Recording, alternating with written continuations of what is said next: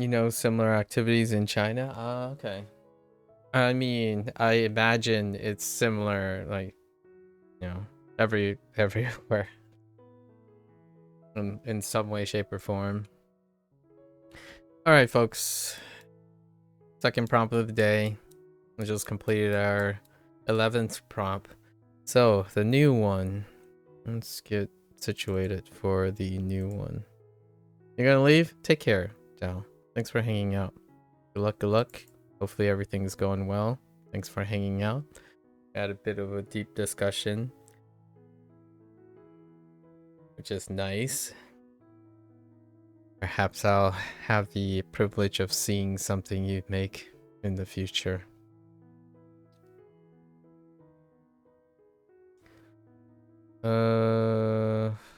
Where is...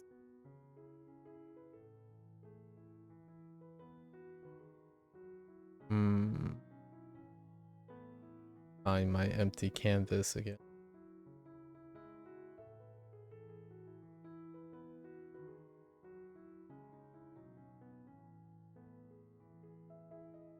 Go back to empty. All right, so the 11th. Oh wait, sorry. The 12th prompt. I'm like, I feel like deja vu. I thought I was on. I thought I complete my 11th. The 12th prompt. So the 12th prompt is shredded. Now, I thought it would be really funny to draw a super buff red panda, like a shredded panda, a red shredded panda, but my thought was like it would be a nightmare. Like for now, like I'm not up to it in terms of stamina, so we decided to go with something a little bit more reasonable than a shredded panda. The last thing I want to do is try to make something look muscular, and my only thought was, yikes, I do not have the ability to do that yet. I haven't like sat down and looked at how to make things bulging and shredded. So we're gonna stick with a very normal looking mascot, right?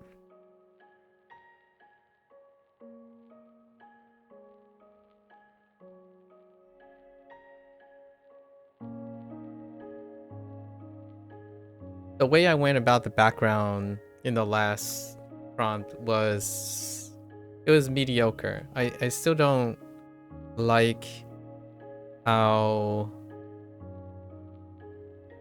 the brush that I was using interact in the background. I saved a lot of time in the background though. I'm definitely saving quite a lot of time on background. I'm trying to think how I can kind of incorporate more things that I enjoy, or things that I gravitate towards. The whole line thing where I'm doing continuous lines where some lines are jagged, deliberately noisy and jagged. So I was going around experimenting like, oh, how do I do the outline of like random leaves? It could be like, right? So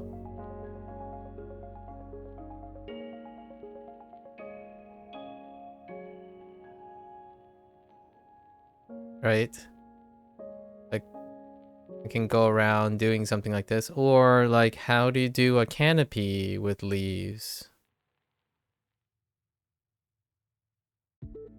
And then like, what do I think what's the flow of clouds, right? And then what are the flow of leaves or grass, right? So I was messing around with that in the last one, in the prompts. Largely because it feels kind of interesting to do it differently instead of trying to painstakingly draw each individual one. So I was trying to feel the composition. Like, how do you feel a river?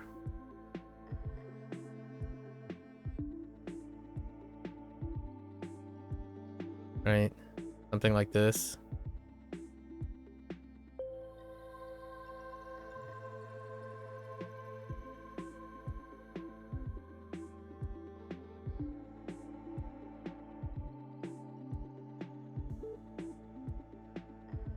Something like that, right?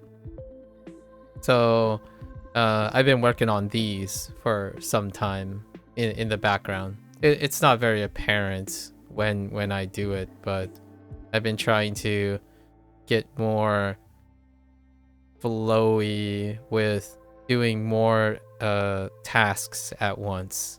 Or like, how do you draw, you know, a mountain with different weight lines? They can do something like,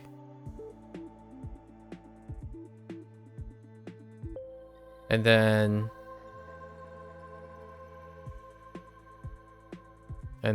this.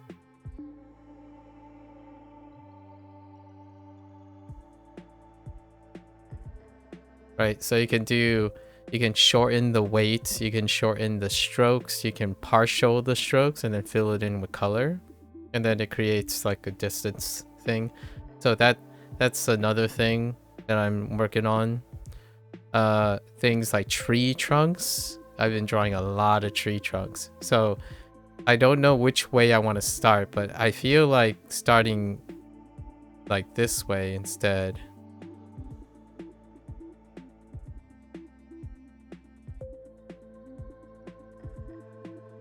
Right? So then you go back and you do this. Just work on your control. Right? And then you can probably bring another one here.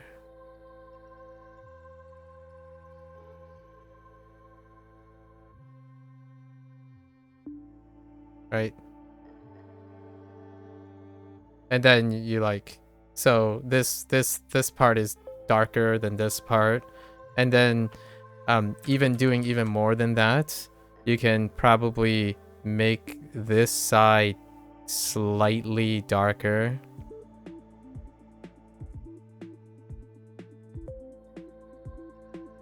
Than this side.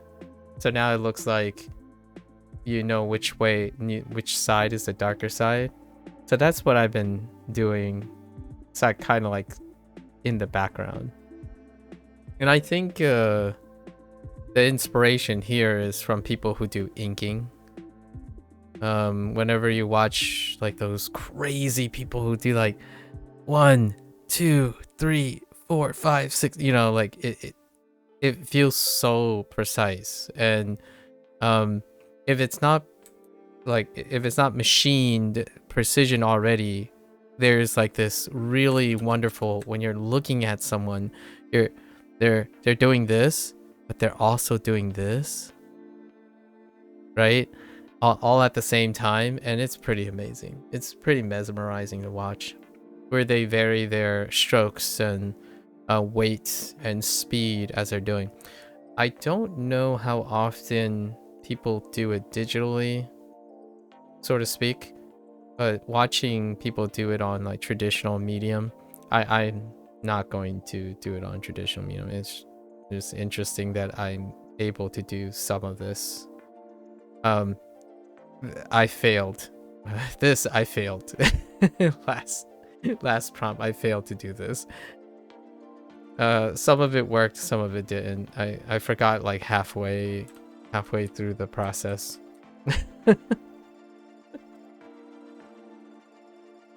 I accidentally drew on the wrong layer. Okay. All right. Anyways, so many interesting things to do behind the hand. Anyways, shred.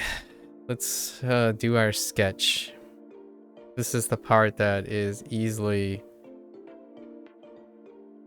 the most difficult for me.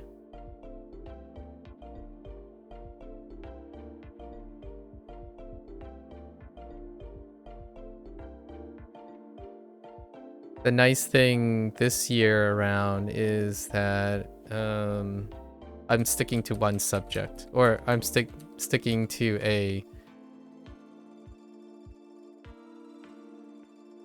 consistent subject.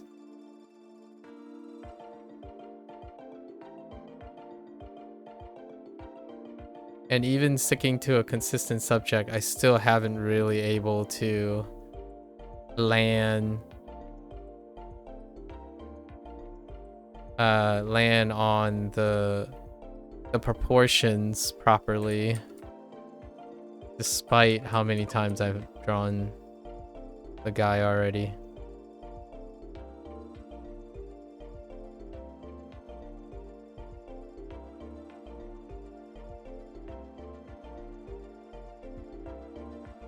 We had a really just a couple minutes ago I had a really interesting conversation about there in writing there's no undo, or like, you know, when we were talking about kanji and hanzi, and my immediate jerk reflex was to say that's not true, because you can redo and undo things based on the medium. But then I realized there's other kind of feeling considerations for that. So I started talking about how obviously this would be an impasse between two people with different experiences, but the idea that one of the comments about writing is not the same as drawing per se difference is because there's no undo or redo. But my thought was, because I'm more inclined to use different types of medium, you can undo writing, you can erase, or you can write over things. So despite that, drawing and writing ends up being the same, very similar things for me, because I like to break things down and build them up, as well as observe things in their emergent level. So it was a topic that I kind of wanted to talk about even more at length, but I am getting tired, so don't want to push my luck here.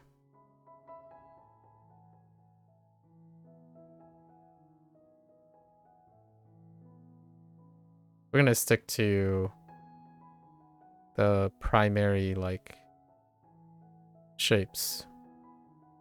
We're working on I'm working on my primary shapes. This is pretty much relevant to that topic about kanji and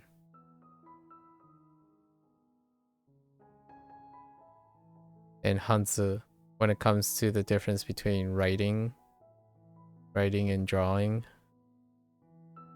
I legitimately do not feel or see the difference, largely because you can view things as part of a whole, or as parts of themselves. You can view like things as a whole or as parts. That's one of the brilliant things about humans and human ingenuity. They can take things apart and put them back, or at least they strive to. This time this proportion's pretty good. I know when I see the, like, after doing this a couple times, I know the proportions I'm looking for, but the execution of the proportions, oof, it's been hit and miss. All right.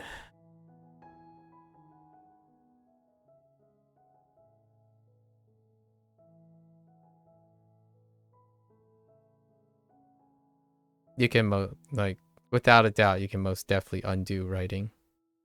I think the attitude of the person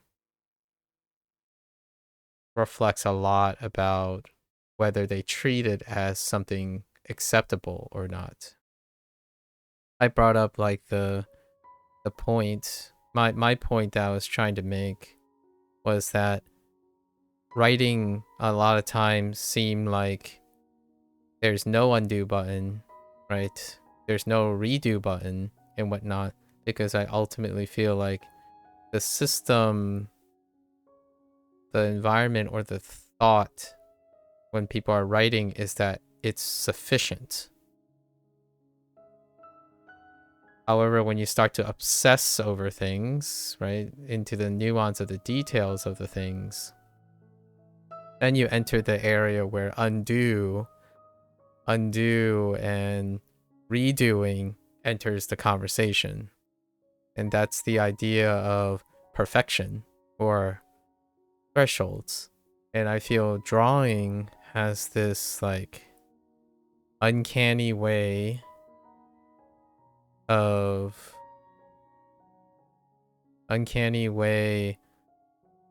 forcing the issue of perfection.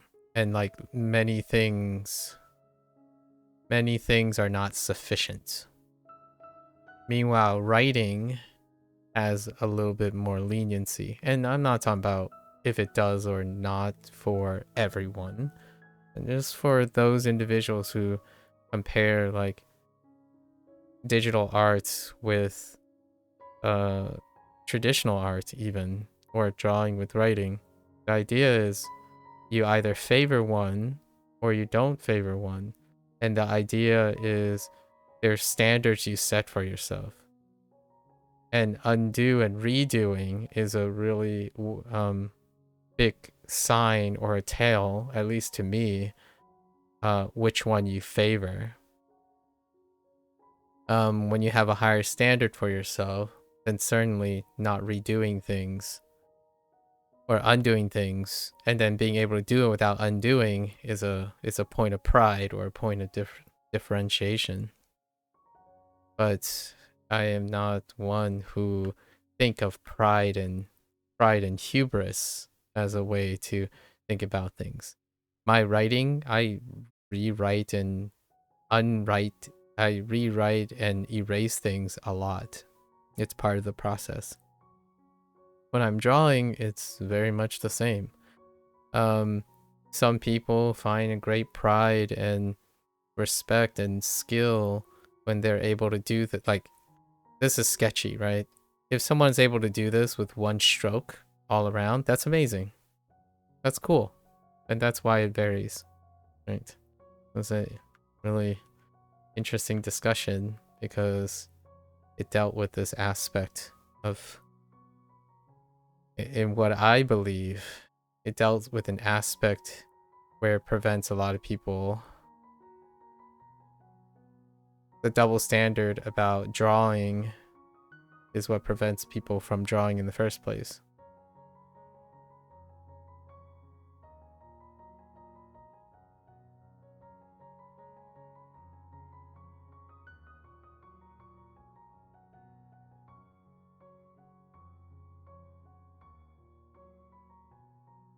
Although, I feel like that conversation that we had might have been more due to not being familiar with what my process is like doing digital art versus like writing.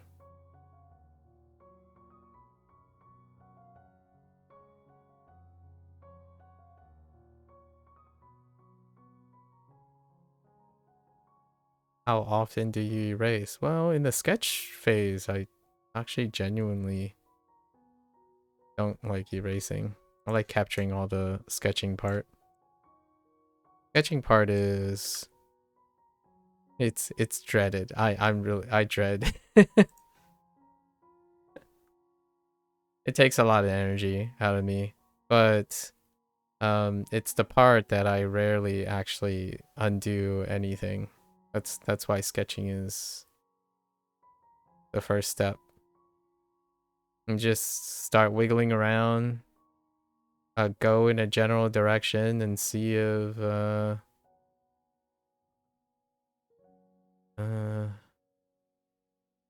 you find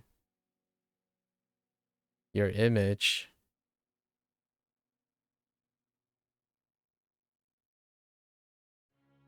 and then go from there.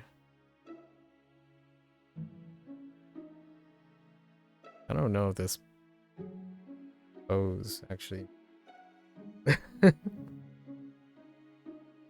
This is the leg. Where do I put your other arm? Like here?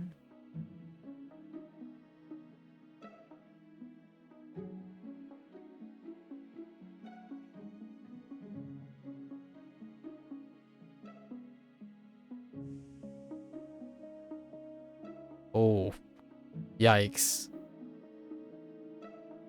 I mutilated his left hand.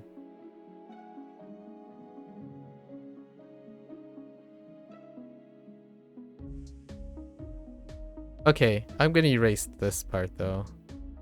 Kind of distracting. Need to see what the hand looks like. I think that's okay. The reason why it kind of has an empty space is I want to put a bowl here. Let's put like a bowl here.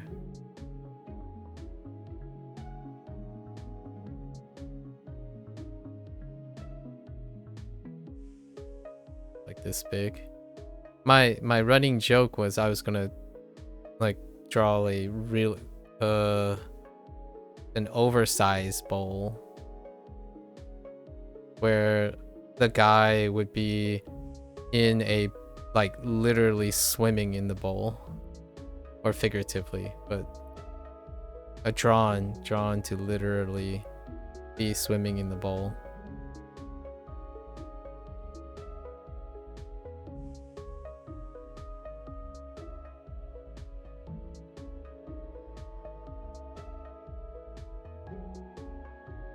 Yeah, the thing about undo, especially for digital art, is I feel like doing undo in the sketch process, like what I just did, like erasing, right? I do it seldomly because they have to be egregiously off base. But generally, my hot take here is I feel like when you have to undo or erase things, it's not actually taking advantage of what other things you can do in digital art. Now, is this bowl too far off? So if I put the leg here.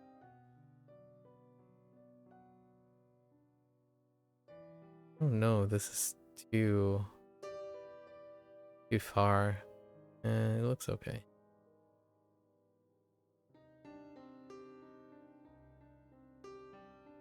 Let's mirror this foot. That foot looks pretty good. Like there are a lot of tools that you can use in digital art that takes advantage of doodling. I mean, I actually, that is very similar. Maybe not the same, but very similar to some of the processes that I feel I watch other traditional artists do as a way to inspire them. Like here, everything looks pretty okay.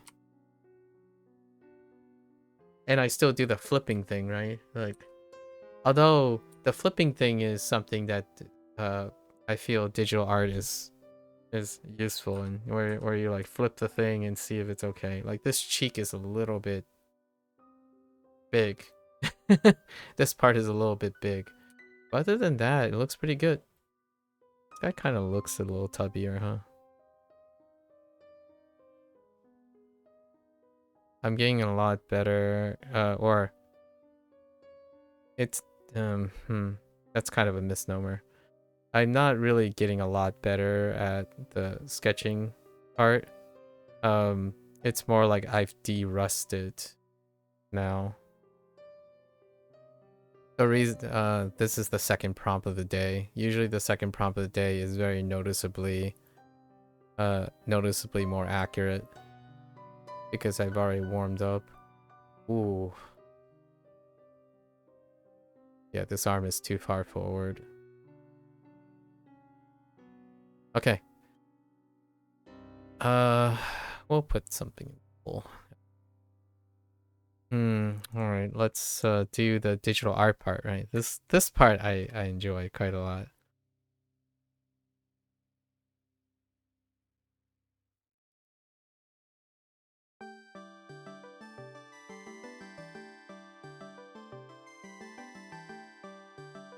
You get like whoop. Yeah.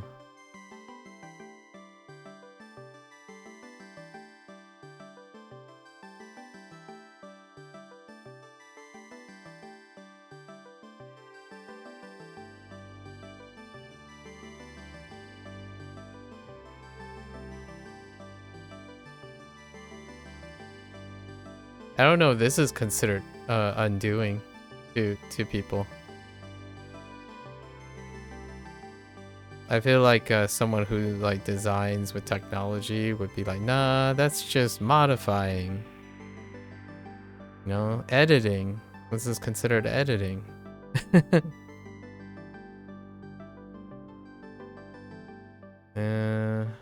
Okay, so there was something. Yeah, we need to flip this. I've gotten in a good like a more reasonable habit of flipping the canvas while trying to liquefy things. This turned out really nice. It's quite good. I'm kind of satisfied. Very, very satisfied.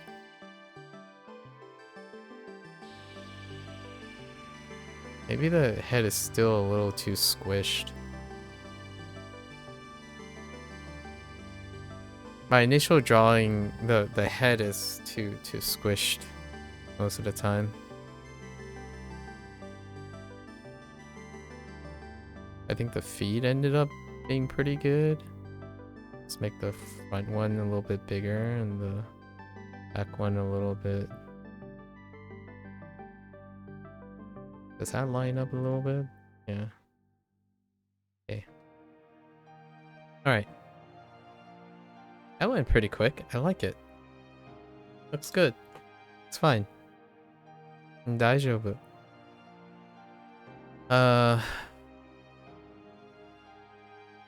Obviously he's supposed to be eating something. So that's kind of what I'm avoiding at the moment. I don't know how I have nightmares about this still. One of the years I tried to draw mapo tofu in a bowl, and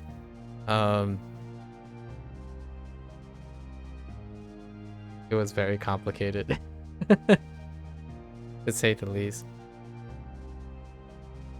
You know what? It would be very cute to put like oh, now I'm no, we're not gonna do that yet. I just clean this up and then slowly work on the thing.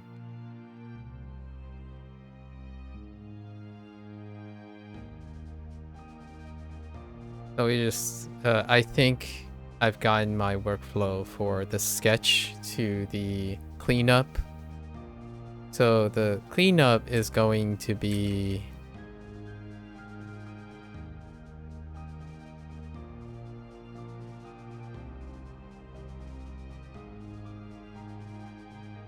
a slight modification of the sketching. We're just going to use light things. Light strokes.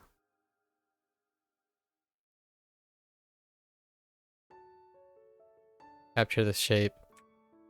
And then I'm going to end up doing the final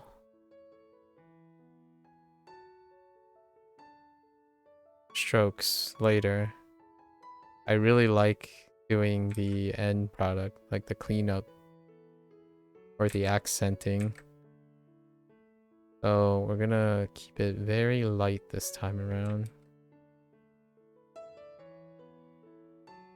I should write some of this down for next year, maybe.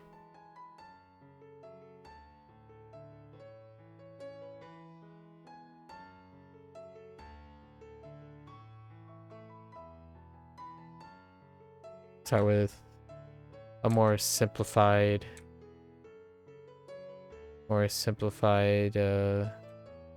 cleanup sketch.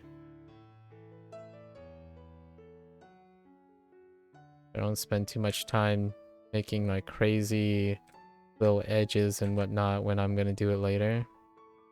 But I have a better idea of what it looks like. Like this stuff, I don't even need to include that stuff. But kind of a habit at the moment.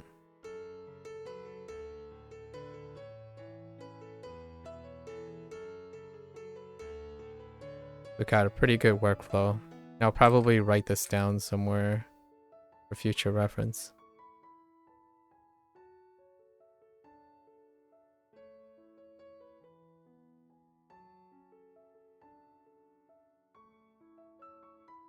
Just very soft. Go very, very soft.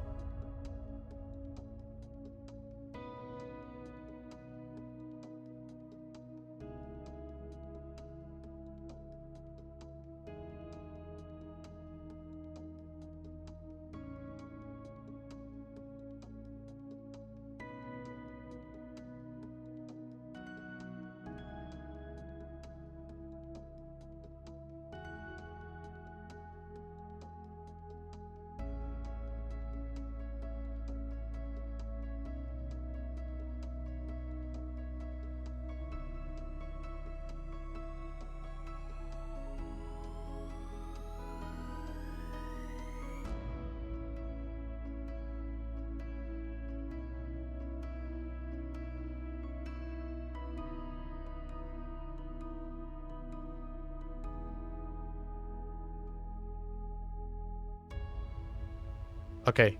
I'm just gonna... The foot looks kind of weird. It's fine.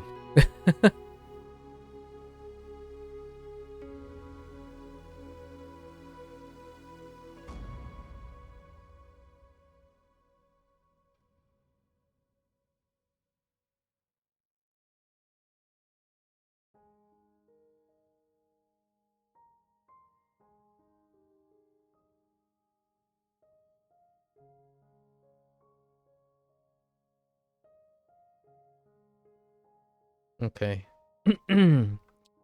This is Bowl Nightmare.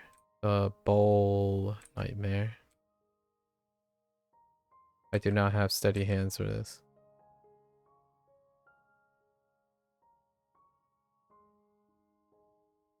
That's pretty good. I imagine I don't need the back of the rim of the bowl.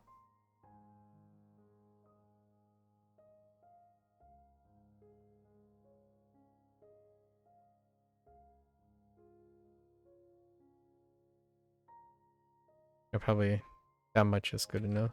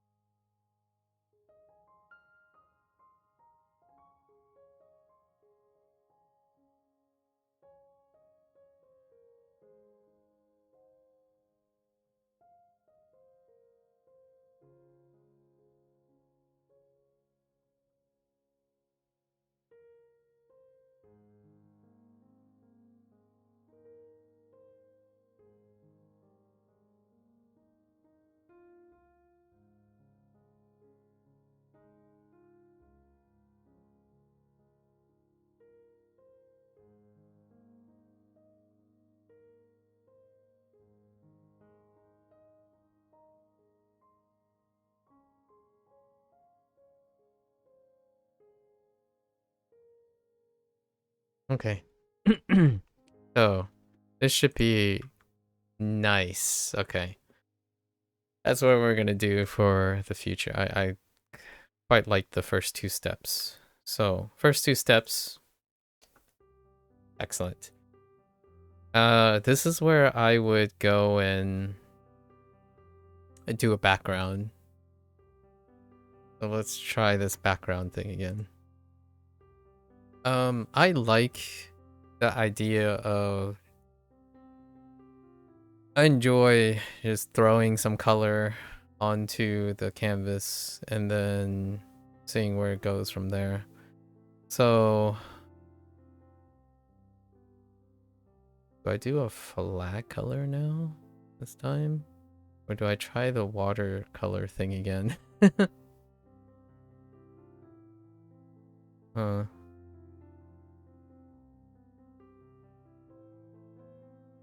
Let's save some. I could try different brushes. No. Let's do something different.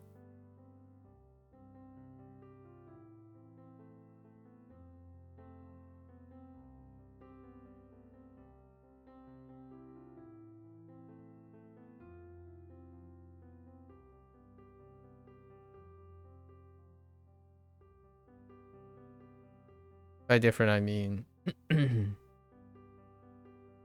kind of like a different approach instead.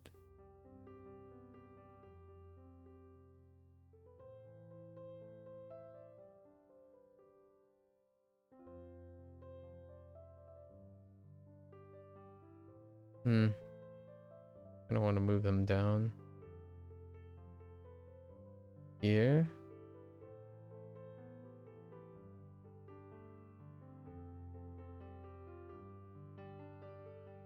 Okay.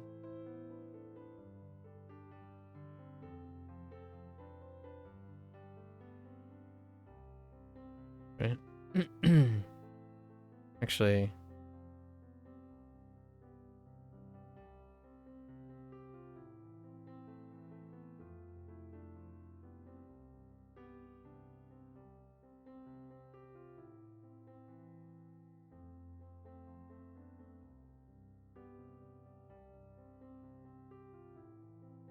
this and then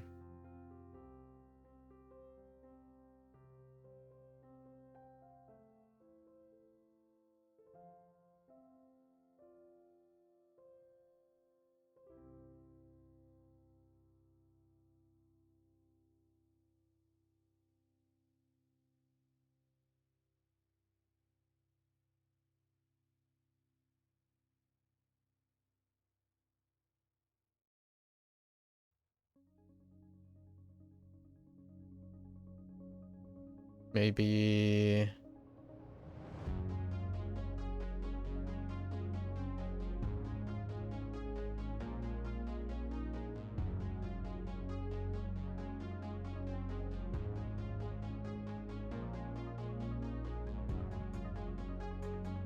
I have to make the tree slightly bigger this time because I accidentally cut out my tree last time.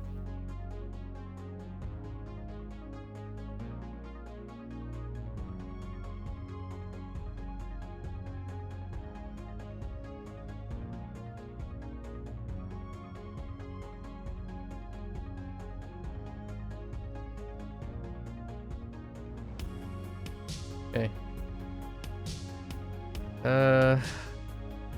So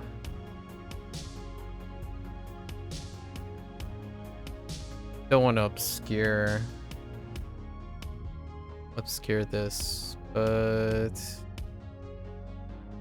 let's save some time.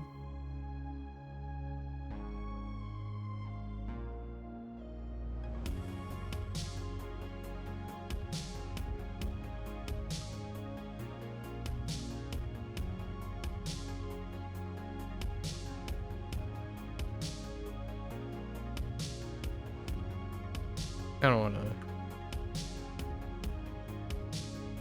draw something. Or we can do it the other way, where I will figure it out afterwards. So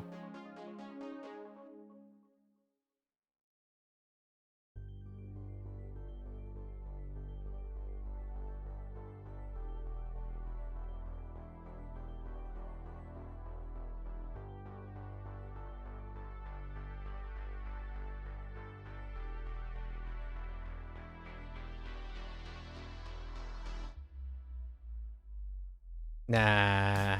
Okay. Let's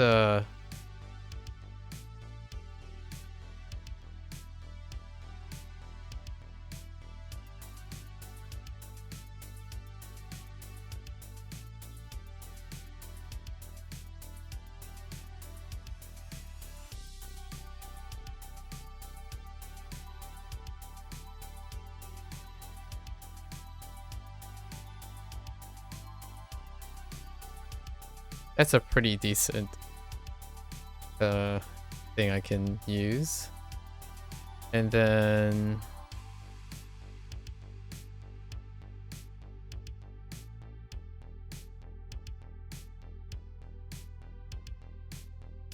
this is kind of the part where I really enjoy watching people who do traditional artwork, because what they can do is they can go and find things around the household, or crumple up pieces of paper and then watch the media interact with each other. So I'm basically just seeing what's here. That's what I've been doing for a while. Obviously you can't see it, but it's on the bottom left. I'm just looking at stuff and seeing if there's anything that's interesting. I kind of want to throw on to the canvas and then make it work.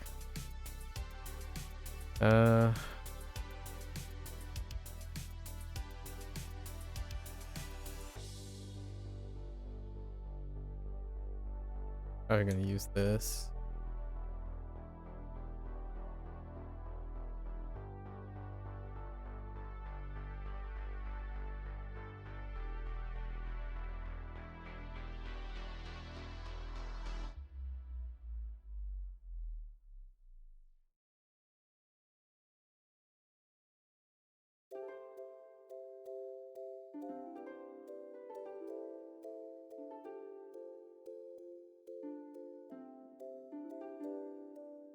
Okay.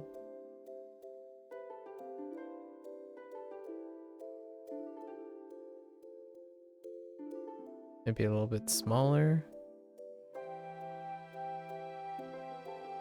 From the back, right?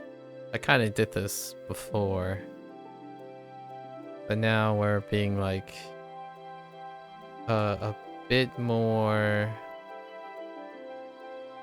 calculated.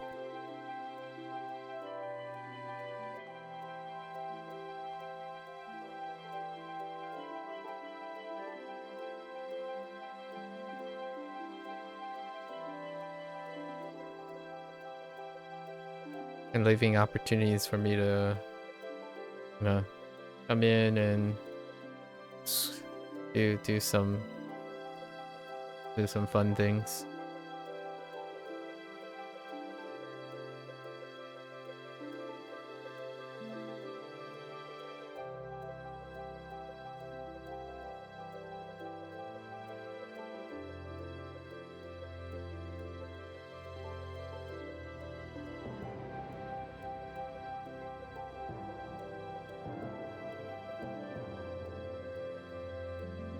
Too big.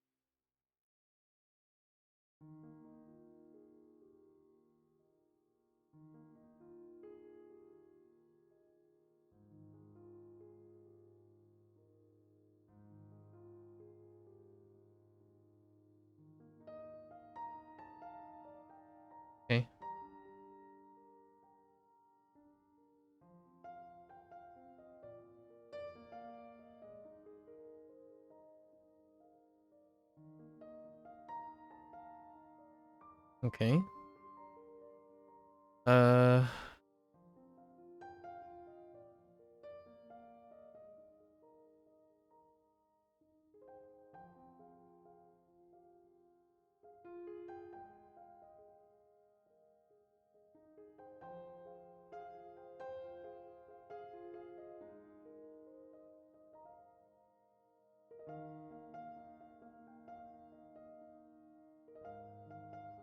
This is where I would get my,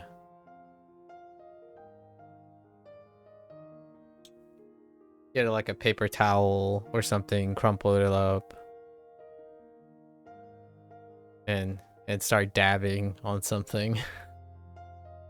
No.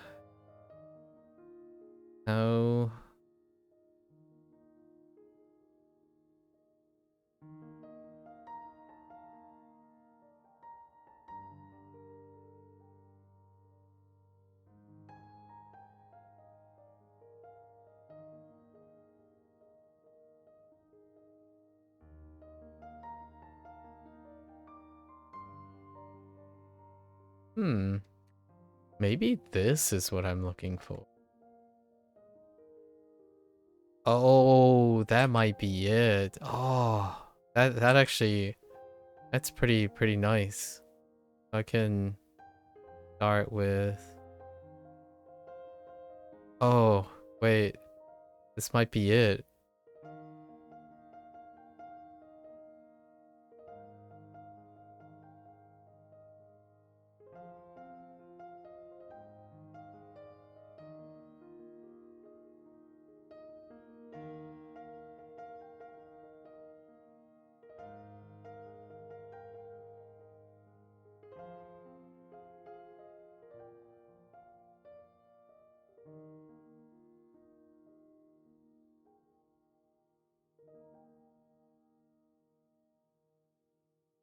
Okay, that's a good base for stuff. I think that's it.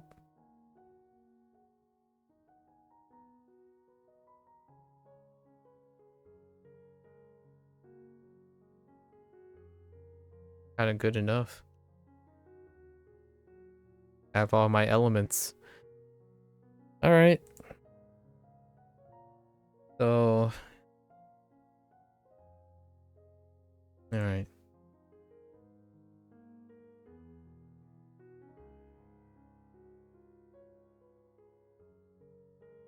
I gotta draw thing. How am I gonna do this? This is actually the prompt. The prompt is what I'm gonna try to do now.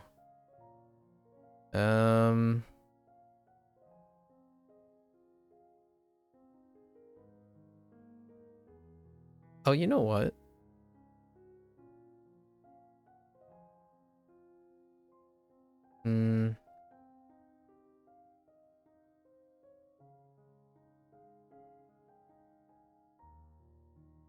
Nah, we're just gonna be really light about it.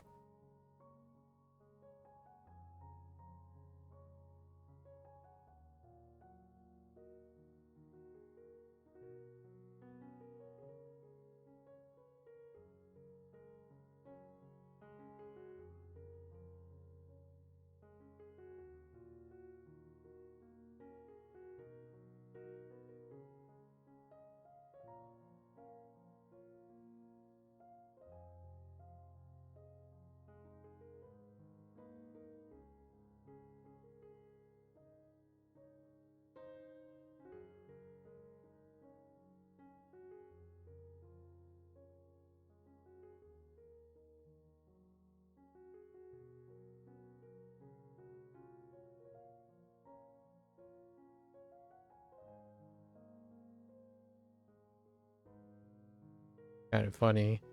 I was just doing this earlier, and it makes this part kinda okay.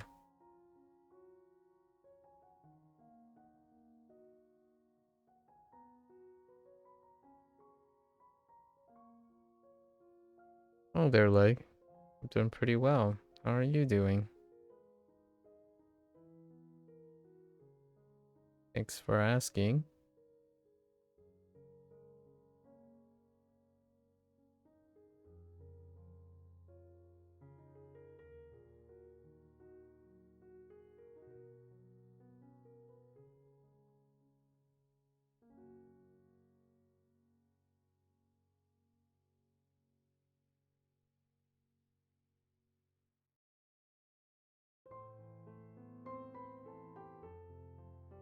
We're kind of working on our Inktober prompt here.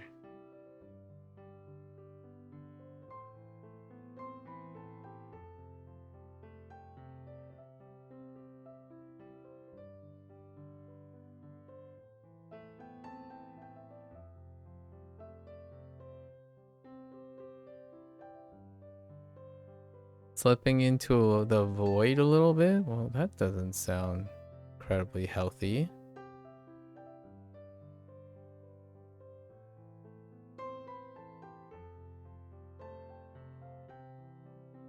How do you pull yourself back from the void?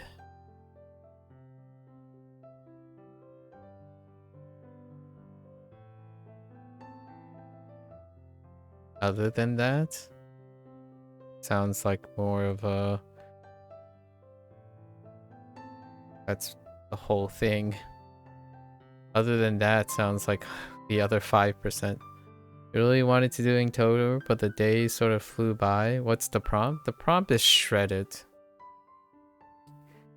I was joking with myself, was thinking, wouldn't it be fun to draw a really shredded red panda? But I advised against myself because this is my second prompt of the day. Maybe we'll do a gag in the future, but it was not in the cards.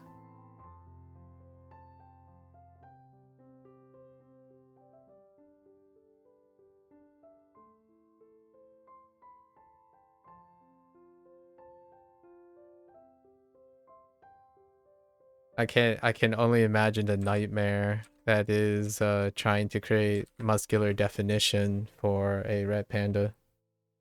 What's my backstory with art? I started 4 years ago because I met someone online who was doing Inktober. And that no. Further back would be I started streaming about 7 years ago, and people were like, "Oh yeah, let's go buy emotes and let's go do the emotes." I started making some emotes. Then I bumped into someone briefly who was doing Inktober, and I'm like, "What are you doing?" I was like, "They're doing Inktober." I'm like, "Oh, that's great. I just joined the person." The person ended up not finishing any of it. They went like 6 or 7 days. We're not like, we're acquaintances online.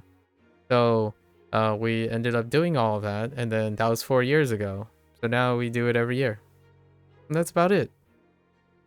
I draw during these months. The Octobers of each month. That's about it. On occasion, when someone mentions something enough, I will go and make it. Do I? No, I don't. On occasion, when someone says like, "Oh yeah, this would be a great idea," then I would make it. Like we made emotes, we updated emotes and banners and stuff on occasion. Other than that, yeah, largely don't do artwork outside of this month. This is the only time. So, Inktober is pretty good because I save all my energy for Inktober. We're playing catch up right now because we're 1 day behind, largely because of other things I have to do. So, we're on our second prompt of the day. This was earlier today. We did this one, but the prompt was sting. So that's what we had. Sting, a red panda, you know, a red panda dressed in a bee outfit. That's the current consistent thing that I want to keep this year is the theme is cards. So we're making borders, cards, and then I language learn. So I learned Chinese and I learned to read Chinese and Japanese most of the time before this. So we're incorporating some characters that captures the essence of the prompt and then making it as like a flashcard thing. Because currently I'm using two types of SRS systems for that. So that's the current theme, or the meta theme that I have. So eventually this is gonna look something like that. A combination of my things. Yeah, SRS is a space repetition system. It's kind of like a flashcard for language learning. Yeah. So space repetition. So I'm like using right now. I'm using Wanikani and Hanzahiro as my yearly project. My year project. More or less flashcards with mnemonics. Okay. I think that's good enough. We can start painting. Let's see.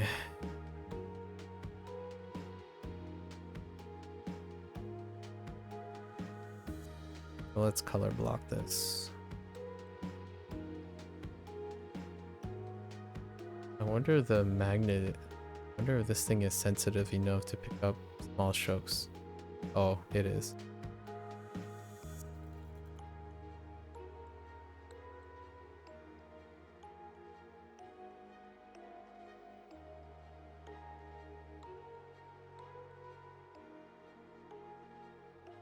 What the? It went rogue.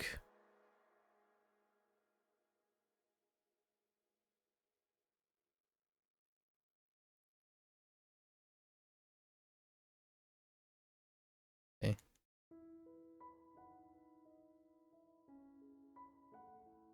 What are you doing for fun?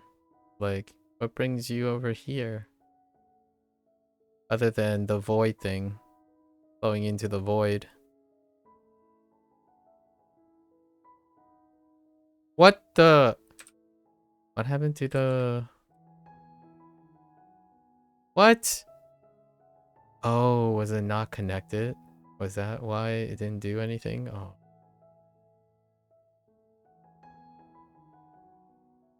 Okay.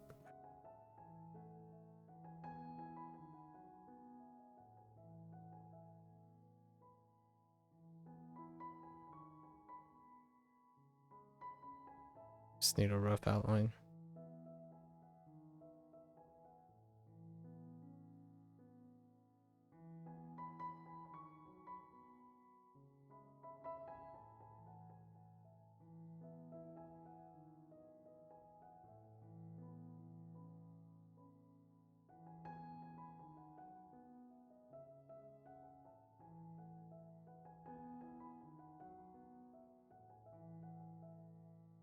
You do gaming and art for fun? You like to find peeps on Twitch, I see.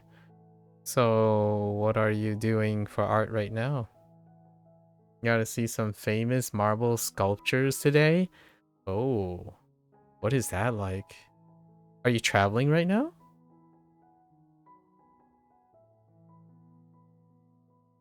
Is that an everyday activity? What type of games are you playing right now?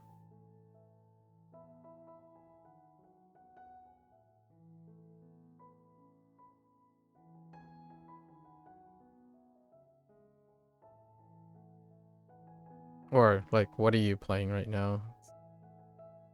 Doesn't have to be a type.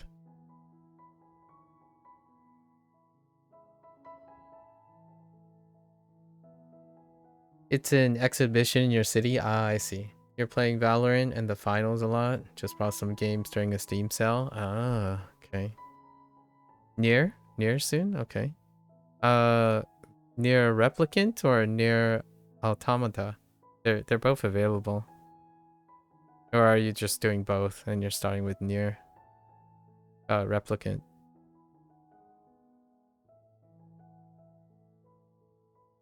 Alright.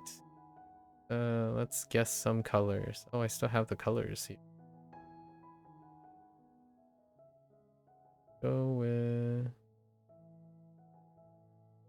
Seems pretty good.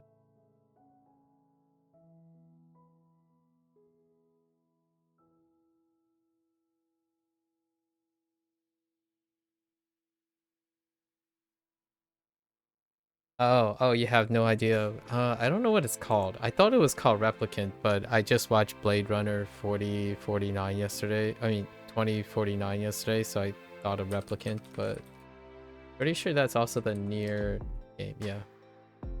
Nier Replicant was released recently. It's technically the prequel to it. Love that movie. I quite enjoyed it. Someone mentioned it and I forgot that I haven't seen it. So I watched that yesterday. Yeah, it's the first game. It got remastered. It got remade. Yeah, in Blade Runner 1982. Yeah. The Nier Replicant is the remake or like a remaster remake of it.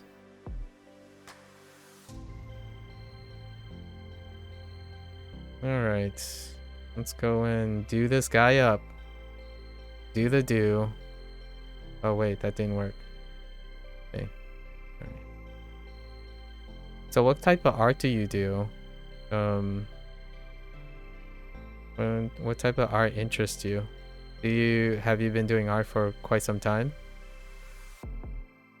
I am not an artist, so hopefully I don't consider myself an artist, nor do I do it like professionally or anything. There's no motivation other than it was fun. This is fun. And intellectual pursuits, probably for intellectual reason. I do this for intellectual enrichment.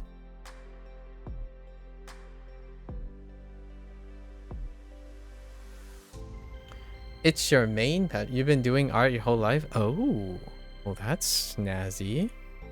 What are you doing with it? Do you have any aspirations on what you're going to do with it? I have not been doing art my whole life.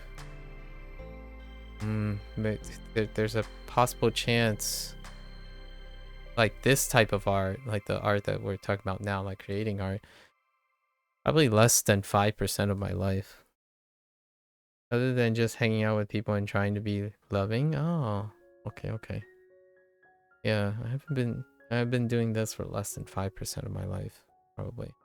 That's not to say that I wasn't involved in other things that deal with the creative process. So, while I haven't been doing this kind of thing for a very long time, I spent most of my life learning things. I was a scholar professionally. Professionally, I was a scholar. So one could say learning is what I've been doing most of my life. So whenever I do something or choose to do something, not the have to. If I have to do something, that's a different story. But whenever I choose to do something, it deals with the potential to learn something. You've come to the point of realizing you wasn't good enough to make it your job, so you went to business to get a stable job. I see. Do you like your business job, or have you started? Yeah, I was just talking about the whole good enough situation. You strike me as someone who's relatively young based on that comment. I was actually just talking about that recently about creative endeavors where substantially young people, especially ones that grew up in the internet age, will come to that conclusion about being good enough in a creative capacity. Art is definitely one of them, or this type of art anyways. I grew up like, I mean, I'm being a little presumptuous here, but you're probably one generation younger than me with the way you phrase things. With the goal to fund side businesses. I see. Right. Side hustles. Interesting. You're 22? Yeah, that sounds about right. You're slightly older than I thought. I was gonna place you at 20 years old.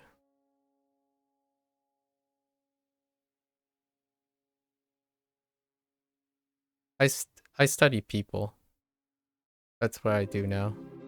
I study behavior. Or I observe behavior anyways.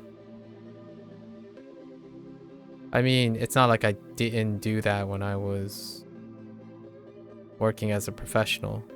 But usually I study young people. Because I wanted to be a teacher.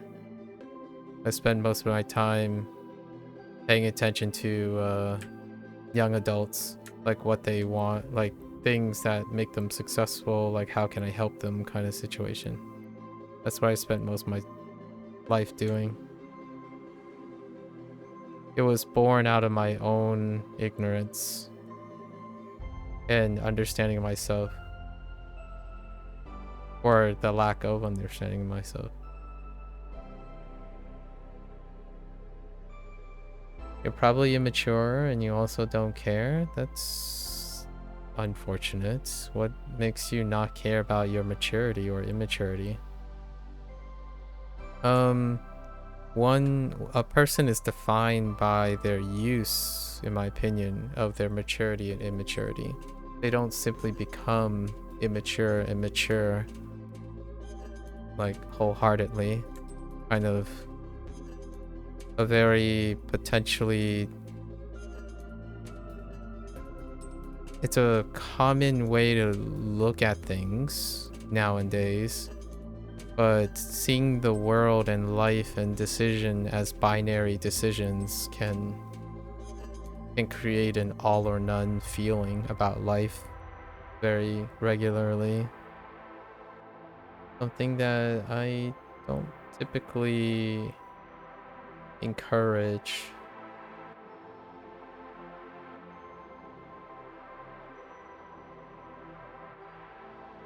Because it's sort of a stigma and doesn't define you. Underneath this, there is a truth to being mature, but do I look like that example on the outside? Perhaps not, and that is what you don't care about?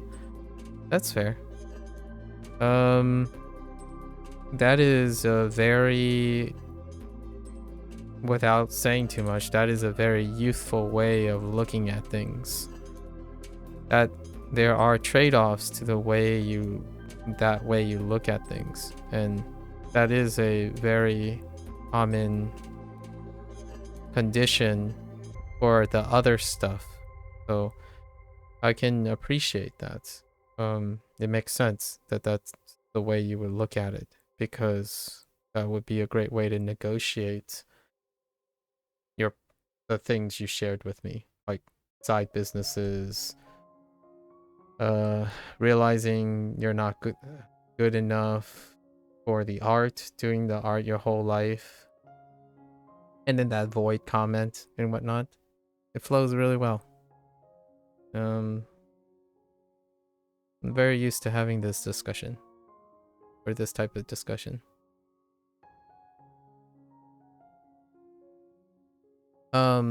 If I had to be presumptuous about this, it also means that I have to adjust the way I share information or speak as well with you in this moment, because I'm actively adjusting the way I'm speaking, largely because I know the consequences of having a personality like that and interacting with a personality like that.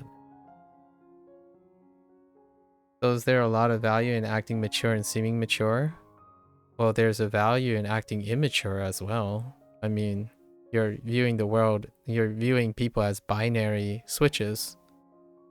You should speak exactly as you want in your opinion. This is exactly what I want. I'm speaking exactly the way I want. But you're talking to someone who cares about other people.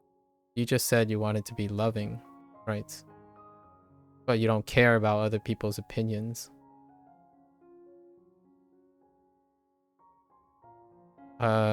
If I had to be bold, that's oxymoronic. It's hypocritical. So perhaps one of the reasons why you have a self-contradiction is that you're constantly in a self-contradiction.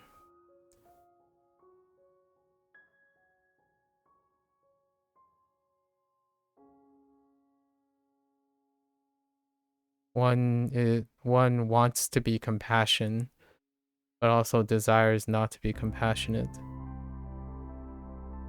Understanding what other people, or learning how to express to other people your takes on maturity and immaturity, as well as listening to other people's perspective on it and internalizing it, is part of being loving.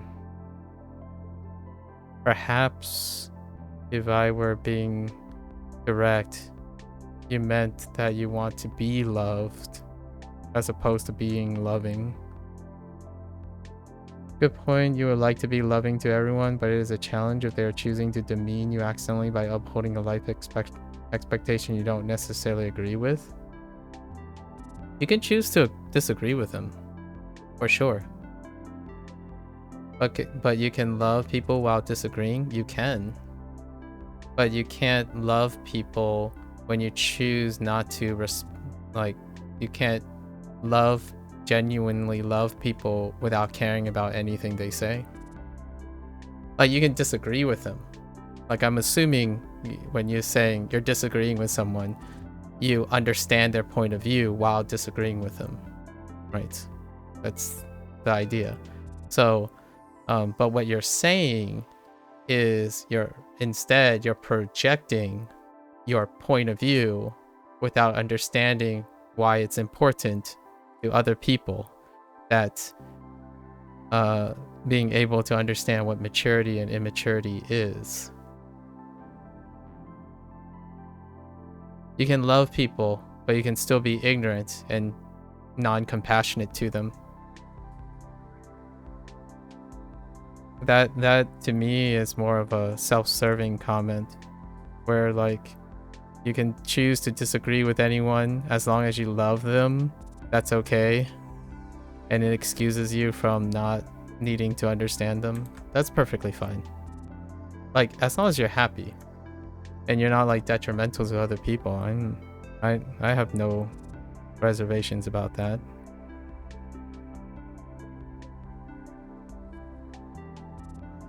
Hopefully it's okay when people don't love you back because you choose not to understand them.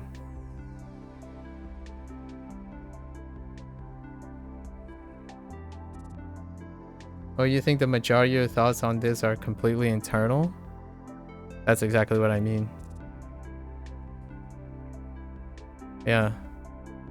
I think that's really healthy for someone that share your point of view. And you have never had any real feedback as to if you offend anyone. It's not the goal. It's not the goal of what? That your goal is to never get feedback from people? That's interesting.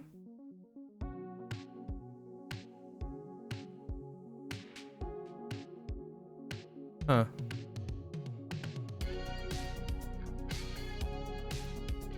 Oh, you desire to have feedback, but you've never gotten feedback. It's not the goal to offend anyone. That's fine. I don't think most people's goals is to not be kind.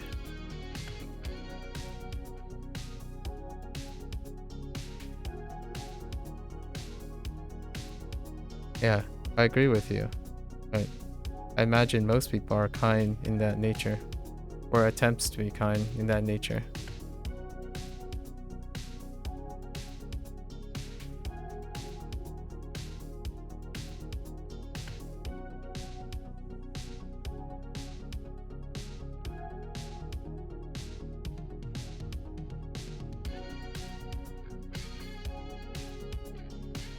It's a really interesting topic. I talk about it a lot.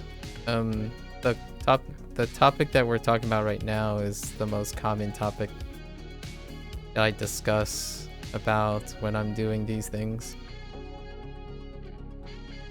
This is largely just things you think towards your grandparents, old people in general, and fashion rules. What do you mean? Like, you always listen to yourself, and you all the decisions are made based on your own principles?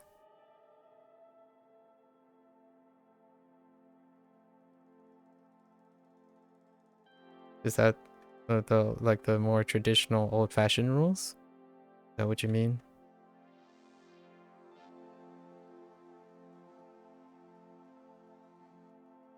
I don't actually know what your cultural background is. It would be kind of interesting to know what your cultural background is.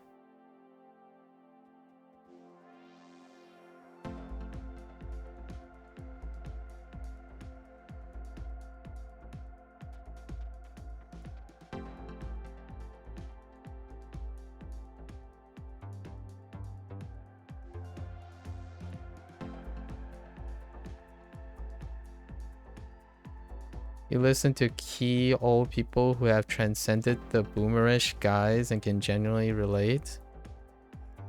You listen to them. You have many friends who are 40, 50, and 60. That's interesting.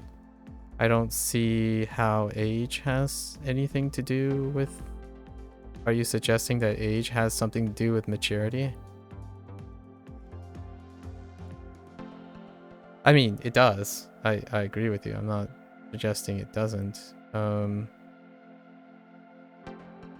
Interesting that you mention age specifically as opposed to people's experiences.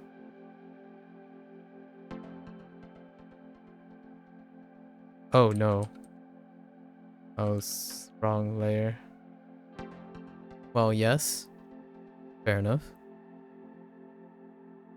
I tend to agree that age is one of the factors that deals with maturity. This all comes from you thinking you're 20 when you're 22. I'm like, I may seem 20. I suggested that, but I didn't suggest that you were immature. You're presuming that it has something to do with maturity. There's another erroneous way, presumption that you're making. I think that is correct. You said that. And you also implied that immaturity is something that's demeaning. Since you don't know me, and you don't know how old I am, you're making the assumption that somehow I also agree with you that being immature is demeaning. Being 20 is fantastic. In fact, I wouldn't mind being 20 again as a social experiment. I would probably say I'm the youngest I've ever been, while also being old in many ways. But the thing I was suggesting is people are immature and mature in many different facets, and they're very useful, whether you're immature or mature in certain things. Like, for example, art. It's fantastic to be immature in art because immaturity creates auspiciousness, intellectual curiosity. Old people, especially many individuals, I'm not saying all of the people, but a vast majority of people, when they become aged, they typically get older and get matured.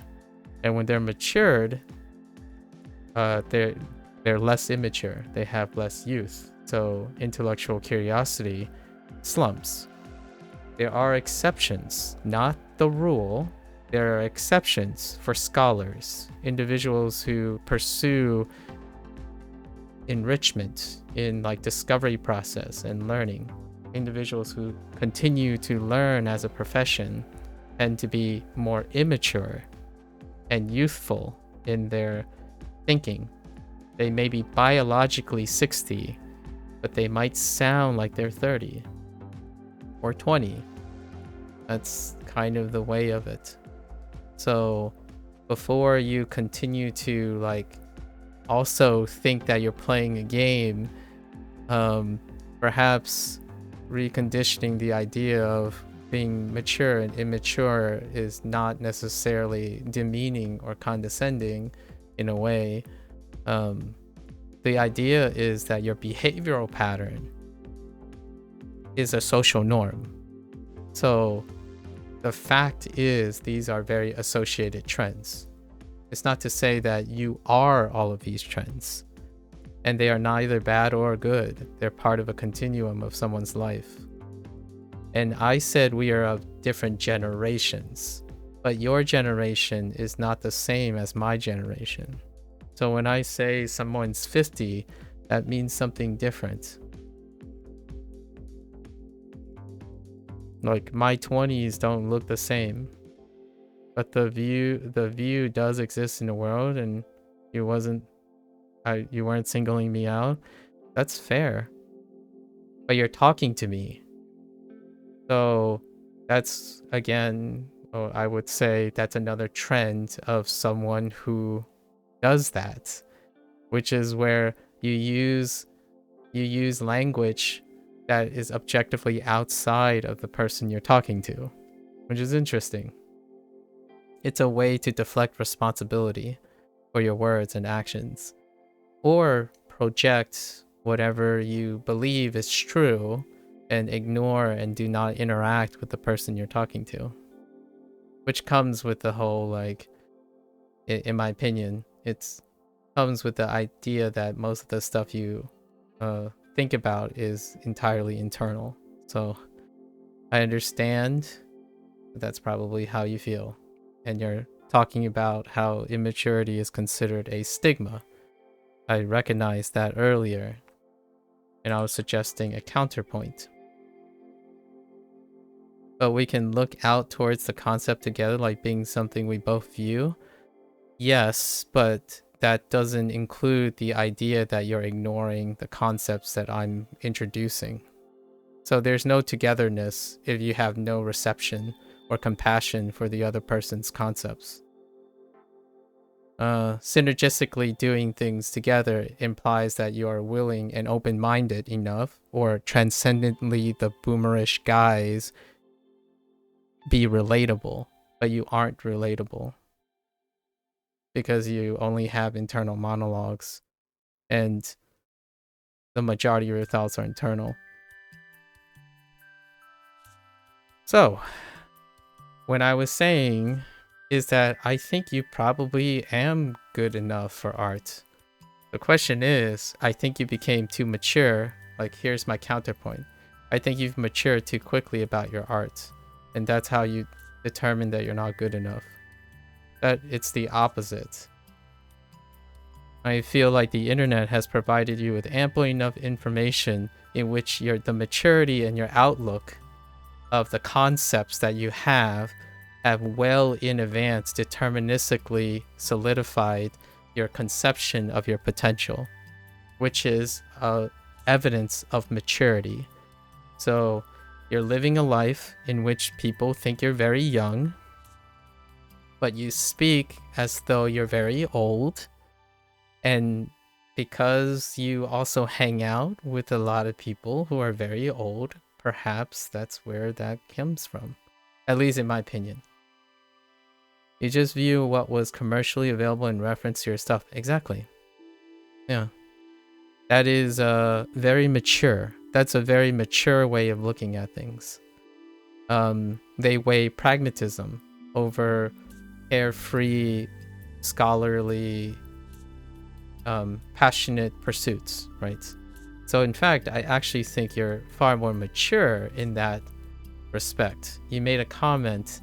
I was right. It does suck to view things like that, but you had to make a choice. That's fair enough.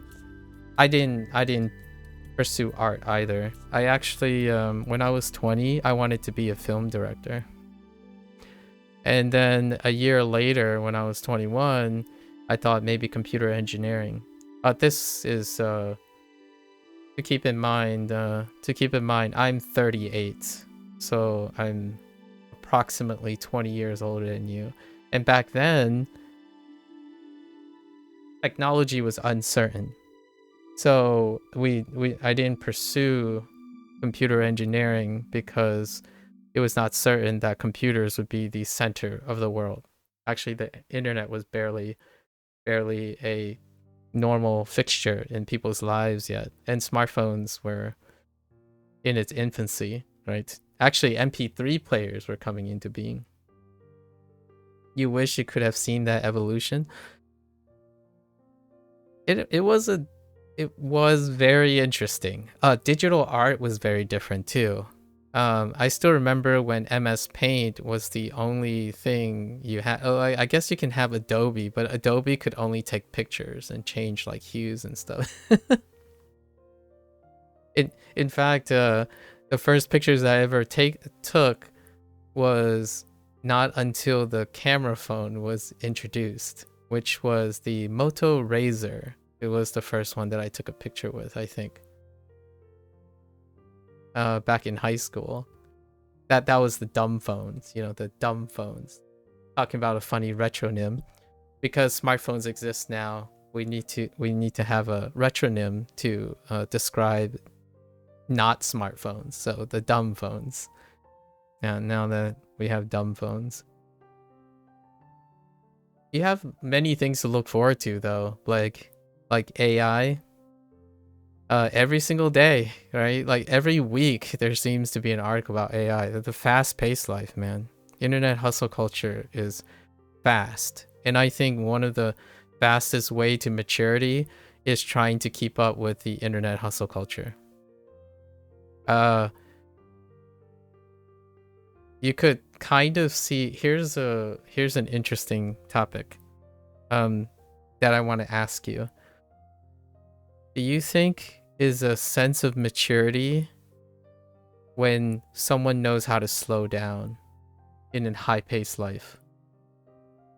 Do you think that's being mature or being immature?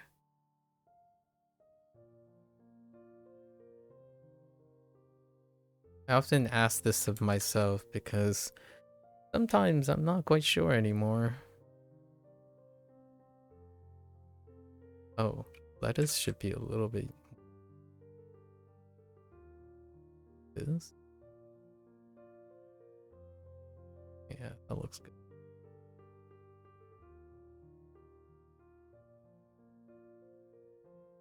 I wanted to also tell you that you don't need a lot of old friends. One is good enough to be mature. Some people could be mature without anyone, really. The numbers game is it's something that's pretty conditioned by our current society or current time on the internet.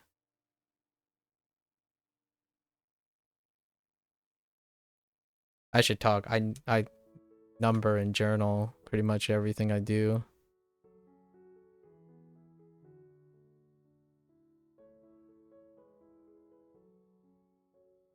You think it'd be easier to be mature if you slow things down? If the alternative is going too fast and making mistakes? I agree. That's a very... But wisdom versus maturity, do they align? Not sure.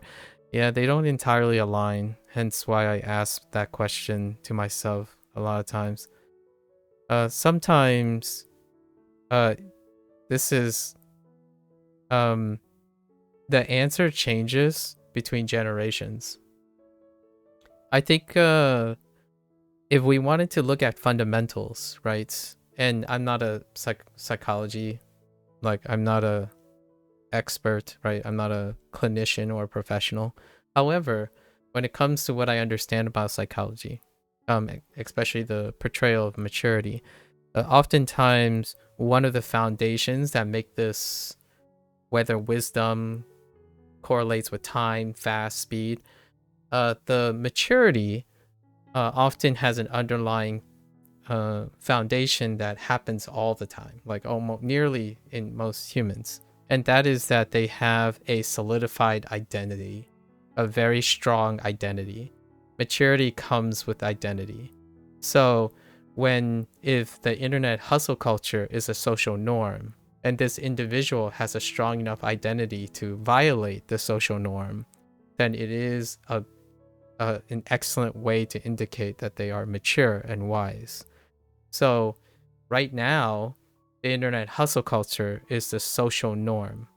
However, if you find someone who is slow and steady, their identity is strong enough to not have to follow or be responsive to something else. So that's often viewed as a form of maturity.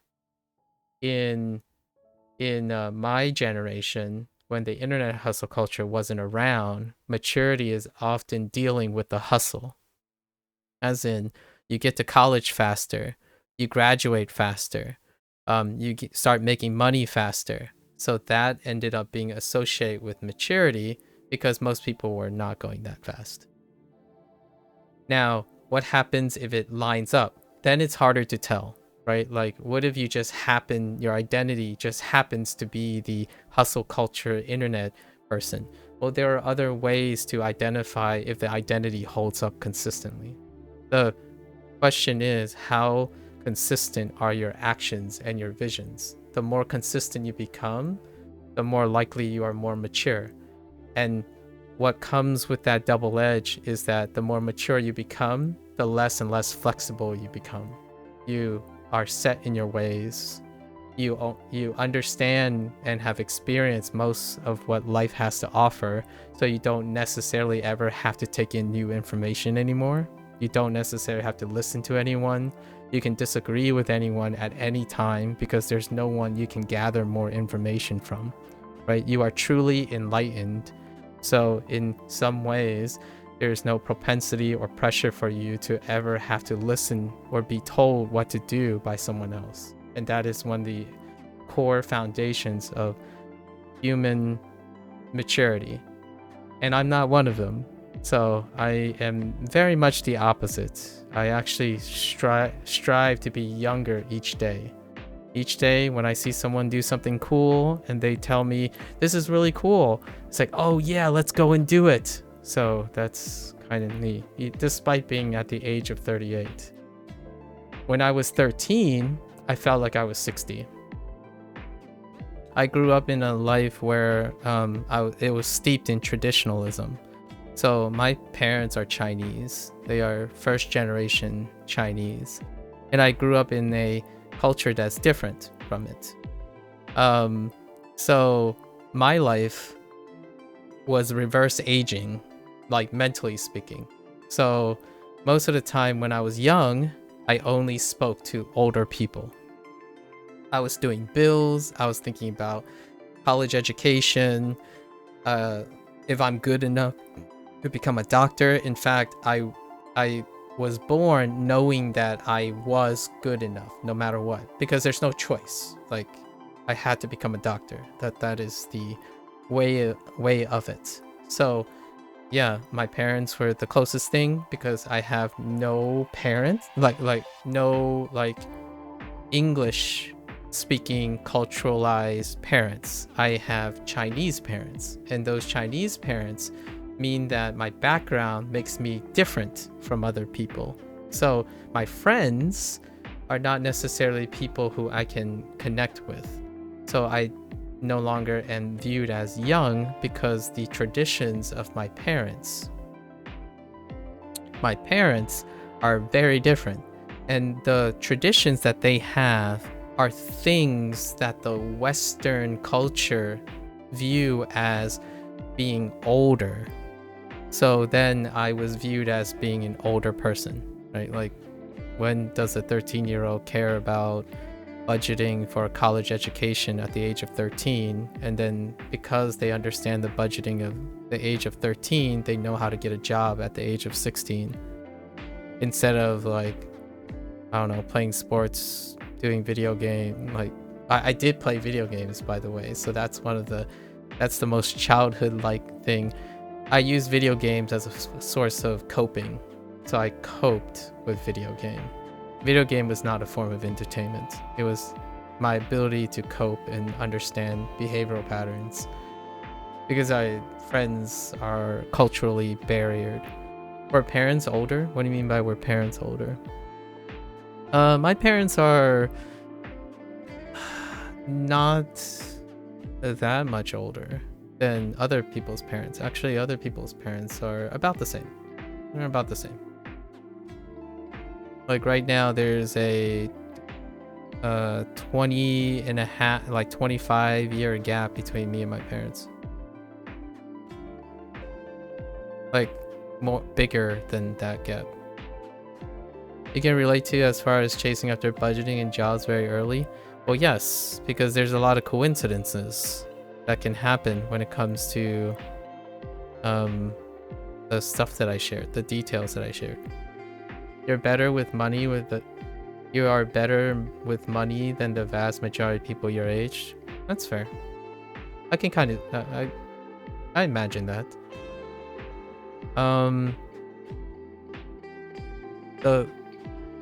The thing that probably would not be as Chinese first language. Technically it is my first language, and it's not really it's a dialect, you know. Chinese is definitely, it's the first language, but I grew up in an all English background, so I use English as my common language. My parents don't speak English though. Well, occasionally they try, but they don't speak English. So we still have to communicate in our first language.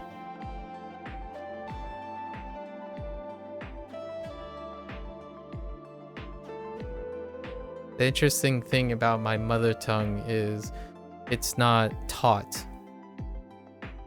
It's generally only spoken, and it's passed down by speech. I am learning how to read Mandarin though. Mandarin is the common language that my parents uses in case the dialect fails.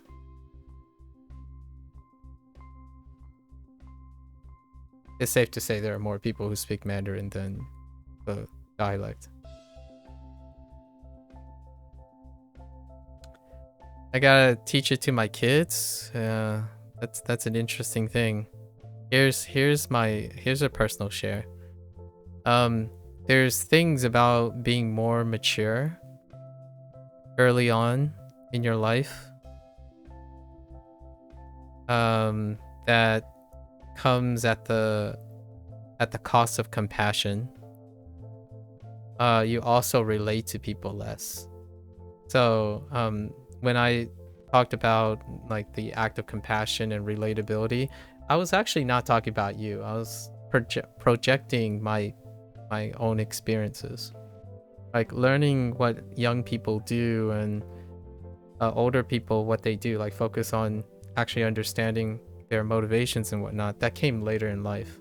So slipping into the void is a consequence of maturing beyond your age and not being like relatable and compassionate in a manner that reflects your biological age. So for me, it would be awesome to have kids. I would love to have kids. But at the same time, I'm a person out of my age and out of my social norms. So when I was a kid, it was about my career. And when I turned 30, now it's about being a kid. But the people around me, the people of my age and my generation, no longer participate in those things. Like, the people around me do not do art for fun. They don't typically play video games for fun. They do other things. They actually take care of their families and children that they have now. So that's kind of where I was gonna go to relate to you. Like, it's not very uncommon. I have this discussion quite often with younger people in their 20s because I lived those 20s. Not with the internet though. It's a coincidence that it happened. But there are things that are fundamental to human condition that repeats itself. And one of them is when you mature very early and you have a very strong identity, and you're unlucky, let's just say unlucky, that whatever you find as part of your identity disagrees with a lot of people, typically the thing I did was I learned how to exercise self-love. So increase self-love, motivations, and play the game towards those small chances. So like you take those small chances and you keep upping the small chances. So what are the chance that I'm gonna find an Asian American, right? A Chinese American, for example, who likes the extracurricular arts, that are in their 30s plus, who doesn't have a family already, and has a complete pursuit of education in English, right? Like using English and this stuff. Very rare. But the idea is one has to build themselves up to be ready to seize those opportunities. You will take the chance, you're just hedging your bet a little bit more because you're not rich. Yep, that's how you go about it. At least in my opinion. That's working with what you have versus working against what you don't have, right? That is very healthy. And that I stand by my earlier comment. Like the things you're talking about sound like healthy coping and management perspectives on portraying someone who's more mature in those lines. So you have a pretty lined out set of features needed for a partner.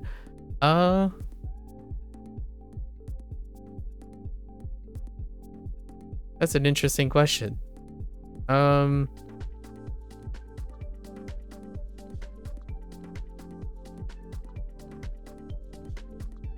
got this. I wanted to frame this in a way that resonates with what you shared with me. So I consider myself fairly, let's just say, if I had to be honest with myself, right? I would consider myself in my partners, right? In my partners, the way I approached it is, well, I have a very, I'm with the lack of a better term, I believe the things that I do are very mature, as in they're kind of in their ways now. We have plenty of things. But one of the ways that I've dealt with this, right, when I was a teenager, to become more, to raise my chances, you know, hedging my bets, is that I start working on myself.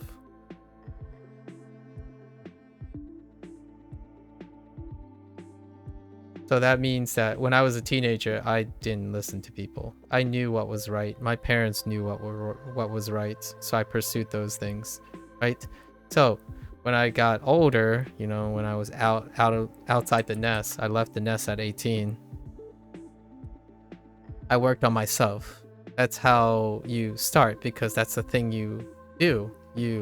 If you're mature, you're always working on yourself because you only trust yourself, right? So in the act of working on myself, I've acquired lots of skills. Now the thing is, something different changed. I got lucky. I met friends. And now here's the thing. If you spend a lot of time working on yourself, you get used to being immature. So because of that, now at the ripe age of 38, the features, I skipped a lot of steps, but the features that I need in a partner is summed up in one word: agreeability.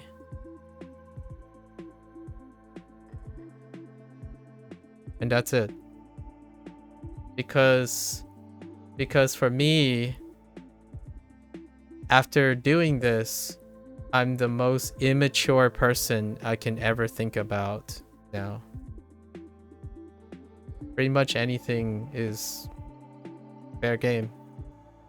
If the person wants, like, if a partner believes that it's easier for me to meet the partner's list than the partner meeting my list because I don't have one anymore. There used to be one, like when I was 18. I'll tell you what my list was when I was 18.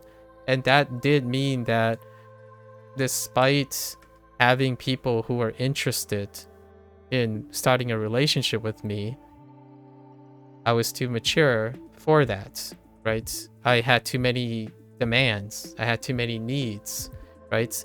When I was 18, the idea was this person had to go to college. They had to go to my college. They also have to become doctor, right? They also have to be someone who can take care of children. These are all projected by my parents because they are traditionalists, right? I don't know better, right? I'm a kid, so I inherit most of the mature responsibilities from my parents.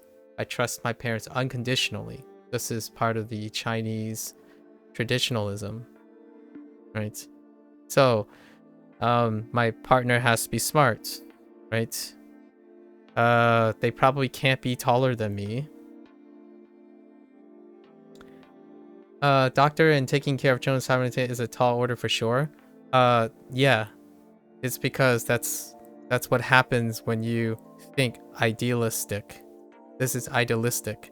This is what happens when a kid is informed by adults who only project, like unconditionally project everything that they want. And for the record, it's not being in a doctor and a kid at the same time.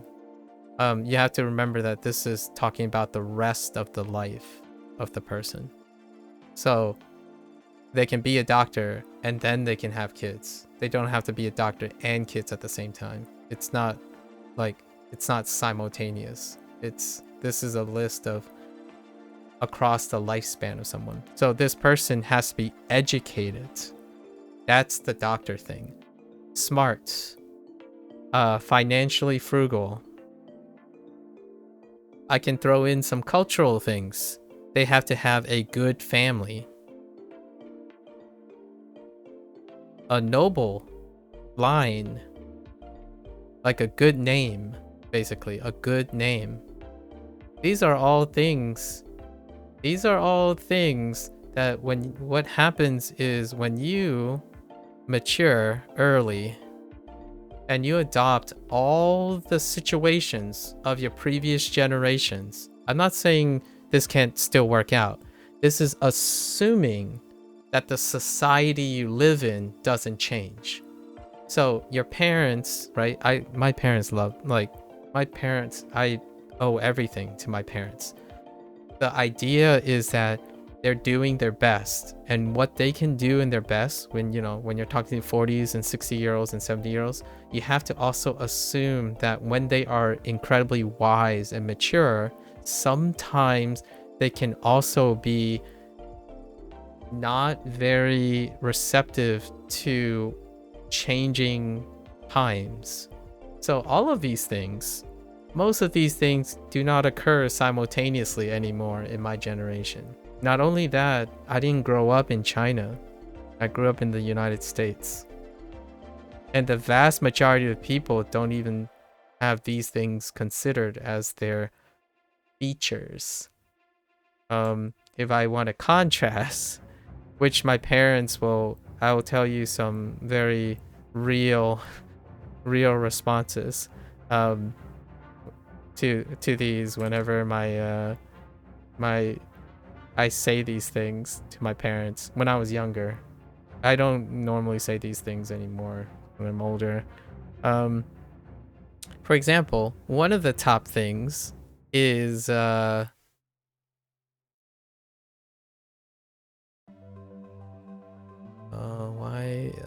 is my pen so big now? One of these things on the top list of the society that I live in, I grew up, not the society that my parents grew up in, right? They immigrated after their teenage years. They were in their 20s when they emigrated to the United States. So one of the things is love. Love would be the first thing. Next would be something like physical attraction.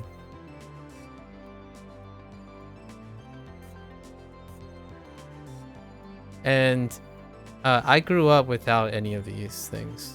I did not like it. In fact, I'm not even quite sure if this is still there. Like I have a different variance of love, but when I was younger and 18, these are not things I think about. You do not think about these things. You think about money because, like my parents would suggest, you can love someone, but it doesn't help pay the bills.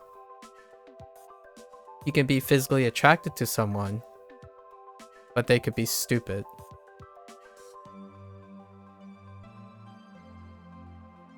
That's what happens with brutal maturity. Now, hear me out. That's because my parents understand what works during their time. So I have to be respectful about that. And this is only in retrospect, by the way. When I was a teenager, those were my priorities. My priorities were, is this person educated?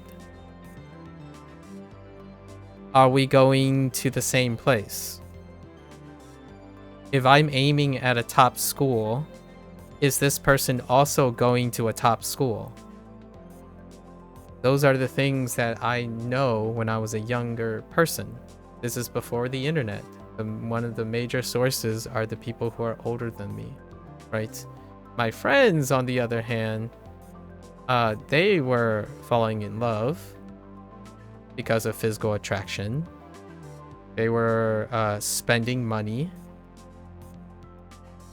on themselves. So when you say like you're good with money, right? Spending money, I was saving money, right? I was saving money. Now, here's another fun little social societal change. The difference between me and my parents when it comes to being good with money is that I also know how to spend money. Because society has changed. And I grew up in the United States. So while they're saving money, I'm doing both. I'm doing more than saving. I'm also investing. So that's something that I learned by being young and immature. And I even took risks.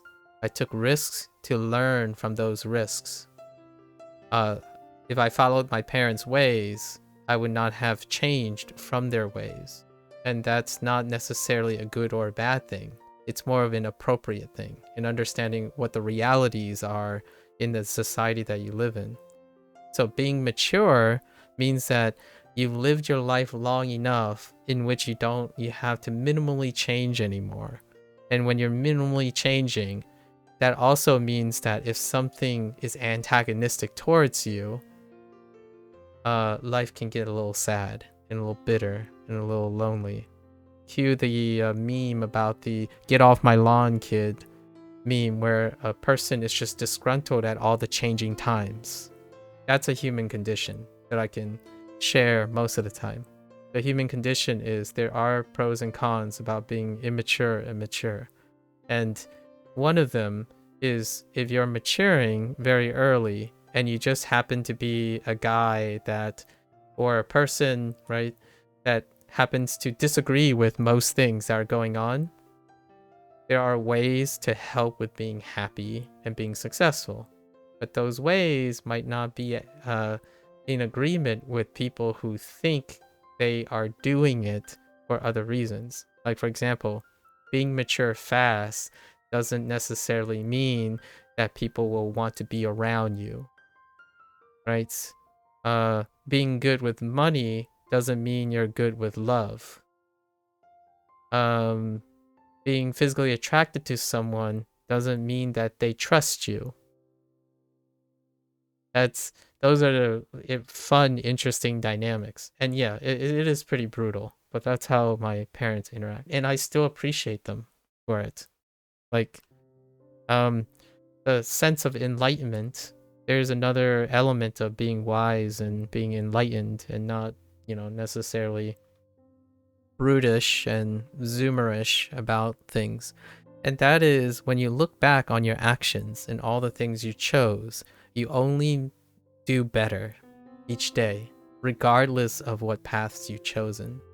And you learn to appreciate not only the things that are happening during the period in the present time, you also appreciate most of the things that happened in the past, whether it was missed or not. So I wouldn't be able to say all of these things and understand the value of these things if my parents didn't do these things.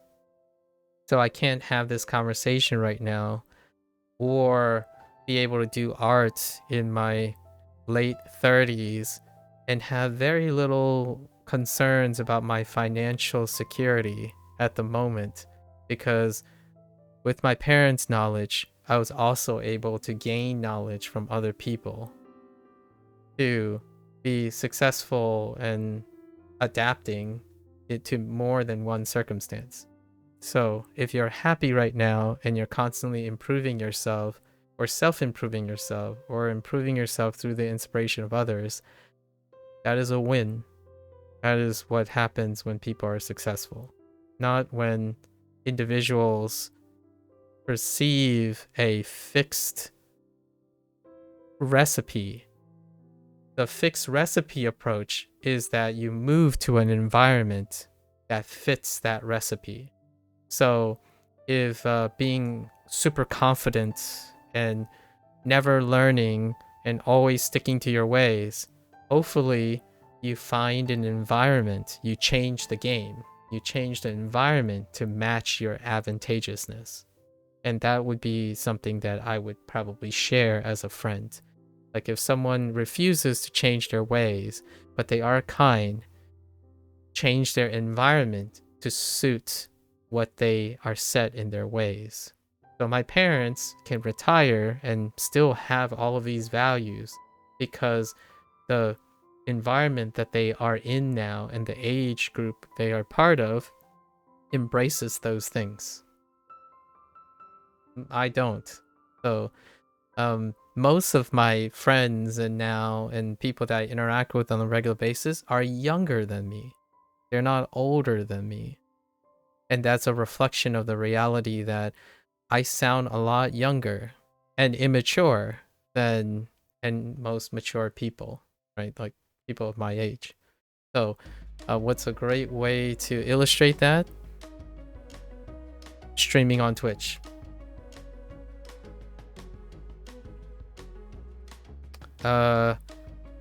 Asian Americans, if you're gonna find an Asian American, they're probably in their 20s. And they're probably multi-generational. Streaming on Twitch, especially like Twitch, which is Americanized. I think you underestimate how much sillier you could get. I don't think so. In fact, I think you are overestimating. But we won't disclose those things. Not for, that's like in my bags of tricks. So for now, that is how I want to talk about the whole maturity thing. You chase that. If you chase that, hopefully you find some enlightening periods, right? Enlightenment. I think enlightenment is not the same as maturity and immaturity. Or a counterpoint, I don't think they are one and the same. In fact, a lot of times they're almost antagonistic to each other. Enlightenment suggests that you understand the nature of most things, or strive to understand the nature of most things. not to write off and bias yourself towards things. Right. So if you're immature, how do you get it to work? I think an enlightened person would think of that and focus on that for the rest of your lives. If you have lemons, how do you build an industry around your lemon? Right. I feel that is the indicator of being an enlightened person. Right. How do you talk circles around a topic that no one cares about? Enlightenment. This was a really fun little digression. And I appreciate your ear. I appreciate having your ear. So what does a 23-year-old... Wait, did you say 23 or 22? 22. What does a 22-year-old do as a business? Are you in business or are you studying business at the moment? You think there's a lot of things going on at the same time, such as the difference between what's going on around you versus what is going on within you? That is a irrefutable axiom. So yes, I agree. I think that doesn't say very much to any of the conditions, but I would have to agree with you. That's like saying there's a lot of things going on in the universe, and so there is. And I agree with you. There are a lot of things going on in the universe.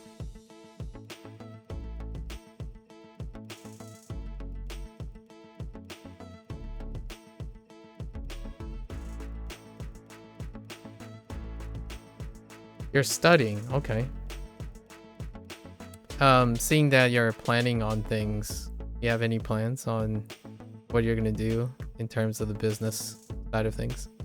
All right, I'm gonna start rendering this guy out now.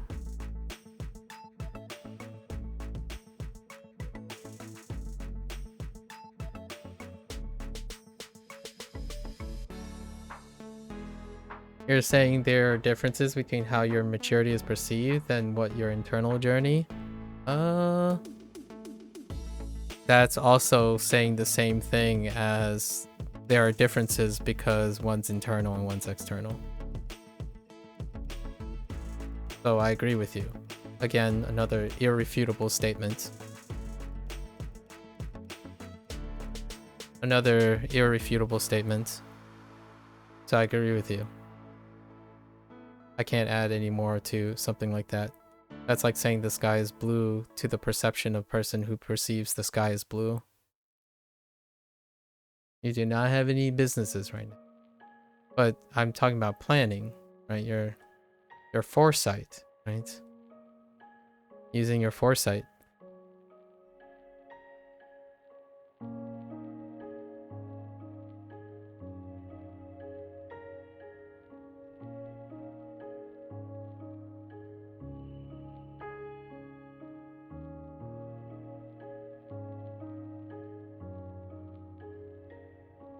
What do you study in business, actually? I'm not entirely sure what studying business is like. Can you tell me something about something you are studying?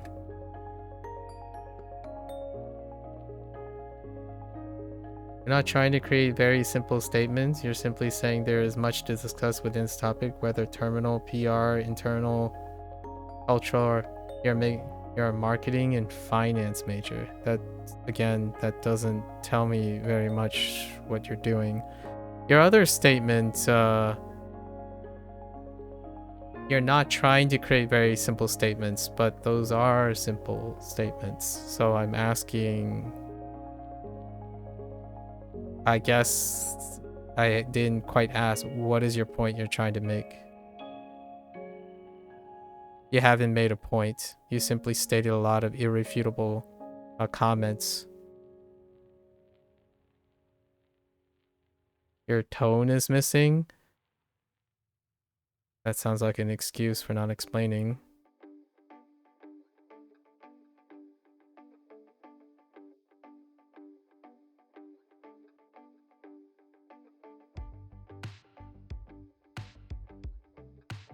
Like, what do you do in marketing and finance? What did you learn recently?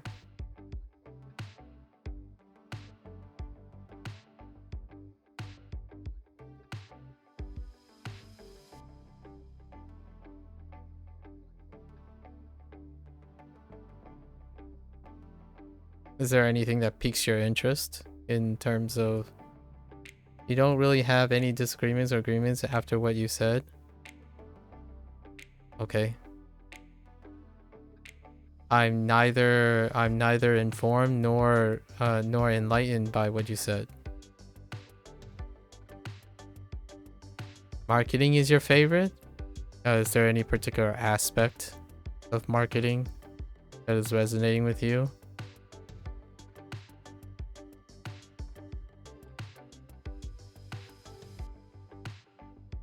Like the last statement that you said, you don't really have any disagreements or agreements. That's kind of like saying, I hear you, but I don't hear you. And I see you, but I don't see you. It's like, okay. So I'm not entirely sure if that helps me with anything other than I guess I will agree with you and not disagree, like agree and not agree with you at the same time.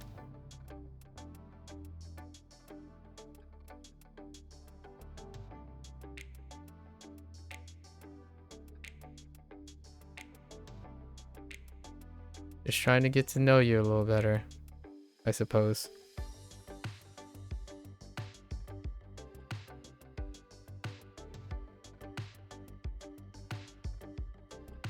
The goal of marketing was to end up with a job that you can flex your creativity. Huh.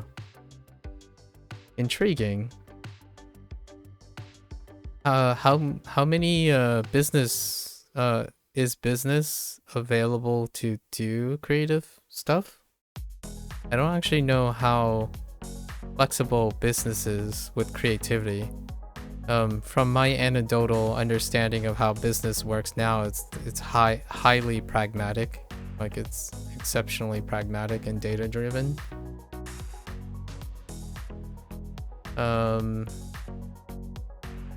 Marketing agency. I see. Be happier in a job because of it. That was the funneling system that ended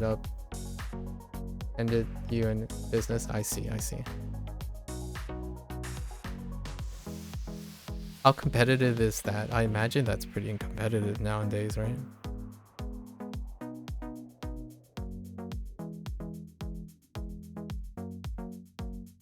I don't work, by the way, so I'll give you a personal share that isn't agreement or disagreement. I don't work. Like, I don't have a professional job at the moment.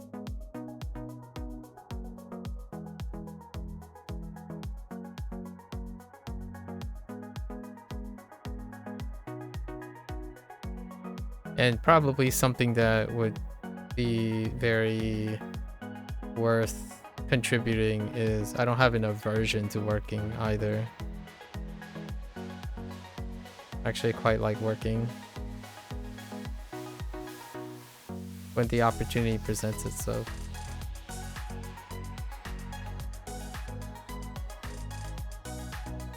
Alright, let's get to rendering. I don't think we're gonna have the amount of time, so let's do the same. Be a little bit more exacting.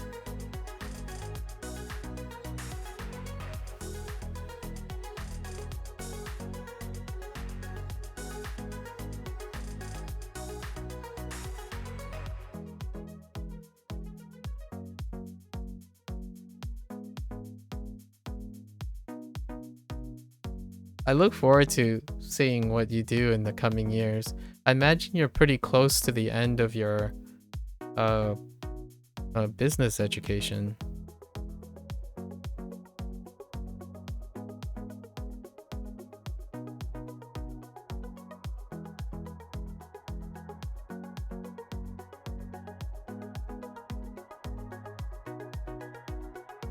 This is provided that it's understood there is a future opportunity to share what becomes of your business education.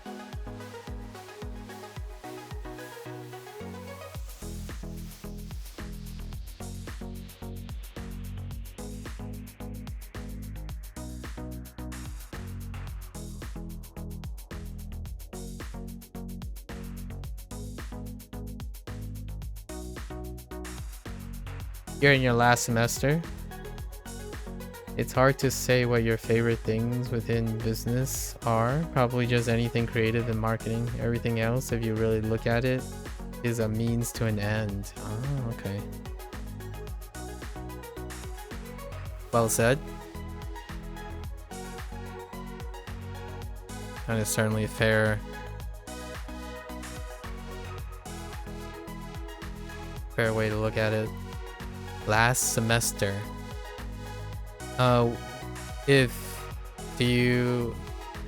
Does the place you study give you any form of placement? Like potential placement or work? If you truly boil it down, you came to marketing because you wanted to do a creative job. Ah, got it. Well, marketing certainly is one of the places for a creative job.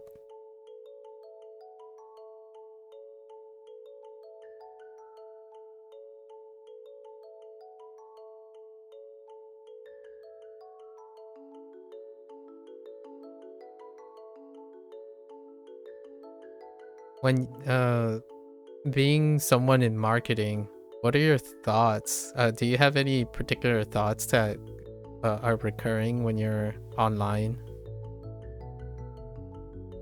Kind of like more specifically, this would be the question. You know how when someone becomes a professional, another person from outside, like a stranger, would do this little fun exercise where they ask like, oh, so what do you think media portrayal and social media portrayal of what you do, like what are your commentaries about that? So typically it's like insert the person sharing their professional background and then asking them in the context from an outsider perspective. So a fun little question that I get asked a lot of times when I was still a professional, right, was that, what do you think of all the mad scientists that are depicted in dystopian science fiction? And there would be a lot of talk about that, but I don't have a particular example in mind at the moment. But let's just say the genetics part is, there's a lot of good fun comedy in it. Because you had decided you weren't good enough artist because of your analytical mature brain. Rude, just let me be a happy little guy. I see. So are you still holding out? Like, what I mean is, maybe the marketing job can still elicit the possibility of adapting whatever artistry you had for most of your life, you know?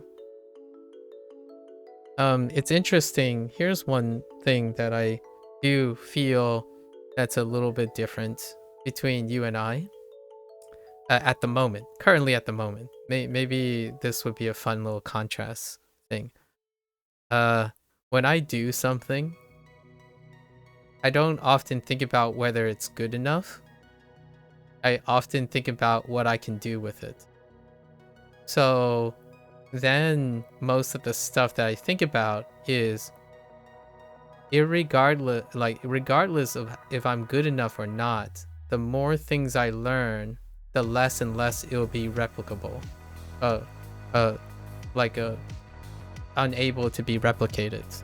So if I've done art at one point, those art skills can be innovated to whatever I choose to do next. So as opposed to deciding the idea of abandonment or a waste of time or paying less attention, I actually end up double downing on things despite being told I'm not good enough. Like, doing art I'm not good enough to do art alone.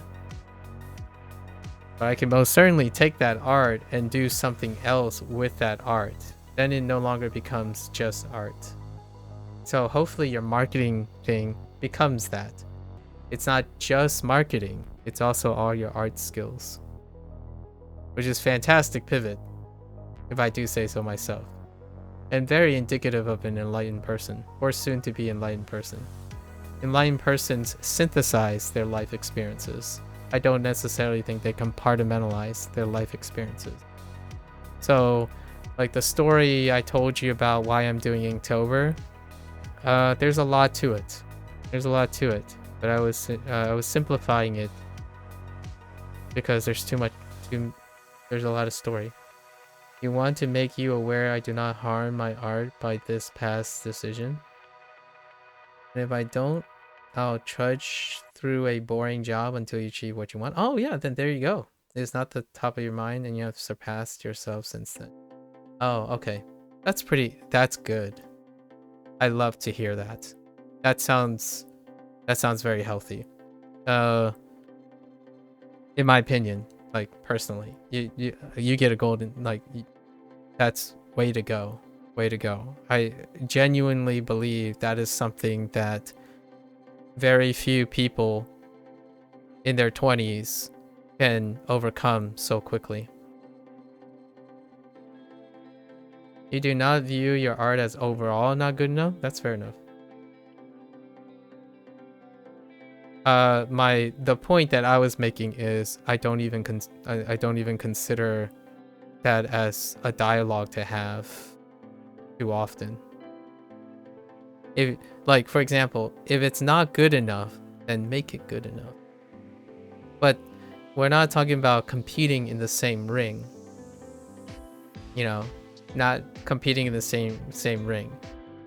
Sometimes when someone says, "Oh, but your art, it's never gonna be good enough," it's like, according to whose rule? And hear me out. You have to understand those rules, right? When someone says, "Oh yeah, because you're not doing traditional art, you're doing digital art, so you can never be good at traditional art." It's like, yeah, but those are different rules. I don't have to play by those rules. It's like, but these digital artists are really good. It's like, but I'm not only doing digital art. It has to be by my rules. So you keep stacking the deck. You keep hedging the bet with you. With the things you do, as opposed to worrying about how it's necessarily only compared to the thing that people choose. So sometimes you don't necessarily have to 100% play by the rules of people who want to gauge you, right? So that's very appealing to that statement you made earlier about still, despite having disagreements with others, a lot of the decisions are made internally. I do agree with that. That does line up with maturity, by the way. And for myself, I'm like, yeah, like, oh yeah. Here's a question that I get a lot when I'm doing art. It's like, oh hey, do you think that AI is going to replace art? And obviously, this is a person who haven't said hi, introduced themselves, or even understand what I'm doing. So the inclination or the implicit presumption is they're talking about the nature of the thing I'm doing being replaced and becoming obsolete. So it's not worth doing it anymore. That was the inference behind that. Because they themselves, later I discovered when I asked them, they also claim to do art. Now this is where it gets interesting, because I asked him, what do you think doing art is? Because I decided to explain what doing art means to me. And there's a big difference between making art and doing art. So this person was talking about making art so that it can sell. But the thing is, I spent the next 2 to 3 hours explaining why I do art, not make art to sell. So that is, in my opinion, one of the biggest differences between someone who is enlightened and mature versus someone who is inexperienced and immature, right? So if you're inexperienced and immature, you are incapable of empathizing with someone who is experienced and enlightened. That doesn't mean they're bad people. They're genuinely, maybe they're being a troll a little bit, but that doesn't mean they're not insecure about their own future, right? They're not bad. They're young, and the person is young. So they're worried, right? They're concerned, and sometimes you use humor or trolling to try to communicate your own insecurities because they believe that they have their doubts that AI would replace their art. And I'm like, okay, fair enough. It's being created first and foremost for the sake of being created. Yeah. Actually, I actually paraphrased. The first, I aggressively responded by one comment. They said, they asked, and I quote, I think this is the, do you think AI will replace art? Those are the exact words, right? Like, do you think AI will replace art? And my first answer immediately, it was at the end of my prompt, like around in another 2 hours. I told him it will never replace the human experience. And then I asked them, what do you think doing art is? Because art is the human experience. So if you have AI replacing the human experience, you have no human experience. So it can't replace that. It's like antithesis. It's literally saying if you're cold, then you are also hot. It does not replace the human experience. And for someone who this person then continued to say, oh, I'm not hating on art. I do art, right? Like, I do art and I also play guitar. And I'm like, are you sure you're saying you make art and sell music, like, or produce music? Because those are very important concepts to understand my answer, my response to how AI cannot replace the act of creation from a human experience perspective, because the story is absent. And then of course, I'm not saying AI won't replace art in terms of money or pragmatism or objective throughput. Like, AI is going to produce art at a rapid rate, far humanly possible. Those are facts. But there is also other facts. If you don't do something, you have no experience. And the first thing to capture about me is I didn't do Inktober because I think I was going to sell my art. I'm doing Inktober because I can. Because I'll tell you the story of why I'm doing Inktober. That is the idea. Like, the thing I'm selling is the story, not the final product. So when someone goes around and say, oh yeah, why do you run every day when you can just drive to the grocery store?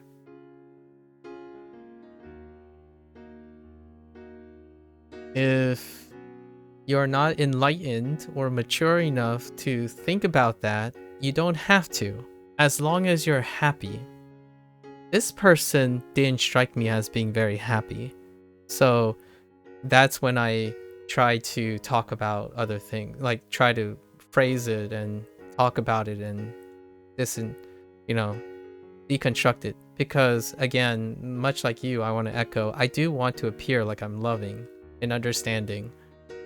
It does come with asking you a lot of questions, talking at really long times, spending a lot of time to understand each other. That's part of loving and being compassionate. But this person kind of just fell by the wayside after a while, obviously. I don't think the person was particularly happy about hearing that you don't have to worry. Keep doing the things that make you happy and try to improve and deal with the things you have to do. Right? And that's the best you can hope for someone. Oh yeah, it's okay. Like, this happens. The conversation we are having right now, that's a social norm for me. It's largely why my streams are very long, and not necessarily dealing with skill building. I'm not making oh, this person made a comment. I'm not painting a Picasso right now. That's basically what that person said. And I quote, that person's like, "Yo, chill out, Picasso." And I'm like, I don't think you understand what I just said. The whole point of my comment was that it wasn't about the quality that you see at the end of the art when compared to millions of people. It's about how you did it. And as far as I know, there aren't a lot of people who even know how Picasso did it. uh, but Picasso's not here to show you how he did it. I'm just saying. Kind of unfortunate if you don't value your own life and the things you choose to do. Anyways, yeah, that's a personal share of mine. I hope you get to do that. I look forward to hearing how all the things come together. With a very long-winded segue. It will be a very cold day, or it would be a very unfortunate day when I tell someone that they should be greedy about their life and keep aiming for more than less.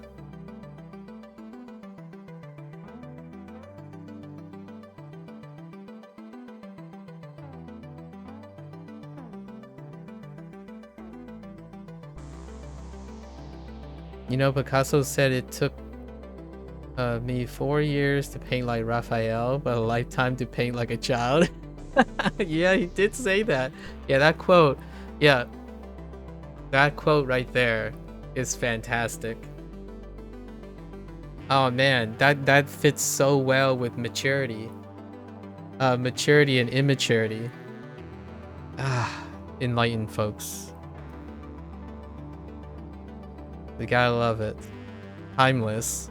I'll have to remember that one. I don't use that. I haven't used something like that in quite some time.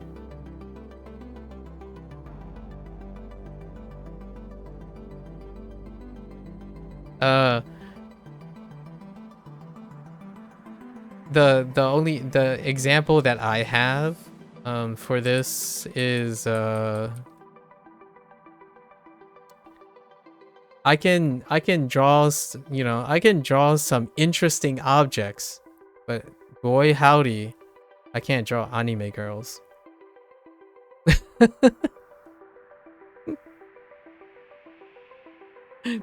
And then, you know, someone's like, "Oh, of course you can. All you have to do is practice. All you have to do is practice." And I'm like, "But listen, you have to understand. I don't want to." That is the enlightened part.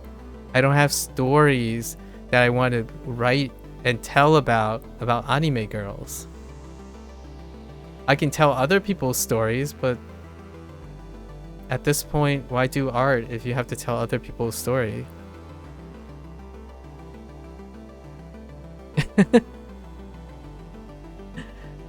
It's a bit of a stretch. I stretched a little bit for that one, but anime girls are in vogue, so I figured I'd throw that in for a little bit of humor. You have drifted from precise digital art to damaging brushes with the force of your hand, and you have gotten more physical. I have gone yeah, man. Like here's yesterday's prompt, right? Right, this is me trying to be precise. And I'm like, nah, it's not happening. It kind of just turned into chaos after a while. Like, it's like, nah, I don't have time for this. Time to scrub. I just aggressively scrub everything. That's me. I learned to draw more like a kid, you know? Just aggressively scrub everything. It's my favorite part. It's near the end of the prompt. So I'm like in my favorite part Anime girls aren't needed per se, but can't hurt. Yeah, so you come up with a plan like this, for example, this one. There was a plan. I had a plan, right? I had a plan, and then it turned out I simply like to use a pen, and I just wiggle my hands. Oh yeah, it's part of the theme. One of the meta themes for Inktober was having a red panda as a subject. It is my mascot, so that's one of the themes. But it has to sport a red panda. But you know, we use different mediums. Like this, I tried to use a marker. Right. There are two subjects in this one. Now we have the Big Brother panda. You know. But yes, it ends up becoming like you bash it. What are the symbols? So this is the Japanese and Chinese symbol for heavy. So omoi with the e at the end is heavy, and zhong is heavy. The prompt is heavy, by the way. The prompt is heavy. It's supposed to symbolize. One of the reasons I chose cards is because again I'm learning learning to read traditional Chinese and Japanese this year. So I'm using that flashcard system that I mentioned earlier, right? So all of these all the meta theme is that it's going to be represented as a card, like a playing card, and then I'm doing horizontal, like vertical, stuff, and then I'm including the character that both Chinese and Japanese captures the meaning of the prompt. So they're not always one-to-one. This one is kind of like sting, but it's the act of stinging something. So like piercing, stabbing, stuff. So that's why I drew, And then when I think of sting, I think of a bee. But usually I think of bees as friendly. So I like a friendly bee. And that's usually how I think about things. I think about positive things. I don't usually think about negative things. Like this one. This one's reckless. The prompt is reckless. The character that I used, the meaning is chaos. This is chaos in Chinese and Japanese. Typically, it has a feeling of chaos. So anything that's attached to this character deals with like riots, violence, carelessness, recklessness. However, this is as reckless as I'm gonna get. So I'm not gonna be drawing like a car crash or setting things on fire. We're talking about youth. You know, you spend a lifetime to draw like a kid, right? You might as well also relive some youthful kid memories. I've never done this when I was a kid. Just for the record, I think this is insane. I am not one that likes to, like, you don't do this. This is actually reckless. I thought this was reckless when I was a kid. You know, where people like to jump into puddles and stuff. It's like, what is that about? I did do it as an adult though, but in a very specific reason. I used to like run obstacle courses. So I did obstacle course runs. They're called Tough Mudders, and I did this. I basically ran in mud and climb walls for recreation. So, you know, you ran for a marathon length and then you climbed and does that. You've done one? Yeah, nice. I did one every single year until COVID, and then everything stopped. So now I go outside and run each day, each morning. Stories. This is what I mean. Yeah, mud runs they call it. Yeah. There are different mud runs. Tough Mudder was like like the breakout success. And then there were others like Spartan runs. I did one Spartan, and then like there was one that was like Viking themed. I forgot what it's called. But they're international, and every like country also has like their version of it. It's kind of like military obstacle courses, but with a splash of family fun, right? Uh Stories. That's why I chose this prompt, by the way. Like why this prompt looks this way. Um Costumes. The reason why this person's in a costume is there was only one time in my life that I've ever wore a costume for Halloween. And it was a ninja costume. Or it was a makeshift ninja costume. But largely we don't trick or treat. Like I don't wear costumes or anything like that. So I decide to draw something with a costume. This one, the reason why I chose a shredded lettuce as opposed to being shredded is I typically think about health and fitness. So another way to say shredded is, you know, shredding something. But I chose the salad bowl because I'm terrible with anatomy and I can't even imagine what a buff red panda looks like. So we'll not do that. But eating salads, red pandas are largely herbivores, but they can be carnivorous. And that's kind of the reason why this guy's eating a bowl of shredded lettuce. I have thought about what else could be shredded, but usually lettuce is shredded, so we do that.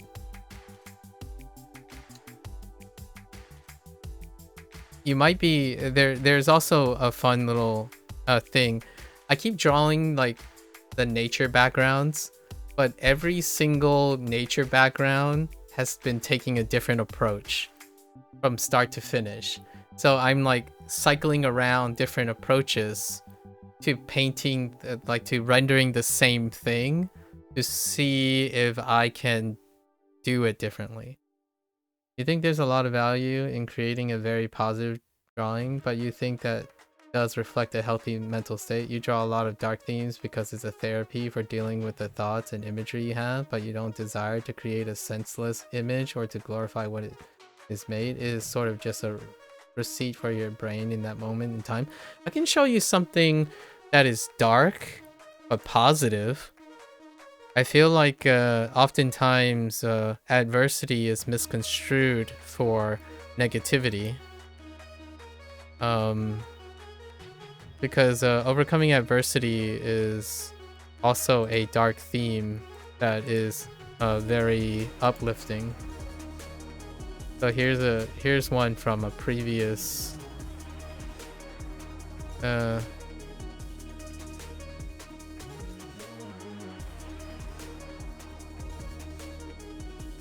I forgot which year it is. Oh, here's one that isn't very positive per se.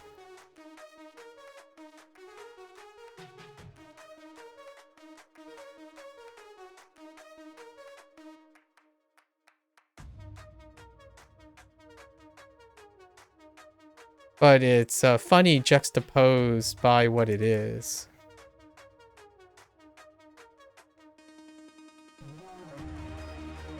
You just give this disclaimer for if you ever saw your art. I see you mostly keep those. Yeah, like this isn't happy. But it has a positive story behind it. This was back in 2023. Yeah, my neighbor Red Pantoro, yes. And the juxtaposition is obviously, I love the tiny umbrella. I absolutely enjoy the tiny umbrella. In fact, the reason why this came up is I was thinking about putting a lettuce on top. You love those eyes? Yeah. Here's one. The darkest one that I can think of is let me see if I can find the darkest one. Maybe it's a little bit of a projection of my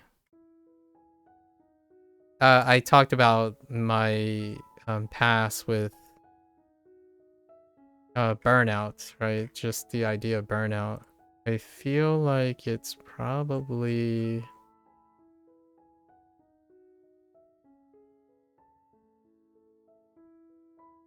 Heck,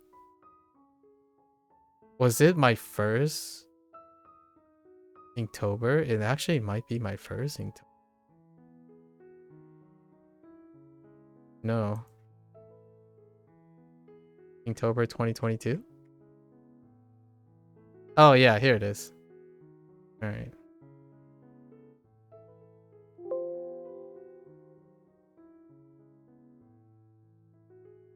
Yeah, this one.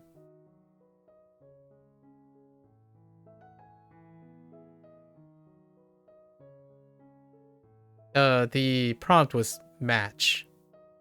So this was 3 years ago. This was 2022. The prompt was match. And the reason why I drew this was I was trying to describe my professional life, the life when I burned really brightly, and it felt like burning at two ends, while on a rocket ship towards the sun is what I said. And you survive and you learn from it, right? So this was like doing during this year I had a really big fascination with doing inverted things. So lots of white being the thing and black being the back. And there were like other fun ones during the experiments, like earlier days it was all about getting the references in, you know, doing like silly memes and references. I think the one that people get a kick out of is probably this one.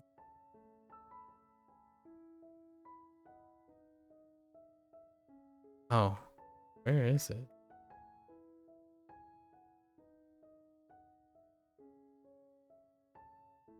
Was it really the first year? Oh man. I think first year was... Oh, it was pretty wild. My first year theme was different. The meta theme.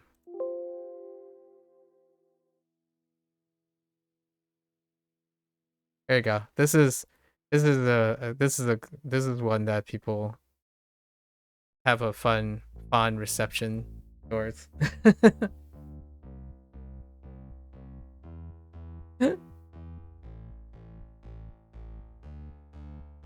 I was doing an art study on the you know, Daijobu. Explain. You know, it's the it's fine thing, right? Daijobu, that meme where things are fine dog, that comic strip online. You're okay with that, right? Yeah, this is fine dog. Well, this is Daijobu. Are you familiar with the Daijobu Twitch emote? Daijobu is this is fine. It's okay in Japanese. So this anime girl, this like Daijobu desu. That's like it's fine. And this is, are you familiar with Sour Patch Kids? I'm not sure if Sour Patch Kids is like universal candy or something, so you could be from a different country. But this is Sour Patch Kids. So they're melting and it's sour, okay? Have you figured out what the prompt is yet? So, and then this face. Oh, you're from the US? Okay, cool. That's good. That's good info, because then I can use like US reference things. So, do you know of an album cover by someone who's very popular? And we have to think about it from, this is 2021. So there's an album cover called Sour. Olivia Rodriguez, you got it. And do you know what the prompt is? It's sour.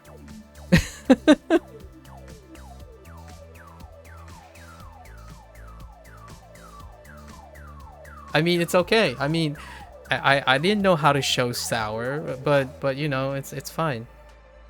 Sour plus this is fine. Yeah. I mean, this is fine, right? That's the meta joke right here. What? Like seriously, I'm not gonna draw a sour face. So you know, you have Sour Patch Kids, Daijobu, right? That's it. That's what we did. And it's kind of more of a 3D take on it. The original comic is the original image is a little bit more flatter. I was just messing around. But yeah, good stories. You love the fire. It looks like painted wood. Yeah, that's what I was going for. I was a little obsessed. I got obsessed with hard shadows, so I made everything like 2.5D. There's a really hefty time when I did everything like this was my lighting arc. So I did lighting. I did a lot of different types of lighting situations. Because young. Like for example, here's one.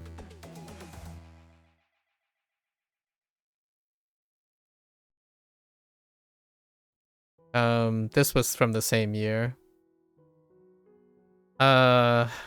This was when that friend was still painting. So this is the first year, and the same year that I started Inktober with the acquaintance online who since gave up. It's Spark. The idea was Spark. Yeah. You know, welder. You have an Instagram, by the way. All right. DM me it. DM me it. I'll take a look at it in the evening, and then like soon. I have to finish my prompt, but I'll take a look at it, and we'll talk about it in the future. I mean, there's still the rest of Inktober, so we can talk about art at any time. Yeah, feel free. This is what art is about. And then I'll probably ask you about one of the pieces, like the story behind one of the pieces. I love hearing stories. That's one of the best parts about having a living, breathing artist around, you know? As for the stories. Like, what can you tell me about this story? The story behind this piece. Alright, I do have to complete this though. In like the next 2 hours. Supposed to keep these within 3 hours. All right. 3 hours of actually working on it, of course. Not including the times I make for conversation. Good conversation.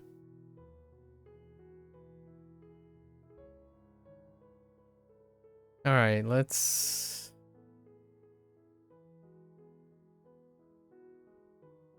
Oh, you know what? I could turn the other way.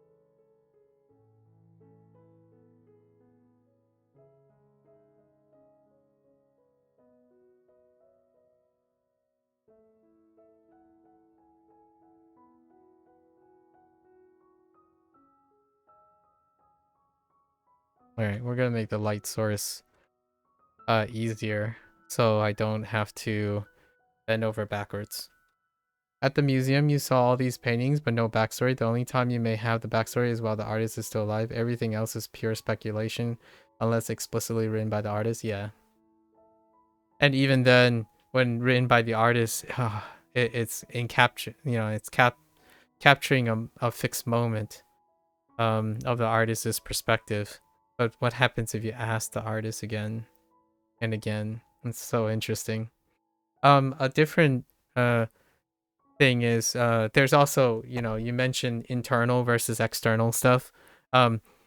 It's lovely to be able to experience someone's work and then ask them, right? You experience the art, you interpret the art for speculation purposes and emotional, then you exchange your experience, being able to exchange your experience with the artist. and then hearing the artist's backstory, and then that creates the generosity meets generosity, and that becomes emergent, right? The idea that two people having different experiences from the single piece of artwork is what expression and creativity is for humanity, right? It's a way to connect. Along with telling stories, communicating, music, movie, the human experience, which I've basically beaten over the head at this point.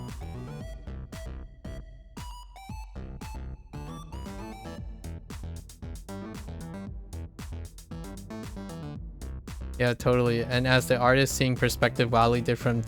Oh, that is a joy. That is a joy whenever there's a privilege to be had. It's a joy and a privilege. So much privilege comes from someone having a opinion about your piece.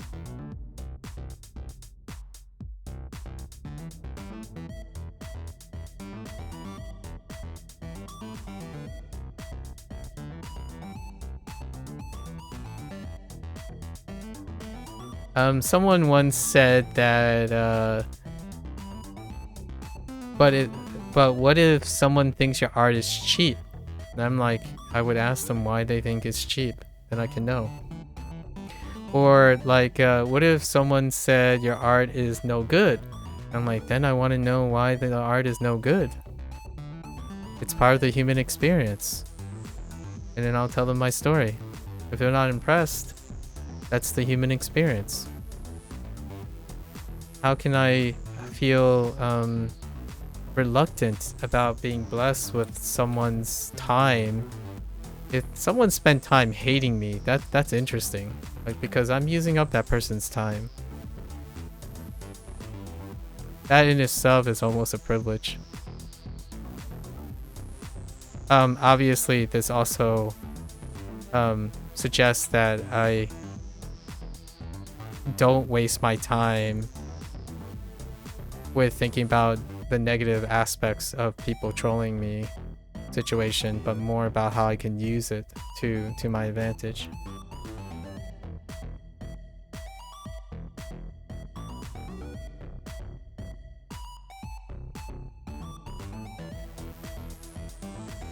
Also, it would make you wonder, what could I have made that is worth hating?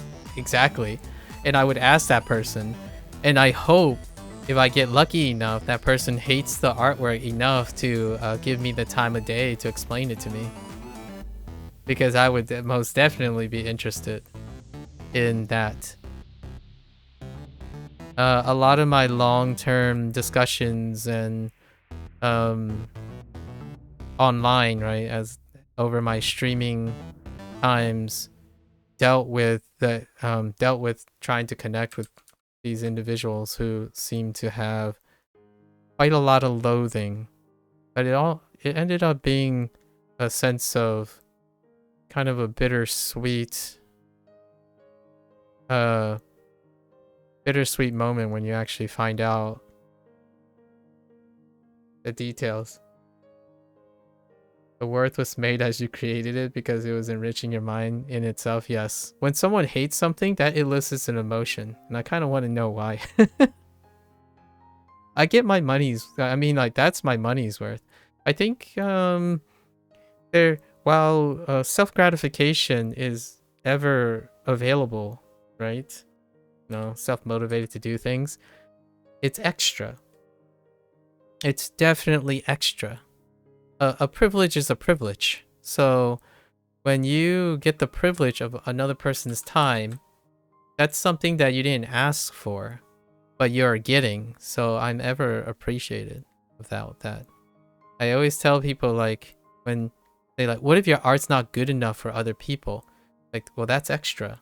Is it good enough for you? Are you upset that you can't make good enough art? If that is the case, the problem lies within you before you consider the actions of others that you cannot control, right? And if you think it's good enough for you, not many things will change your mind from the outside perspective. What it can do is purposefully enrich your understanding of the world around you.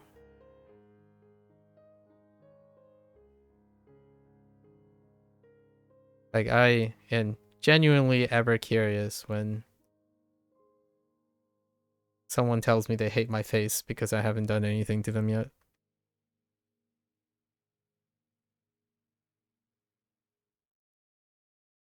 You might, if you're wondering if that's a hypothetical, it wasn't a hypothetical. Not a hypothetical.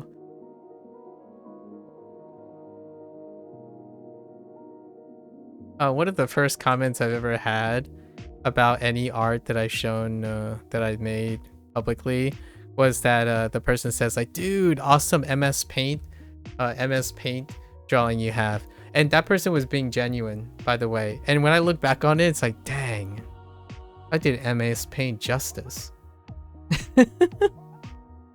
No, I look back and I'm like, yo, that could be a theme. Like, I could do an MS Paint theme one of these years. Deliberately make my art look like MS Paint. Yeah, MS Paint style is amazing. That was when that's the only thing I learned how to do. You know, it's kind of like what you said about Picasso, right? When you're limited in your skills, but you can still make something with your limited skills, that is the point.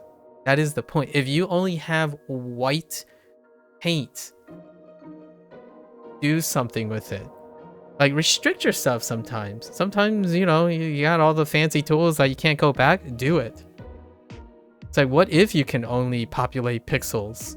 What do? You have retro games. I love indie games with retro, you know, like they have all the fancy technology, but yet they apply it to the retro look. That is art. Like, you can render hyper realistic areas in a video game with the snap of a wrist, and yet I love games that look like storybooks from a children's book. 2.5D games are fantastically aesthetically pleasing. That's why you cherish the drawing of a child and make sure that they are fully aware that you love what they made. I like, this is gonna sound really weird, but I truly love seeing, like, YouTube, to me, the wonderful thing about the explosion of content creator is all the content creators that still manage to feel and communicate childlike creativity. And I can tell you, there's a pair of brothers that I really like, that if you take their dialogue and stuff out of context, you wouldn't know that one of the brothers started like 9 different companies for outreach, charity, and education, and the other one is a very well-known author. And whenever they talk about things and interact with each other, their behavior and stuff have childlike zeal in it. But they are 10 years older than me. And one so far won his battle against cancer. The other one deals with a lifetime of obsessive compulsive disorder. So, just don't know. Like, age things? To heck with age. Do more. I'm talking about John Green and Hank Green. I talk about them a lot because they're probably the strongest parasocial relationship I have online. I haven't ever been starstruck before, or like speechless before, but I earnestly believe that if I accidentally encounter John Green or Hank Green in the wild, I might actually be speechless. It's been a very long time. Like, I do miss being speechless. Like, that's what kids do. That's what being young does. When you become awestruck, like, you're still being able to be surprised. That's something I actually miss. Being surprised. Even being disappointed.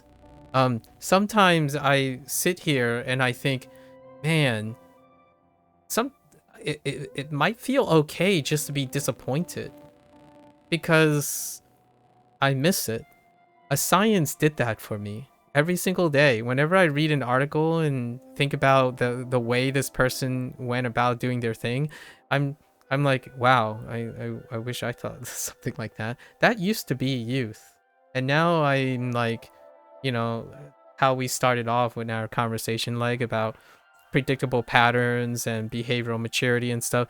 That's stuff I spend day in and day out like practicing. It's not something that I'm like pulling out of my butt.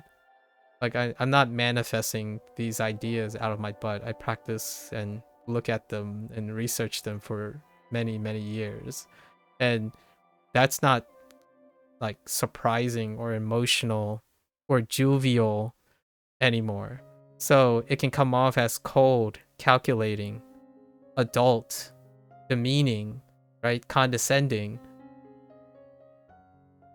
So it's cool to get shocked every once in a while. And that's what I do, by the way. Most of the time, the thing I'm doing is the thing that I'm not good at. So whenever I'm streaming and stuff, it's usually experiencing something that I'm not good at. The thing that I use most of the time is that I can make it work. So speaking, communication skills, and finding meaning in things is what I sell, quote unquote. That's what I sell. For the cool cost of $0. Actually, probably -$. I joke about this, but I actually pay taxes for not earning anything. Good old US of A.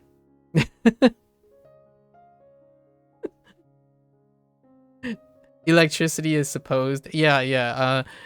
But like the way I'm reporting taxes, I don't know if I'm even doing it correctly, but I actually do pay taxes for not earning anything. But it's totally worth it. And like, hear me out. When you get to a point where you ask yourself, what is it worth? The occasional one-day stranger exchanging conversation, that is already worth like hundreds of dollars, in my opinion. But did you have any capital gains? No, I don't have capital gains. No capital gains. We're talking about the royalty, taxation on royalty, the 1099 on royalty. Because Twitch claims royalty past a certain amount. Or like a certain amount of exposure or something, and you have to that affects your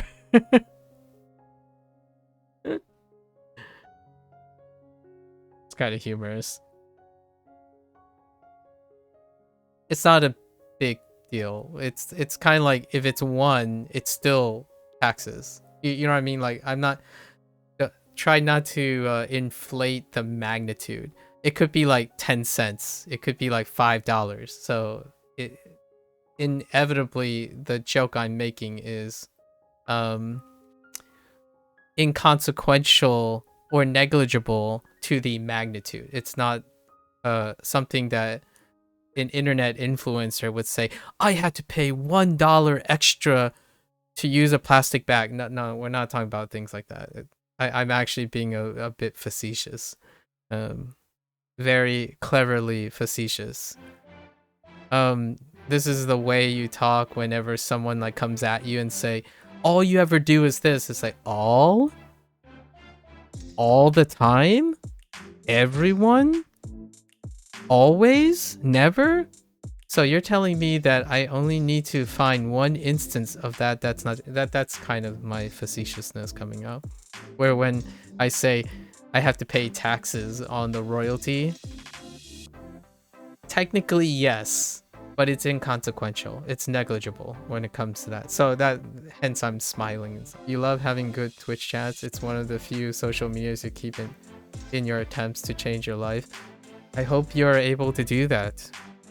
I really think that the future is going to be more lower ratio.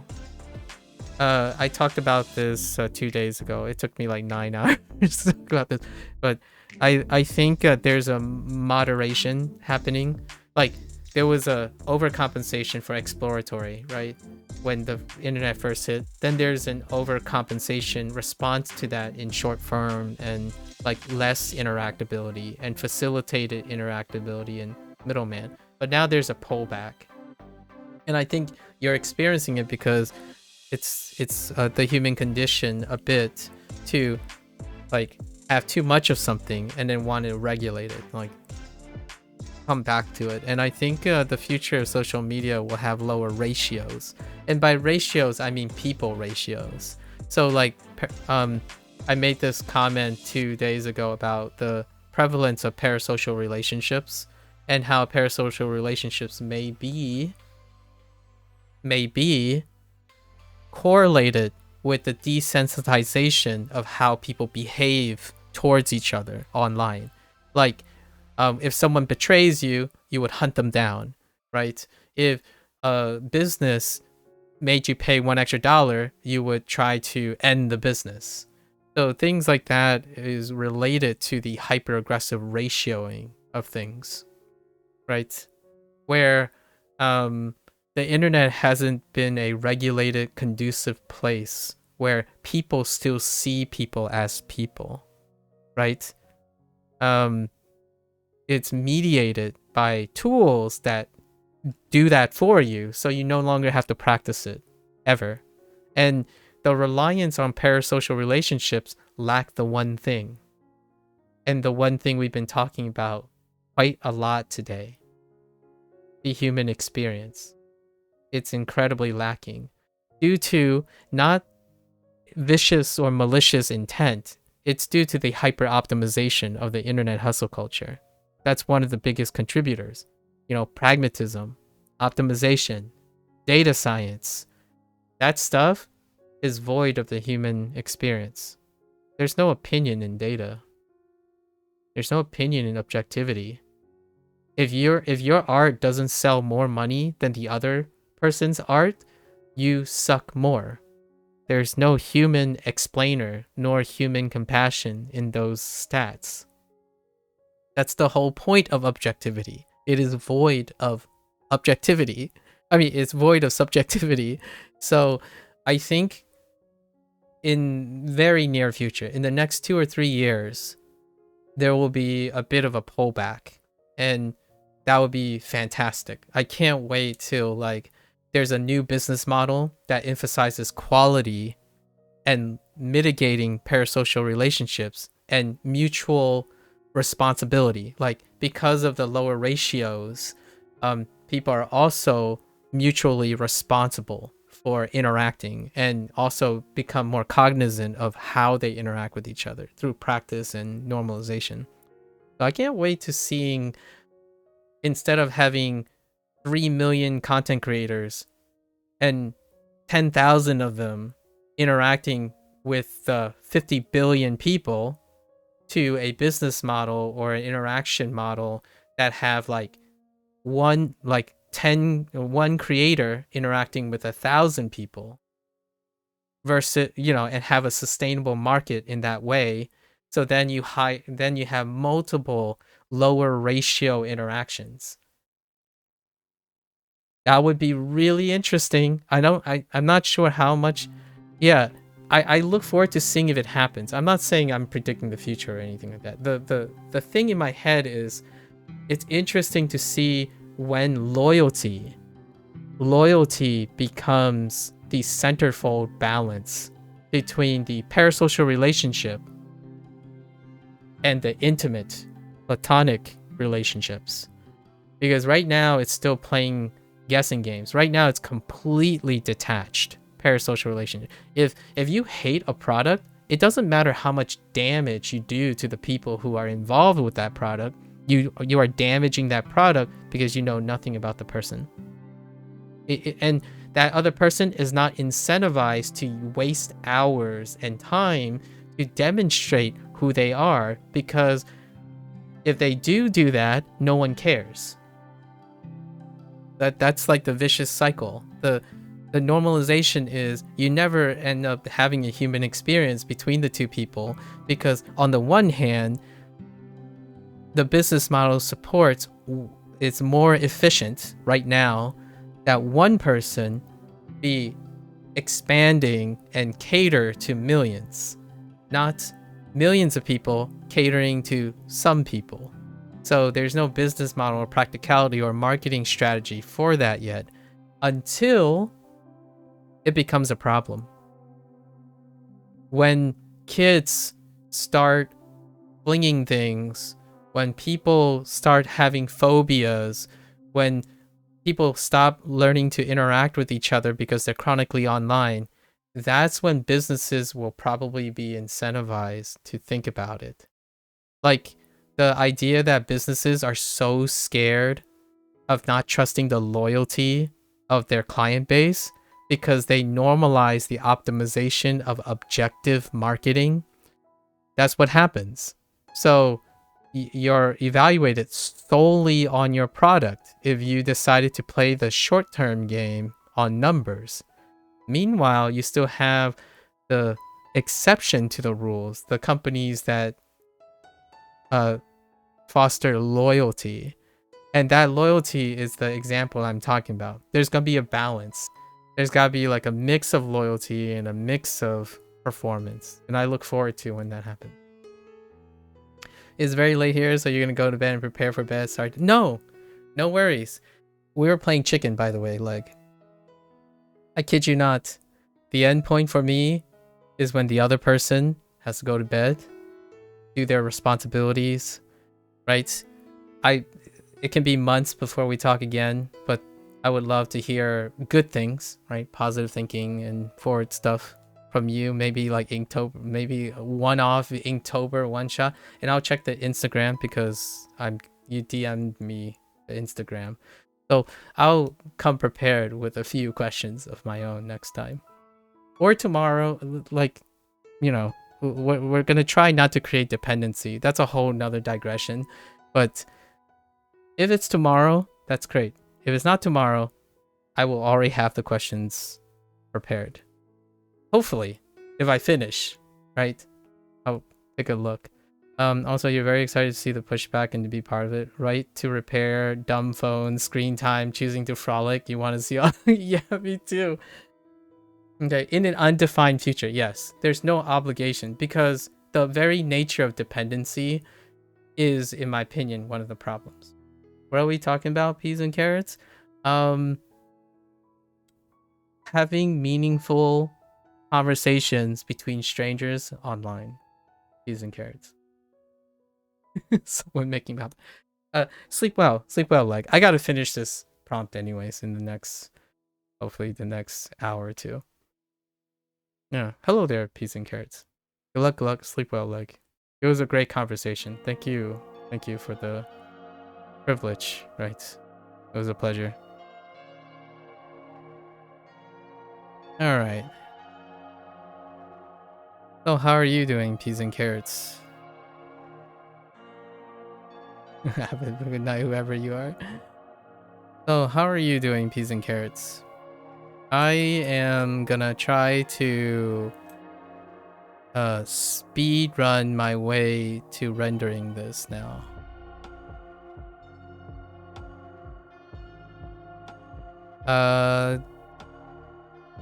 Do you do any Inktober, peas and carrots?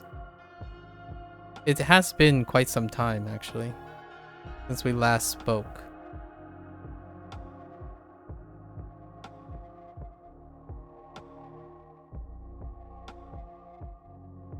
How have you been?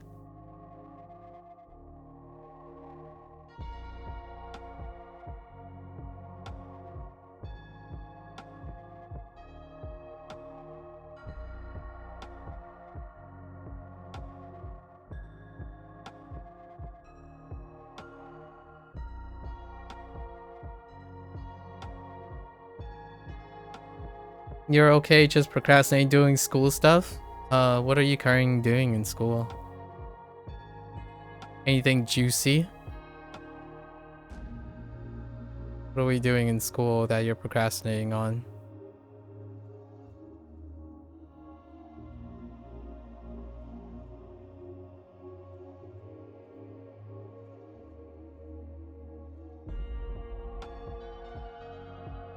I'm also procrastinating. I had too much of a fun conversation with with Leg over there. So we're gonna try to vamoose.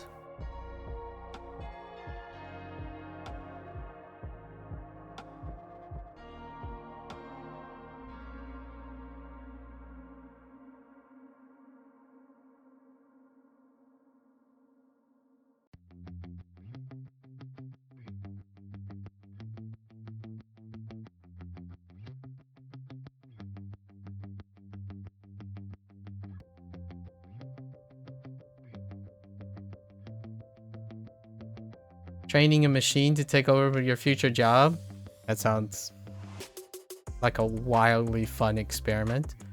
Okay, it's a plant indication machine learning model. Oh, you envy people who can draw well? You feel like it takes a lot of patience?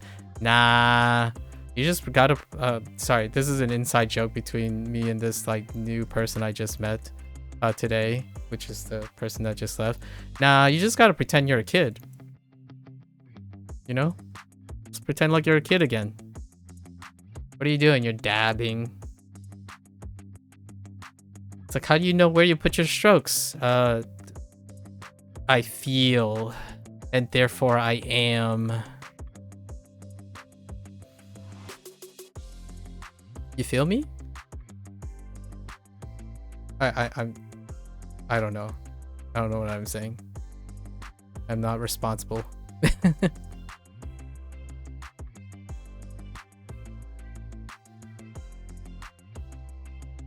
So plant indication model. May I ask, like, how does that come about? Like, how does such a project work?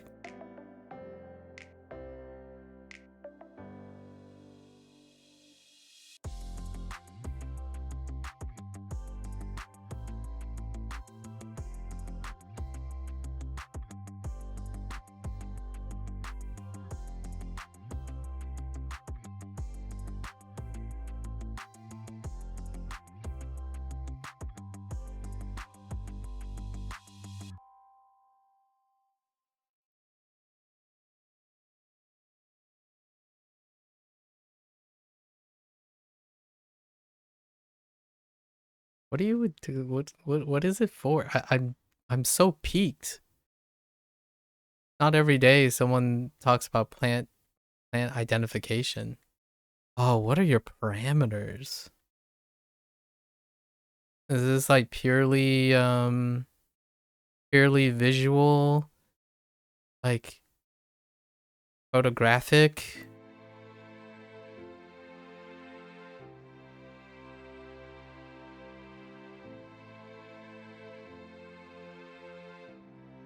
You label images and train a neural network on labeled images so that it's able to generalize pixel groupings and label them. Oh, okay. Intriguing. I wonder if what you have can distinguish the difference between a plum blossom and a cherry blossom. Because the reason why I'm bringing this up is when I was trying to draw one of the prompts that I had, I was thinking, wow, wouldn't it have been a great idea if I last year I had this theme about drawing something that's Japanese and Chinese, and one of the themes was a violin, but I needed something Japanese and Chinese, which violin's pretty good thing, like in terms of its cultural thing. But this is, I wanted to decorate it like in a way, so I had to draw a I thought, wow, what if we did like a floral theme because it's wood and stuff, right? So I had to draw a plum blossom and a cherry blossom. A plum blossom is far more emphasized in Chinese, and then a cherry blossom is far more emphasized in Japanese. I'm looking at these two things and I'm like, what's the difference between the two of them? So when I'm thinking about like something that's, you know, labeling images and then generalizing the pixel grouping and labeling them. If you harvest a bunch of images of cherry blossoms and plum blossoms, I'm kind of curious if that's like the litmus test of the resolution of your language, like of your model, of your machine learning model. Because one is a cherry blossom, one is a plum blossom, and one's a cherry blossom. And I did as much as I could to differentiate them. I don't know if you know which one's which. Because I'm going to be honest with you, I'm not entirely sure anymore. So this one is not the same as this one, and it's very deliberate. But I don't remember which one's which.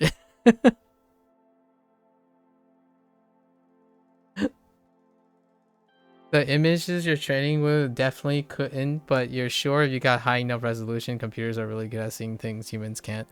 Oh, well, humans can, right? Because that's why plums and cherry blossoms were distinguished, but I can't. Obviously, the joke here is I can't. Also, you would assume those two flowers are the same pink, same number of petals. Seems good to you. Yeah, that's why it's so neat that you're creating a plant identifier thing. That's kind of neat. Like, what I mean by kind of neat is I can think of so many applications. Are you doing this? You're doing this for school, right? Yeah, you mentioned school. That's a really neat. Is this some sort of project that you're working on? Like a school, end of school project, or is this a normal thing for you?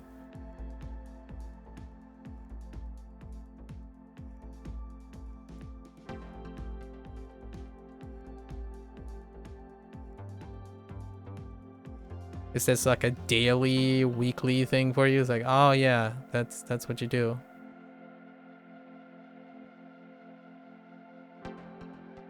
It's the capstone course. I see.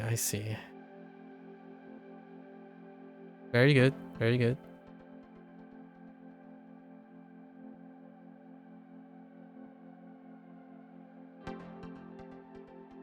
For all intents and purposes, I do not follow the laws of physics and reality when it comes to my artwork. So do not use this as a representation of. I simply feel. The human experience is what we were talking about. One of the themes we were talking about earlier before you came in. We spent most of our time talking about the human experience. So while I did make a funny joke about not knowing what a cherry, like the difference between a plum blossom and cherry blossom is, that is also part of the richness of being human. You can also imagine things where there aren't things. Or be settled with it. Was post-grad more fun than undergrad for me? That's a really good question. They are so different. This is going to be a cop-out answer. They were so different that fun wasn't even in the equation for either of them. Undergrad was the first time I've ever left the nest and integrated and discovered myself in my socializing identity, and I found my direction. Postgrad is when I finally interacted with people who might have been biologically and intellectually resonant with me. And then now postgrad, like postdoctoral, I talk to people usually 20 years younger than me 90% of the time. So my life has been a reverse aging experiment, if I would have to say so myself. Unfortunately, there is a very few consistencies to compare the quality, like the quality of fun that is had, because the funds don't adjust to each other. I haven't done the same things across the two. So like maybe the closest thing I can tell you is gaming. is much more fun post grad.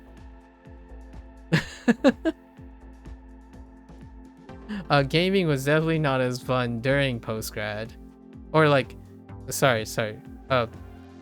In graduate school, gaming was not as fun as undergrad school gaming, for example. I had more friends, like friends, in undergrad. Postgrad was you had colleagues. So you could say if you're a kid, right? If you're young right now, and your definition of fun doesn't change when you go to postgrad, then it would definitely be unfun. My definition changed. I was definitely changing during the time. So that's probably not the greatest answer, but one thing that I wish for you, in my opinion, is that it is always fun. So there's no competition between undergrad and postgrad. The idea is if you decide to go to postgrad, like go like do more in graduate school or something as you're continuing to learn things, I hope that your experience changes and there's no comparison. There's no competition. I think undergrad was fun for all the reasons that were absent in postgrad. And then postdoc, right? I also had a postdoc period. It's still the same, and it's very similar respect. Lots of fun. There is fun to be had when one is happy and able to interpret and enjoy the fun. I myself, unfortunately, or fortunately or unfortunately, cannot answer that question very well because my life was eclectic. I didn't go out seeking a consistency, or consistency didn't find me in my life. It's a wild ride. Had some wild life ride. If you find that consistency is what you want, hopefully you find that, right? I walked in the face of change is what happened to me.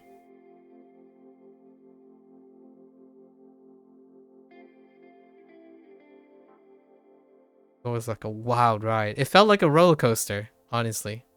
For better or for worse. Some people hate roller coasters. I did too, actually, when I was younger. I still kind of hate roller coasters, but like what I mean is viscerally. Like my body does not handle a roller coaster sensation, but my mind is ready for a roller coaster. uh, Life's too short to think about things not being fun enough.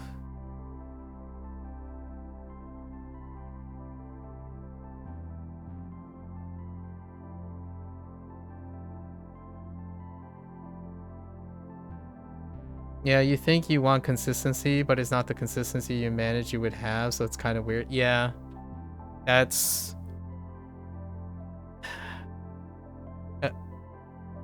I don't want to... Like, it's not do... I hope that this will come off as positive in the future. Maybe, like, to whoever you end up hanging out with and whatnot. Life... The mind loves to have consistency. One of the human conditions about having consistency is that it creates predictability, right? And oftentimes predictability is the one thing that combats chaos, all the potential things that can go wrong. It can also make things less efficient. Right? When you think of new things happening, most of the stuff that you've worked on and stuff become less efficient. You have to solve problems, inconsistency, right? So while the human condition in our mind likes to do that, biologically and sociologically, right, in culture and and history and whatnot, rarely in reality is consistency the reality of things. But our mind can build consistency out of it. So when I was talking about my life being a roller coaster, I didn't say it wasn't constantly fun. So the mind, for me, I had fun, consistently had fun through my life. But in reality, it was incomprehensibly inconsistent. Or it was it's comprehensibly, it's comprehensible, but it was incredibly inconsistent. And that is because life is, for those who fear this,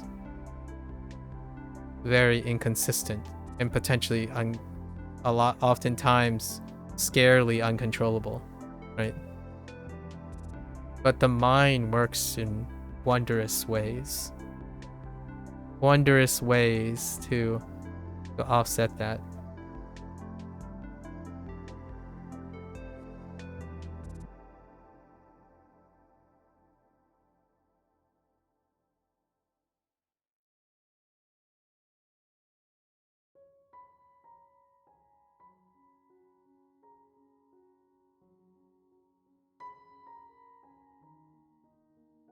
What do you mean by my life was inconsistent? Well, for 4 years you had classes, right? You did undergrad, you studied, you work hard, right? You get grades. Then suddenly, now you're working and you're doing a lab and you have to live alone, right?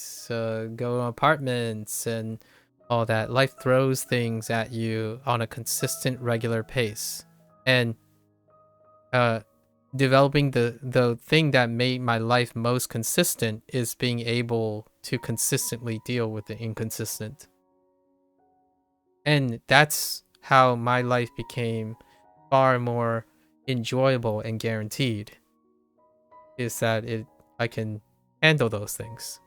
And you enjoy the ride when life presents itself. So whenever life presents an opportunity, you can seize it. These are my life. Like this whole year, I built activities and stuff to basically introduce deliberately inconsistency in my patterns. And the internet, because of the hustle culture and whatnot in the internet, one of the things that are very going to often guarantee this little crazy inconsistency is how fast paced the current social norm is.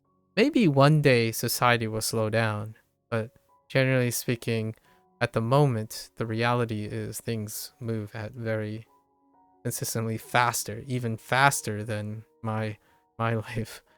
Lots of other people that I know in my personal friends or classmates of mine, they wanted to settle down very early, so they found their consistency. And even despite that, despite finding early consistency, they still had, house ownership, families, relationships, a grief, all your beautiful things that come with ever-present life's ever-present surprises.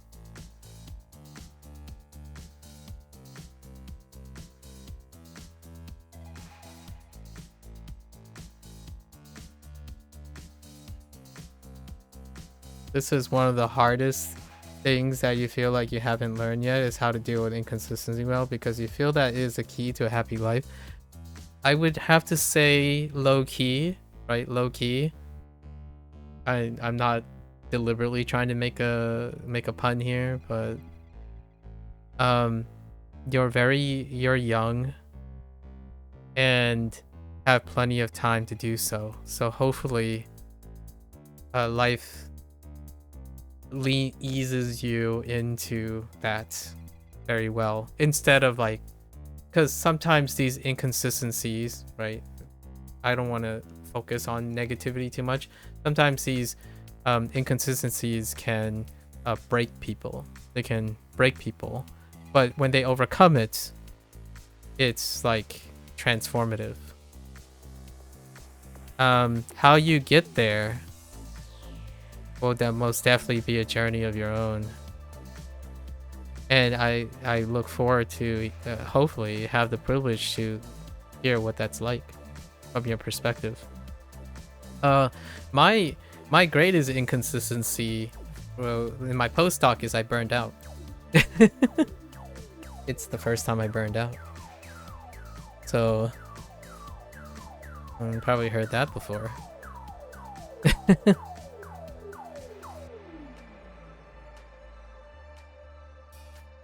And I take most of those lessons with me and share it with other people who and make meaning out of it, right?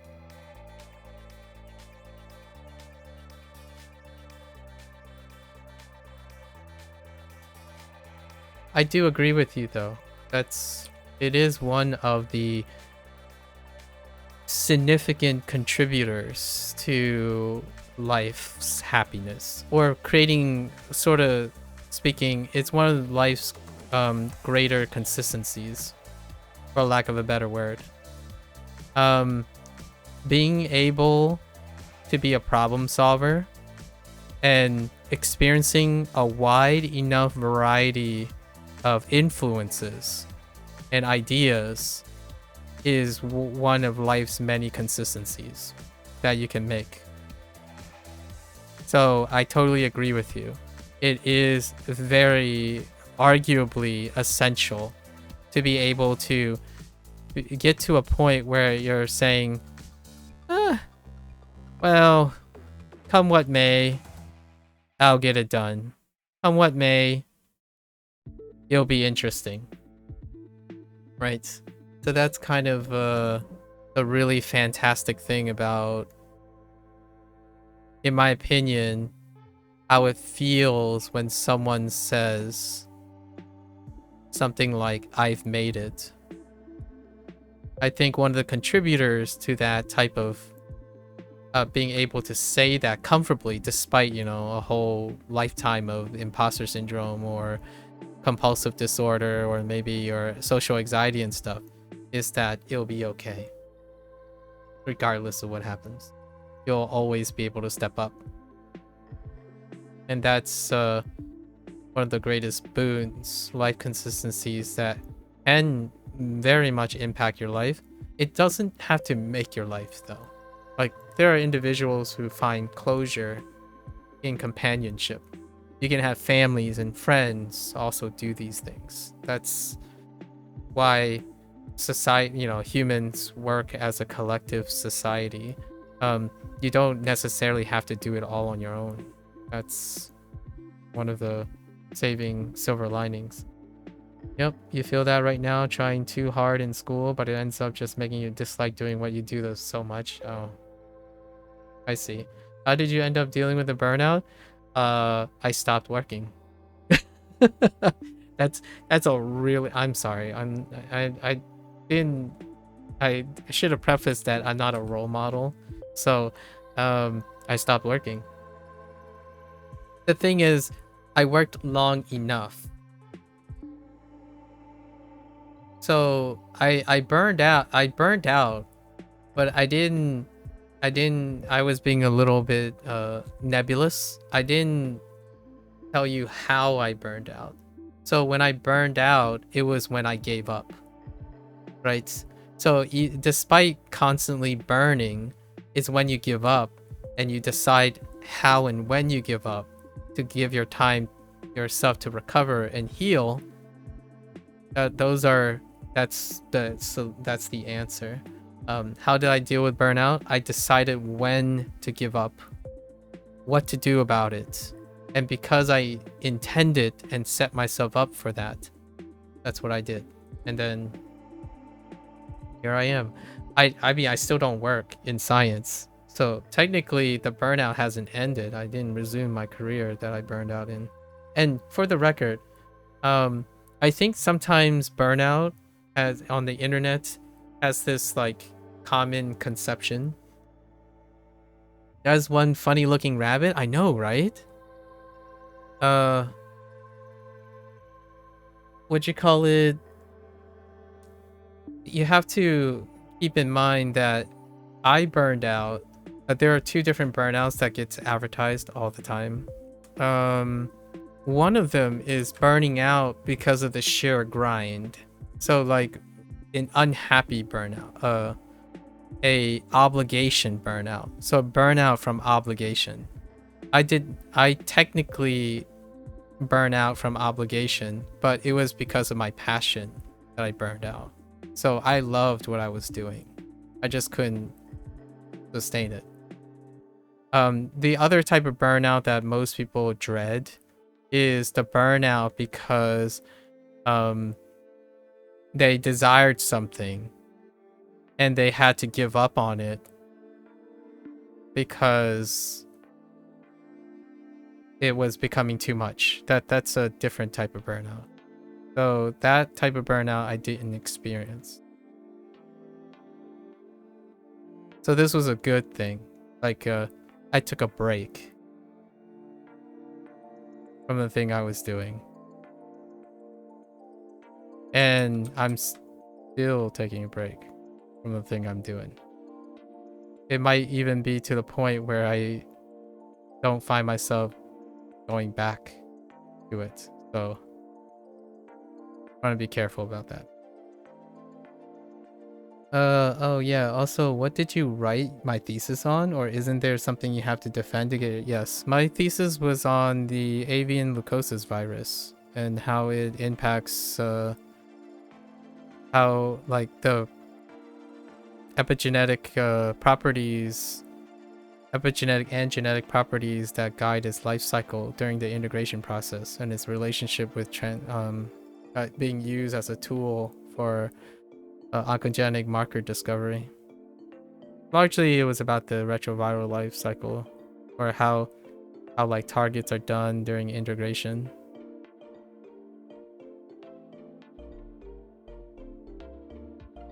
It sounds fancy, but basically, one of the viruses we use as a model was trying to, if you infect chickens or an avian species with this virus, eventually this virus causes oncogenic transformations, as in it creates cancer and tumors in the birds. So due to the nature of how tumors work, like how the genetics work in tumors, you can screen using a modified retrovirus, and those retroviruses tend to integrate into the host DNA, so it can interrupt gene regulation, and whatever the tumor has will represent all the markers that the virus interacted with or disrupted. So you can screen them using like a high throughput method of screening all the possible places that it inserted in the genome, and that's where you can correlate it with possible tumorigenic properties. Could you explain that like you were 10? Oh yeah, so like here's like a diagram. It needs a diagram. These things need diagrams. That's why. Let me diagram this. Most of these things need diagrams. So say this is your genome, right? So you have a bunch of genes. You've seen this before. Usually DNA is like represented like this. But say you stretch it out. So when a retrovirus, right? When a retrovirus enters, its RNA sequence, it's a retrovirus. So its RNA sequence will line up with somewhere. And what happens is it's going to become the host genome. So this like virus sequence gets jammed into the host. You don't know where yet, but the thing is, if you engineer this virus, you know its sequence. And there's a way to find out where it has inserted by looking at the junction between the host DNA and where the virus inserted. Now, when a virus infects something, it creates a tumor. Like, it becomes a cancer tumor. What happens in a cancer tumor is one cell gets enough transformations and then it starts reproducing itself. So all these cells will have the same mutations that cause the cancer in the first place. So if you screen all of these cells and then you find out where they insert it, you have a bunch of locations of genes that you can look at that's linked to cancer. And what we could do is we can automate this. And now you're going to have millions of viruses infecting millions of cells, where the tumor will only represent an expansion of a single cell or a few cells. And then when you correlate all of the markers, like, oh, when you correlate it, there's a bunch of reads to this spot. And that is probably one of the major genes that are involved in that transformation. So the goal was to automate, make this so that we can do millions of screens with millions of cells and several tumors. And that's how you screen for it.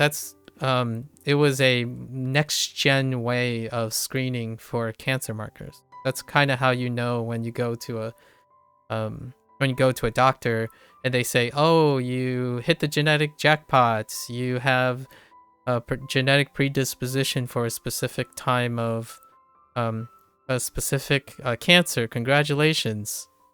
I'm being facetious, obviously. You don't ever want to hear that. By screening, you mean look under a microscope? No, it's too small to look under a microscope. What you can do often. So, do you guys learn PCR in high school or college nowadays? I'm not sure if that's even necessary. I'm not sure of how many molecular biology concepts are necessary for general education. Okay. So very quickly, I am running short on time. Let's see. So, you know your genetic sequence, and you know that DNA is two strands, right? Right, there's a positive and a negative strand. So, to understand this, you can separate these strands. So when you extract DNA from a cell or a tumor, like anything, any tissue, you can denature these cells. So now you have the positive strand. There's a way to we have proteins that we can engineer, that what they can do is they can produce the other strand. And when you can produce the other strand, you can analyze the strand. So how often something comes up can be read per strand. And that's how you screen for it. So remember that in this sense, isn't that mitosis or something? During mitosis, that's how DNA replication works. Yes. So now imagine it being done without the cell. So now we're doing this outside the cell. So it's in like a solution. It's basically in water, right? It's in water. So all that we did was we extract all of the DNA, and it's in here. So all of the DNA that's in a piece of tissue is in there. And you can use something like mitosis, the proteins that are involved in mitosis, to generate all the opposite strands. The same way that mitosis works, like DNA replication. But these new strands, they have special properties. And those special properties, you can count them. That's all you have to know, right? You can count how many of them are there. And when you can count how many of them are there, you can count how many different reads there are. As in, like, where the virus is. Because it's opposite of this. And when you can count it, you can screen it. As in, you can tell how many proportionally. Like how much. Why do you specifically need the opposite strand? The real strand are uncountable. You need the real strand to produce the opposite strand. That's part of the workflow. So what I mean is, if you took the other strand and you can copy the other strand, it doesn't usually copy from the other strand. Well, it doesn't really matter, actually. The reason why I say positive and negative strand is you have to choose one to be the positive strand and one to be negative strand. It can be written this way too if you want. The idea is they're two different strands. There's no real or fake strand. There's 1 and 2, or positive and negative. This is notation. That's like a variable. X and Y. These are variables. So you technically can build everything around the negative strand if you want it, but so basically you are trying to detect a particular kind of cancer in chickens caused by a virus? No. We already know what the cancer is. The cancer happens. We already know what the cancer is. We're trying to figure out what caused the cancer. And to look at what caused the cancer, we used a virus to figure out which genes was found in the cancer. The virus is a marker for the gene that are disrupted, that are involved. So the cancer already happened. Like, we already know what the cancer is. The cancer is there. The idea is to find the genes or the functions, the things that are functioning that caused the cancer in the first place. So it's finding the difference between a cancer DNA and a normal DNA. Just the cancer DNA. We are only screening the cancer DNA, but we can compare it to the normal DNA. It's already assumed that it is, the normal DNA is the genetic code. So we use a chicken, and the chicken's genome was already sequenced. It's kind of like the human genome. The human genome is already sequenced. So we don't do any of that. That's already been done. So we do compare it with the database. There's a database for DNA sequences, like a representative human genome and a representative chicken DNA. So all of the stuff we do is we look at what changed. And technically, we don't even look at what changed per se. We're only looking at where the virus is. Because the virus is the change. The virus positions are where it changed. Yeah. That's like kind of... what can you do once you find the spot? You can test it. So, if you know that there's a sequence, you know that there's a sequence, can you remove it? You don't have to remove it, thereby curing it. Well, you don't know that yet. You have to add it to see if it happens. Then you can try and say, well, okay, what happens if we remove it from something that has it? But that has to occur.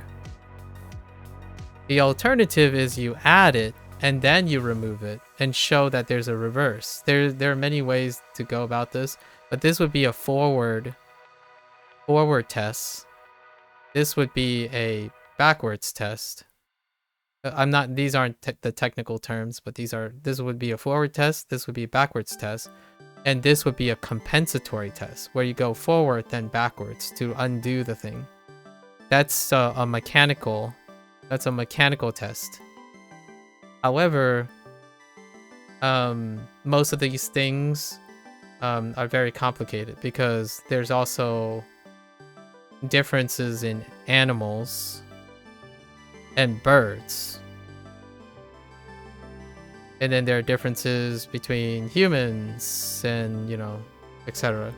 So the only part that I'm responsible for was that one step that I spent 7 years working on.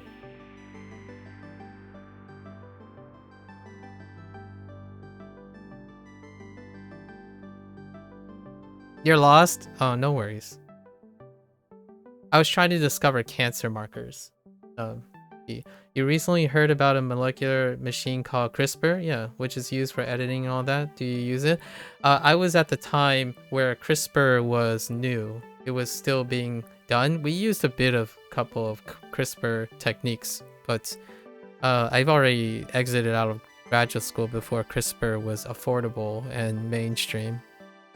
But the technology that I used was prior to CRISPR. So it was what CRISPR was based on. Many of the techniques that I used was prior to CRISPR. CRISPR has a modification of it. And it's more precise. So it's an evolution and innovation on the cruder techniques that we used back then. But it's been a while. And CRISPR, I would imagine, has become a household name at this point.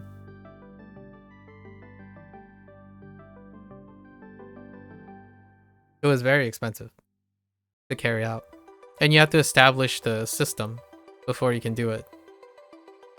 The 7 years wasn't like... Have to keep in mind that when you're doing an experiment, it takes more time to set up the experiment and making sure the experiment works. Like the method. This is often why I have a huge emphasis on methodology. It takes 90% of the time is setting up the experiment and making sure the experiment measures and do what you want it to do. Creating a tool. If your experiment involves creating a tool, one of the golden rules I would say is if you don't have to make a tool, try your best to avoid having to establish and make a tool from scratch, because that could be your entire thesis. A lot of people's entire thesis is establishing the tool before it can be applied. That was actually one of my earlier colleagues. Well, most of the earlier colleagues in the lab were the ones responsible for constructing the tool that I was reductively referring to.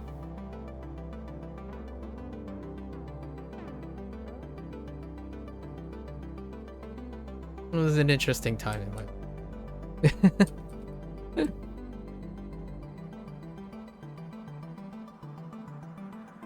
Hopefully, something interesting came from that.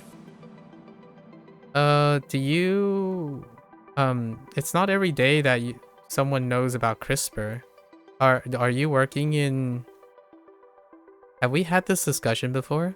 I remember I did meet someone not too long ago that have a budding scholastic interest in molecular biology or something adjacent to molecular biology.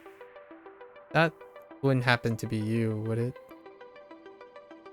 It's actually very few people who understanding CRISPR is, or even being interested in CRISPR is actually pretty rare.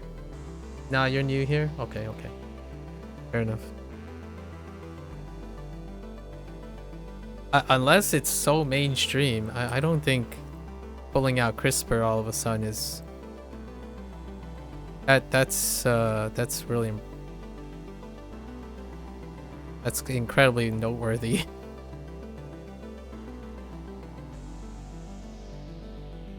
uh that makes me think, has PCR, like, has PCR got phased out so hard that one could bring up CRISPR and not be familiar with PCR? That's what I'm kind of wondering right now. I don't actually know.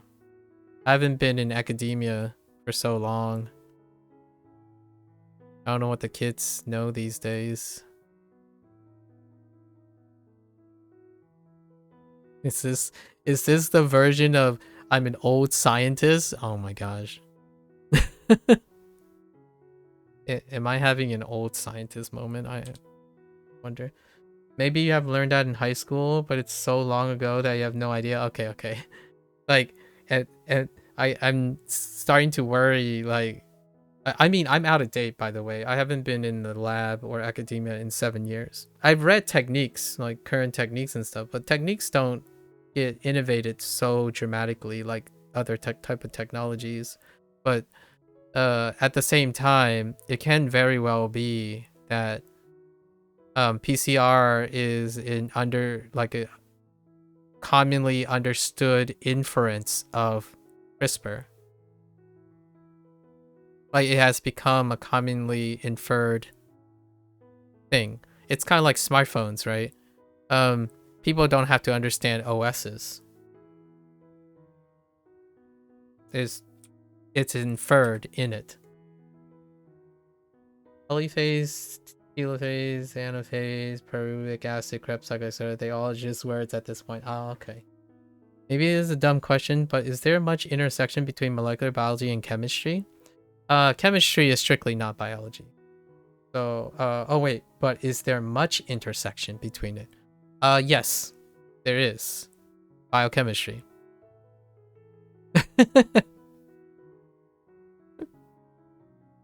The intersection of molecular biology and chemistry is biochemistry. That's what it's called. I'm sorry. I'm sorry. I don't. I'm not laughing at your expense. I started with biochemistry, and then when I got into grad school and stuff, it became molecular biology because I didn't want to do the chemistry part. I wanted to do the molecular biology part. So the intersection was I either choose chemistry or molecular biology, and the intersection is usually biochemistry, where you deal with the molecular level of chemical reactions in a biological system. So it's a mix of chemistry and molecular biology. Yeah.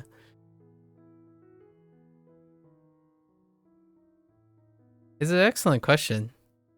I wish I had more details to share with you, but unfortunately I'm just really old and out of date at this point.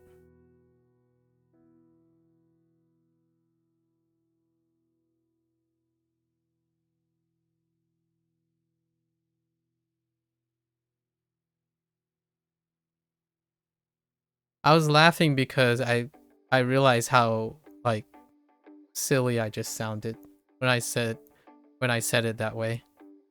So pardon my reflex.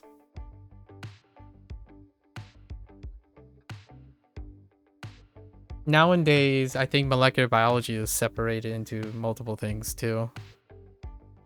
But I still use molecular biology because my main focus was on molecular interactions.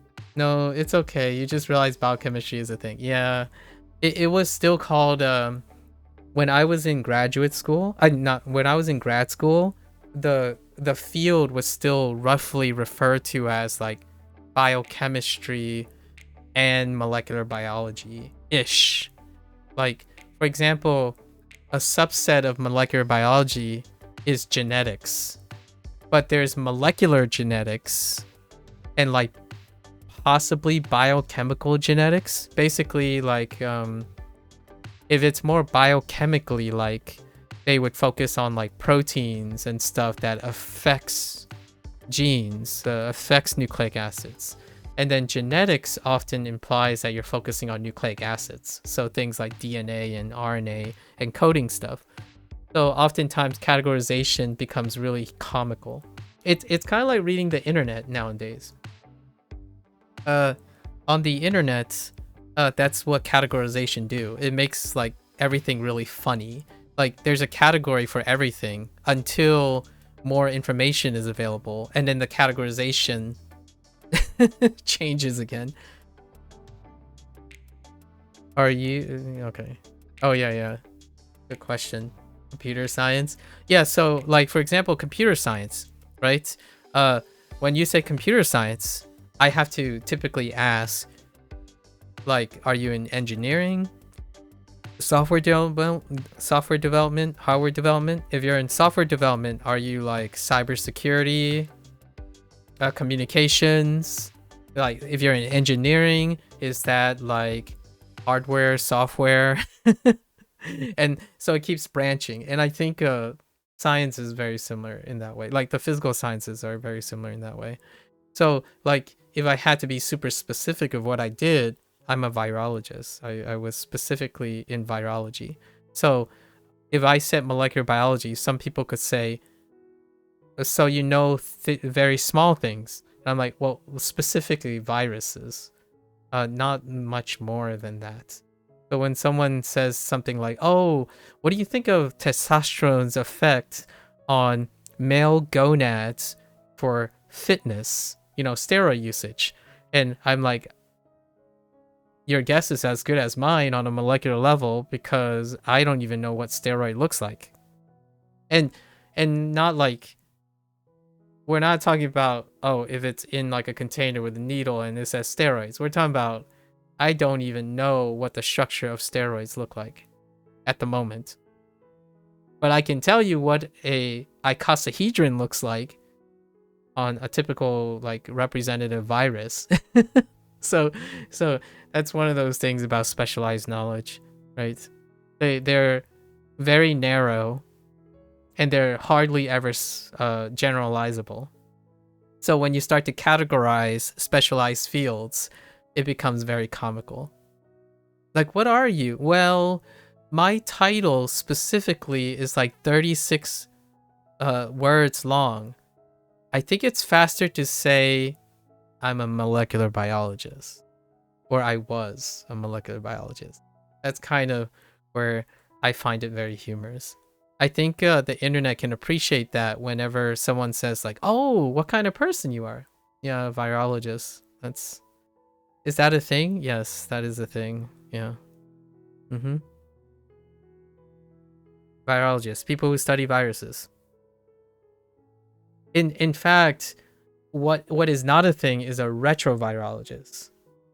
Someone, I did say that. I did say I was a virologist, if anything. But hear me out. There are different types of virologists. So when someone, like when I say I'm a virologist, someone's gonna say, oh, so you know about COVID? I'm like, no. Or I actually do know about COVID, but I don't have any experience with COVID. So that's the difference. Like here's a funny one. Here's one that I talk about quite a bit. Very last thing for fun. So there's virology, right? And there's DNA and RNA.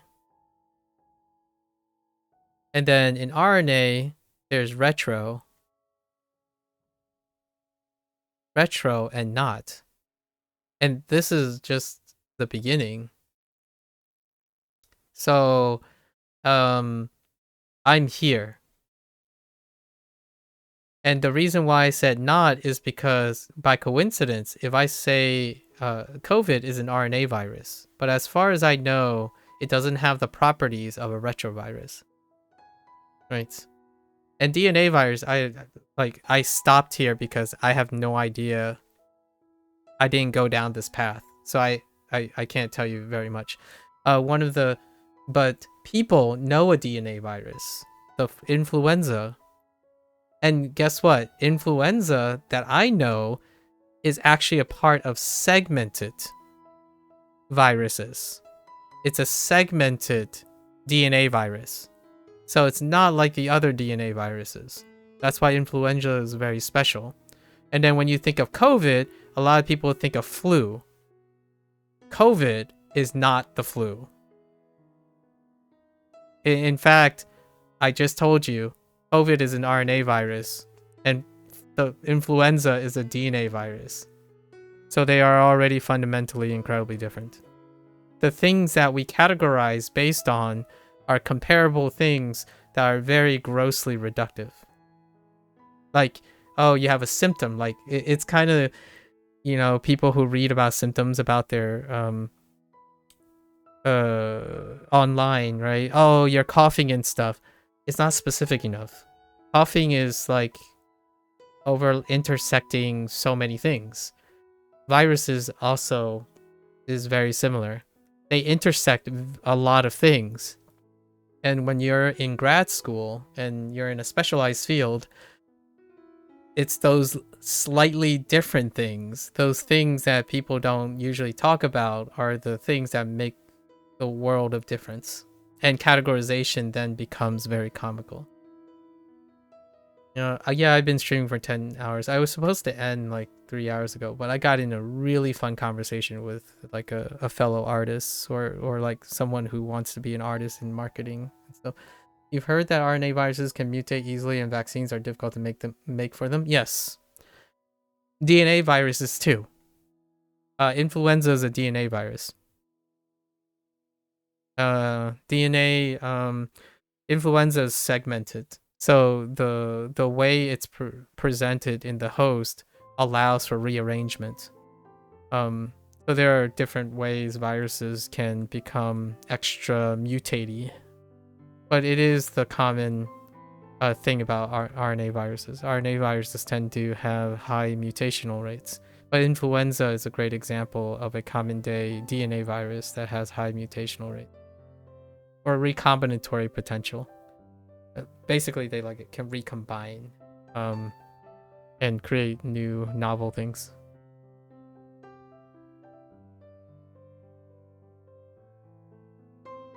This is the second time in recent year or in the recent months that I was able to talk about something related to what I used to do.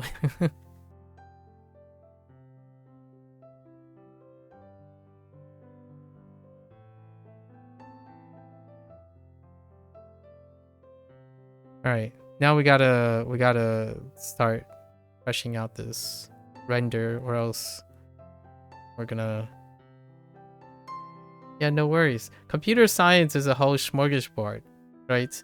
May I ask what you're doing in computer science at the moment? Peas and carrots is in computer science, technically. But both of you are in computer science. But probably vastly different things, right? I could imagine they could be vastly different things.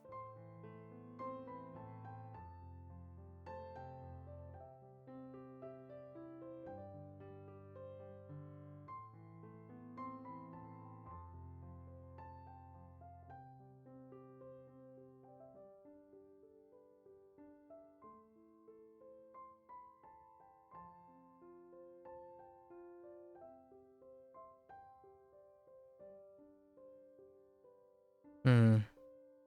Oh, maybe I can make it a wooden bowl would be pretty fine. Oh no. Did I just layer it up into a wrong place? That's fine. Wait, that's not fine.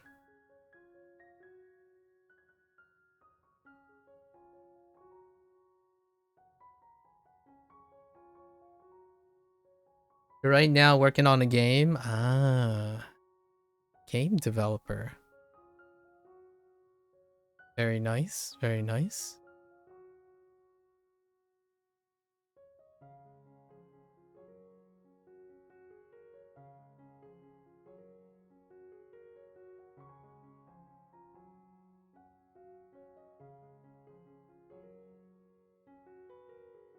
How's that going for you, game developer?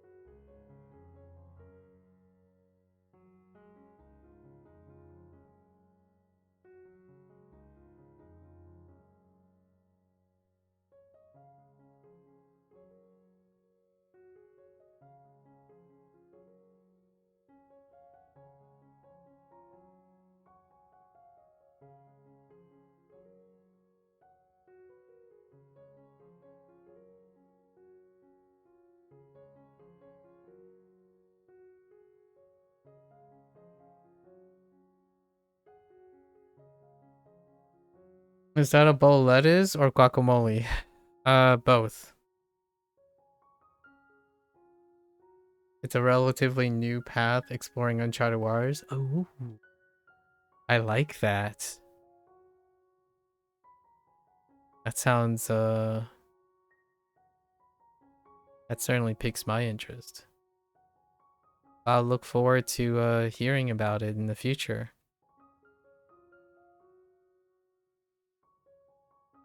Splashy, splashy game development. I'm all for that. Oops. It's a bowl of guacamole. What are you talking about? It's whatever you, it's the opposite of whatever you think it is. Come at me.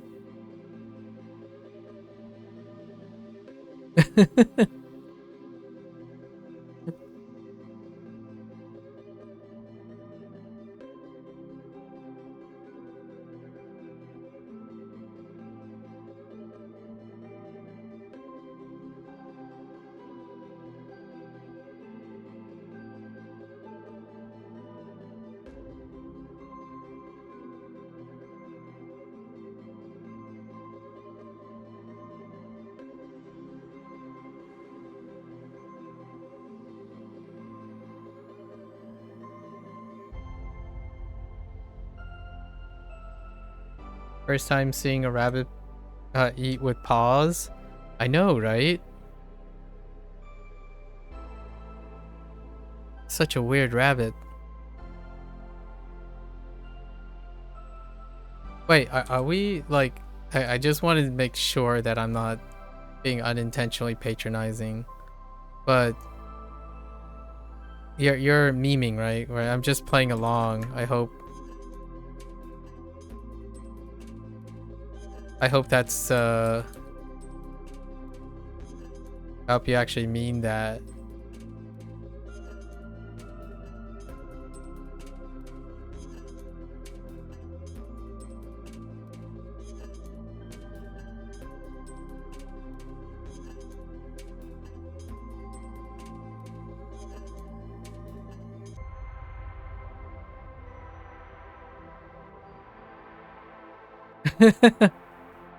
Because I mean I'll play along the whole time.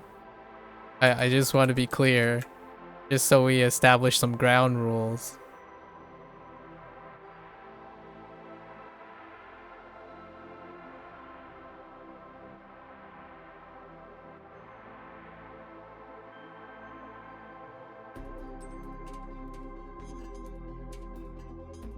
It was one time I played along and I kept calling this like ferret a cat, and the person legitimately was confused why I kept calling the ferret a cat. Like, man, that's a really strange cat that this person have, or like calling a bear a dog, like, and it didn't land right. So this is me trying to make sure that we are still on the same page.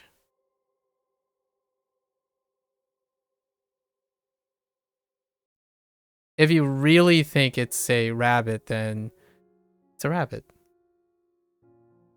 That's a nice thing about art, you know? Up for interpretation. And this is guacamole, you know?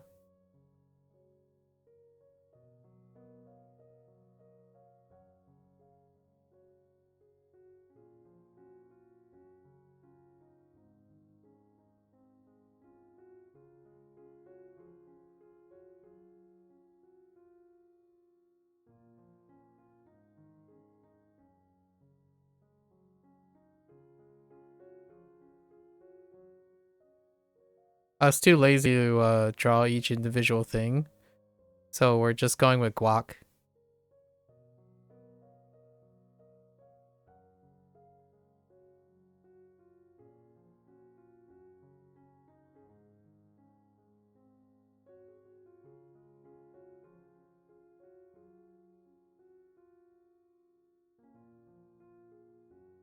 I actually do not know what guacamole is. Heard it many times. Are you familiar with avocado? Like the fruit avocado? I'm not. If you've seen an avocado, then that's what guac is. Yeah, it's basically the flesh mixed with a lot of spices. You never tried it? It's that, the fleshy stuff. That's why it looks green and mushy and stuff. A bunch of guac.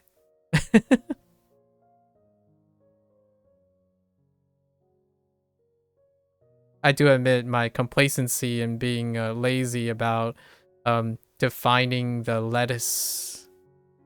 Right, whoops, I gave it away. The lettuce made it look like guac for sure. I'll add more things to it so that it looks a little bit less like guac. But for now, I was just trying to quickly, because I'm way behind. I'm way behind schedule. We already did a different prompt. Not that I don't appreciate the company. Do you do art at all, Blue? Like, does your art, does your game development involve art at all?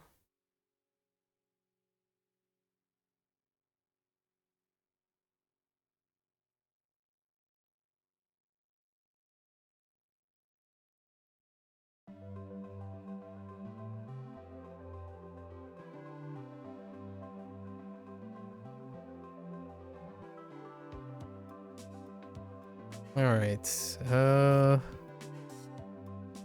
I'm thinking about maybe completing this tomorrow. Because I still gotta do the back.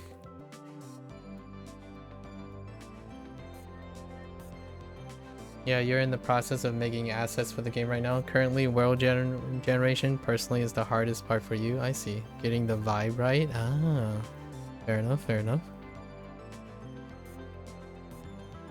Alright, so the question is, do I just want to cut corners and complete this? Oh yeah, take care, take care. Mm-hmm. Good luck, good luck.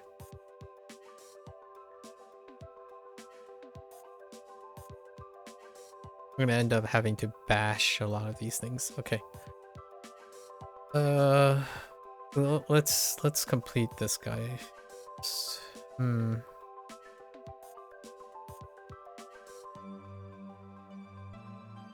All right. Time to buckle down.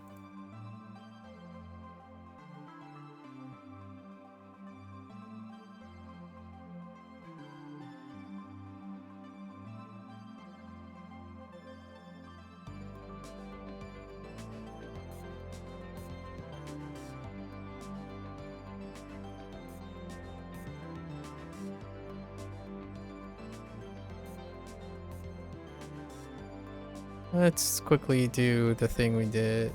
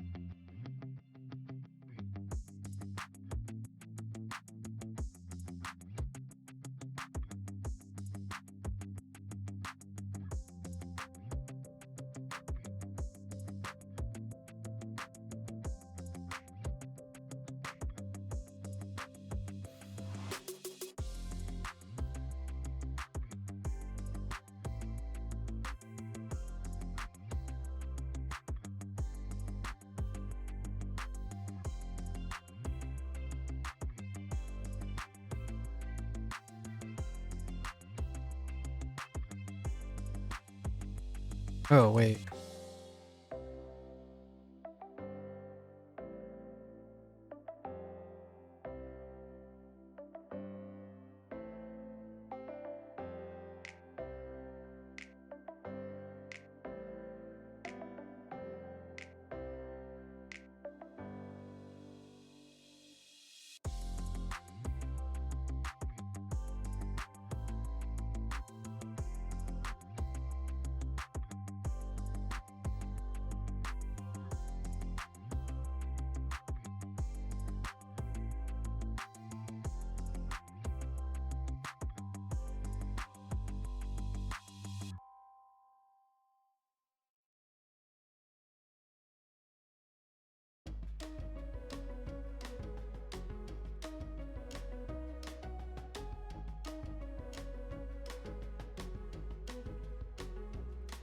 Oh, wait.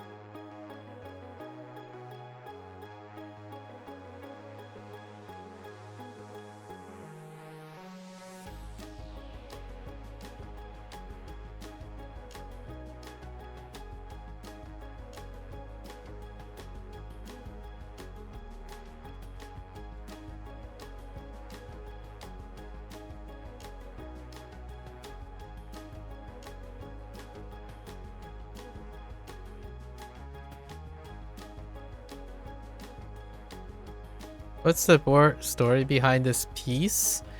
The Inktober prompt is shredded.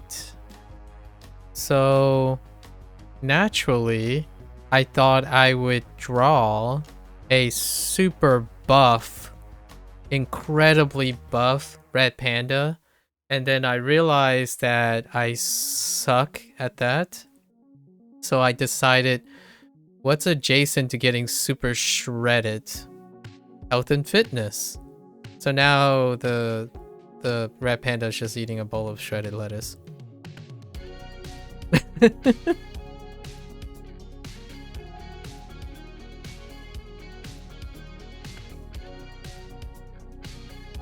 And one of the considerations was because I also had to do another prompt today.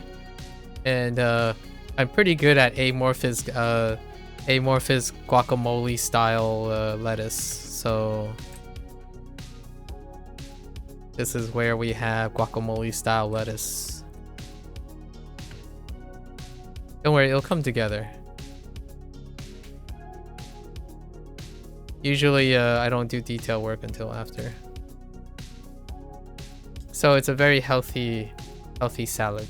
And red pandas eat salads and shredded lettuce and stuff, so I figured the bigger story, Peas and Carrots, is that it's we're doing Inktober. Each day there's a new prompt. It comes with one word. Shredded is today's prompt, or actually yesterday's prompt. And I have a meta requirement. The meta requirement is, I'll give you an example. This is my earlier prompt today. The meta requirement is I'm also learning Japanese and Chinese characters, right? I'm learning to read them. And they're usually flashcards. And flashcards, I was like, oh, all right, we're going to make a card theme, basically. So everything's a playing card. And I'm using characters that represent the soul or the expression of the prompt. So this was yesterday, the day before yesterday's prompt. And this one is Sting. The prompt was Sting. So this character represents pierce, stab, or sting in Japanese and Chinese. And we drew a guy in a... The other requirement is I use my mascot. And the mascot is a red panda. I don't have like a specific OC. The panda looks different in every single prompt because I'm an inconsistent artist, right? I only draw during the Inktober times. So that's what we're doing. And the other story is I'm constantly trying something new that I didn't do in the previous one and refining some techniques over time that might be interesting to keep. So that's what I'm doing now. I'm basically testing out different aesthetics in defining what my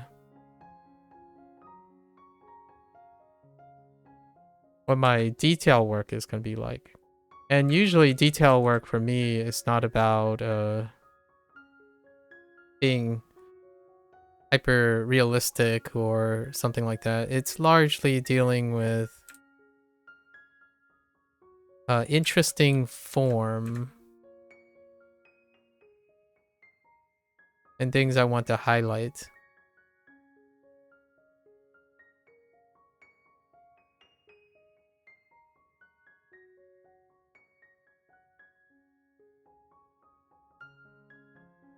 It gets pretty obvious where they are. So it's not really haphazard. It's more a stylistic choice. And usually I have a lot of time to experiment. This is my favorite part of the conception and stuff is probably the toughest part.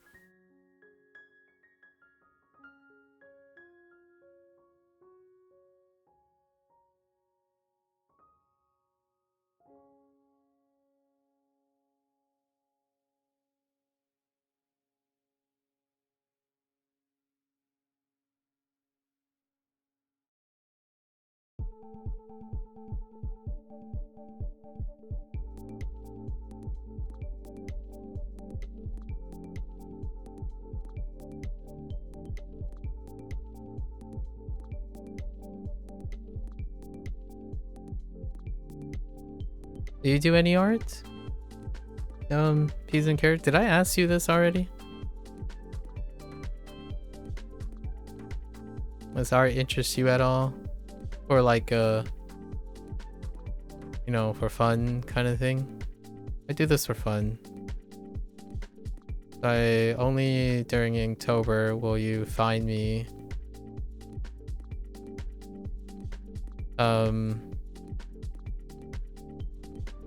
obligating myself to try kind of situation.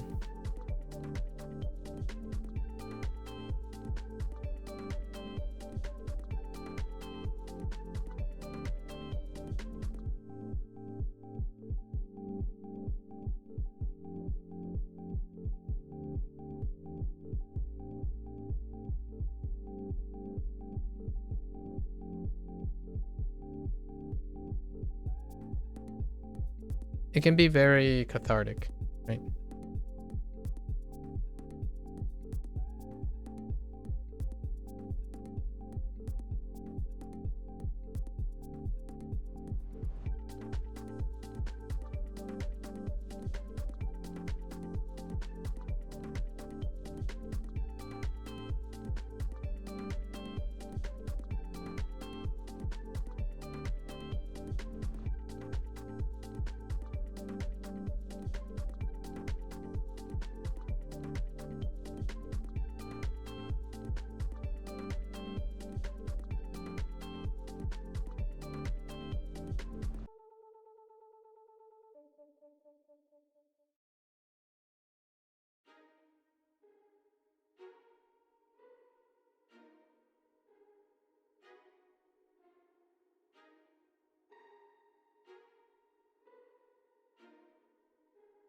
You don't do any art, but you do find this nice to watch?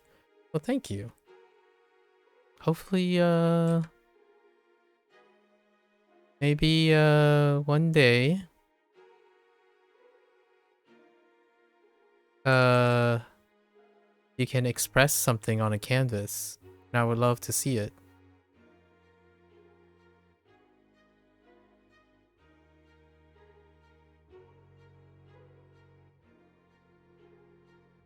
So what I'm doing right now is there are certain like games and things that apply very specific techniques, and I'm kind of like doing my own version of it. And I'm basically near the end of all the compositions. I try to find a idiosyncrasy, something that makes it so that it's identifiably me. So I typically like to experiment with each one. There's some sort of experimentation on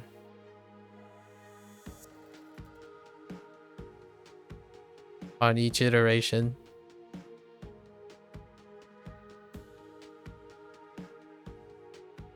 I'm also practicing my like hand motions and whatnot.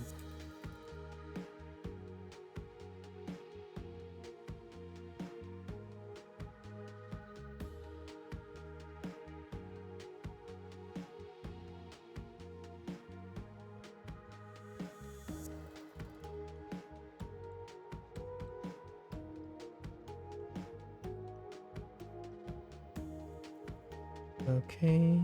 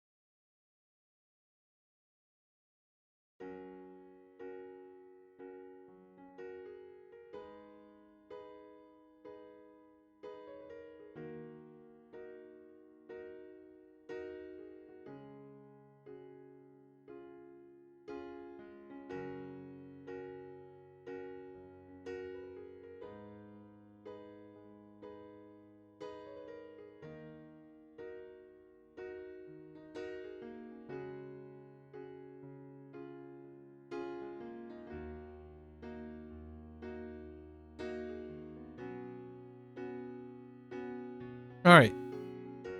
So a little less like guacamole, but still kind of like guacamole with veins.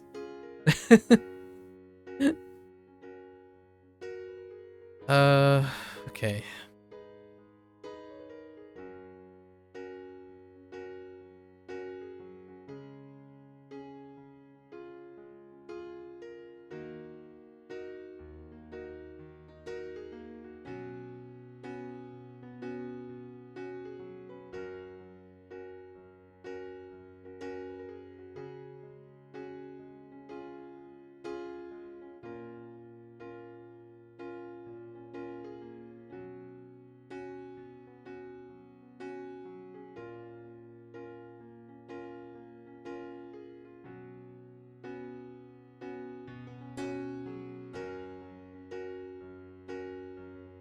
Okay.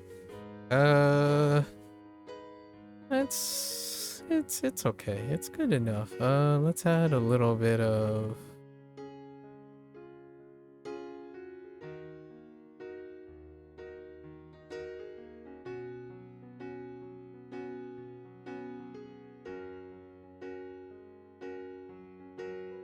nope. Um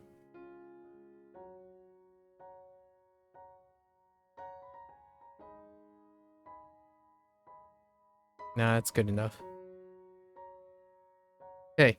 So now we have to do the other thing, which I should have completed way ago. All right. So let's do all of our placeholders. We have tons of placeholders here.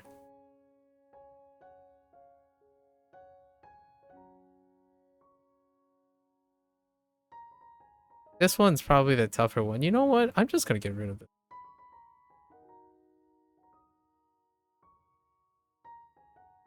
Yes. I can't do that now. Too late. I'm running on fumes. So instead, just gonna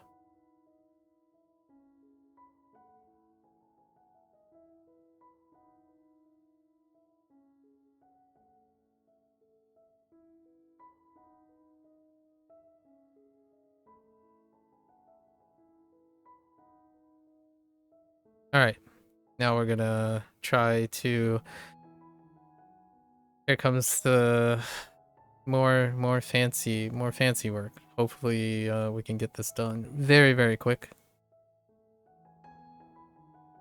I've been practicing this the last week or so.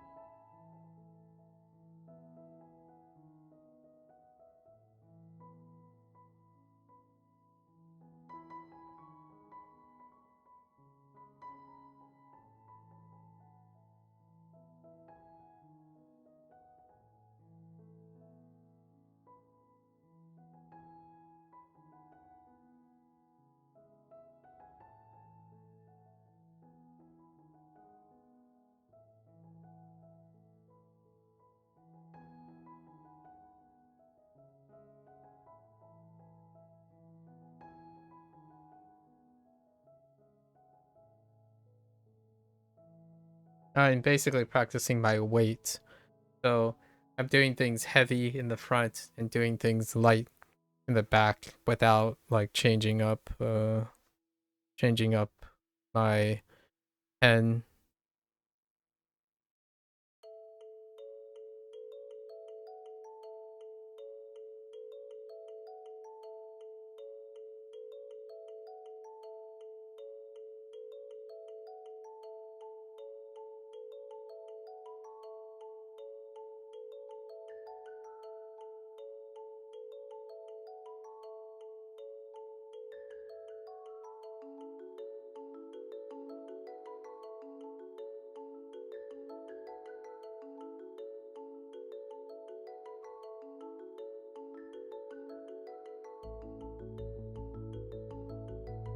Oops.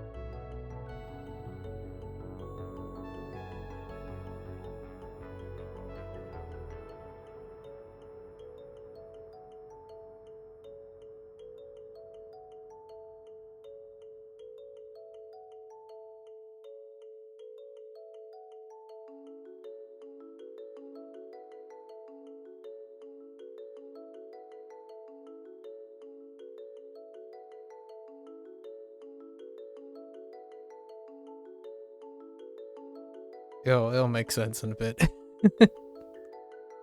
um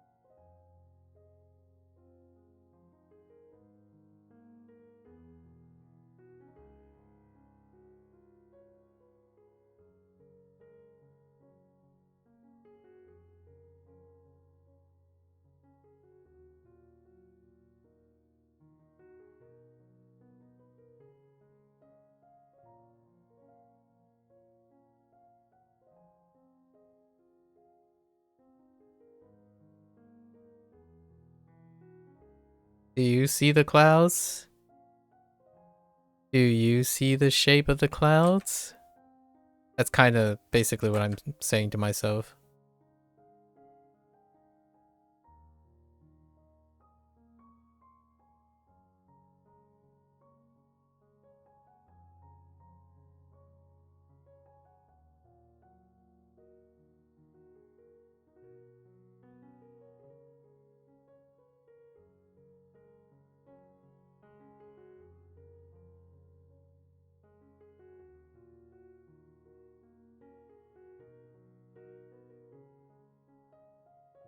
That was a little bit chunky.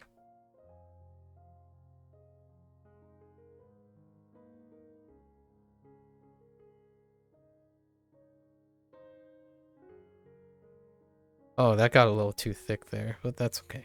All right. Oh.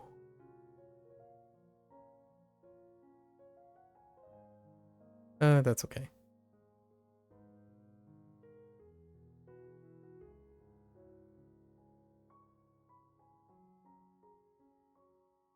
Maybe it's not okay. We'll see.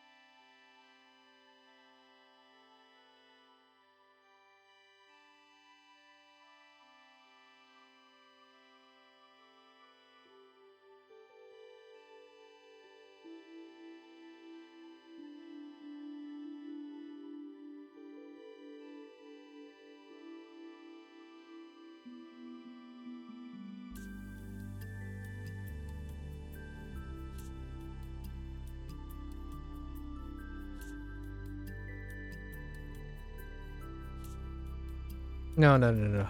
I think it's better if I do the. Okay. How much time do I have?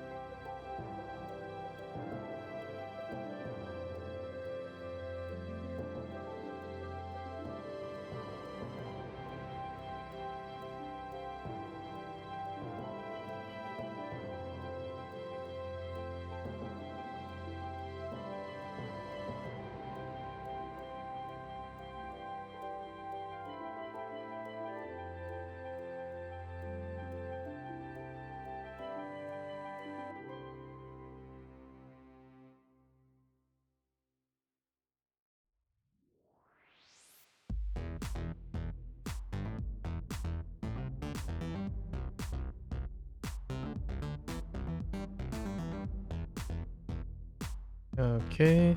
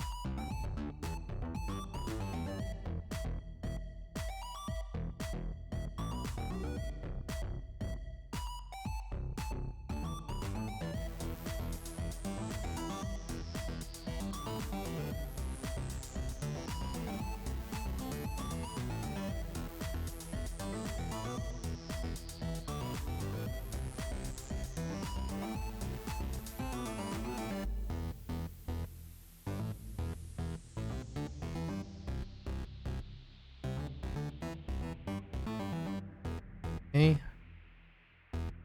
All right.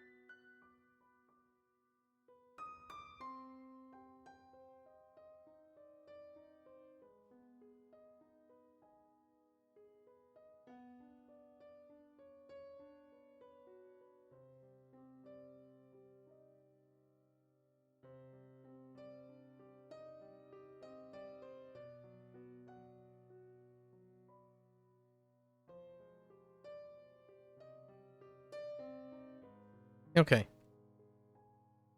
All right. We're good. Now let's do our border and call it a day. Ooh. I don't think tomorrow I'm gonna do a double prompt, but we'll see. So many good conversations today. To our border.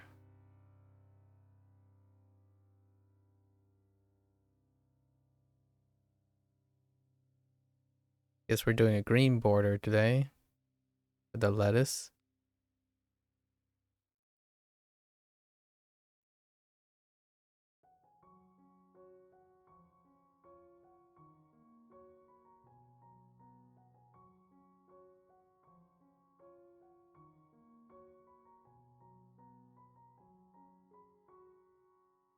I don't actually know what character I'm gonna use for the lettuce.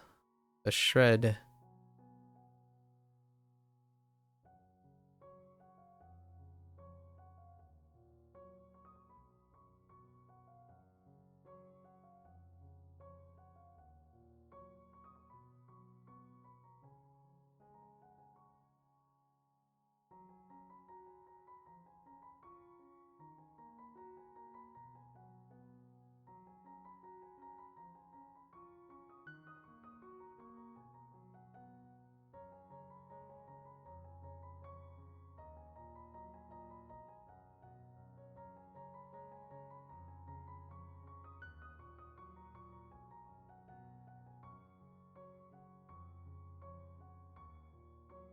So we're kind of combining another thing that I've done before, which is kind of relying on full saturated things for a bit of a wild card thing at the top. I think I'm going to try to push that even harder next time. I'm starting to remember many of the things that I cultivated over the last couple of years. Alright, so shredded. Hang on. I'm gonna... let's... maybe this is the color we're going for. Yeah, that looks pretty good. And how do I get salad? Do I have something in here that can give me a feeling of... oh, that's kind of nice.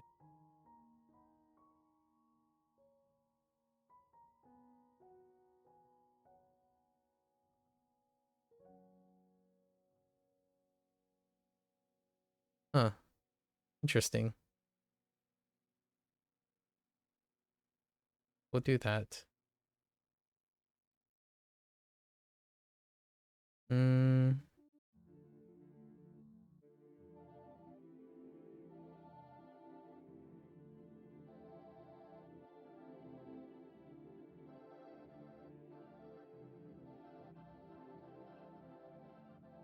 Ooh, that's...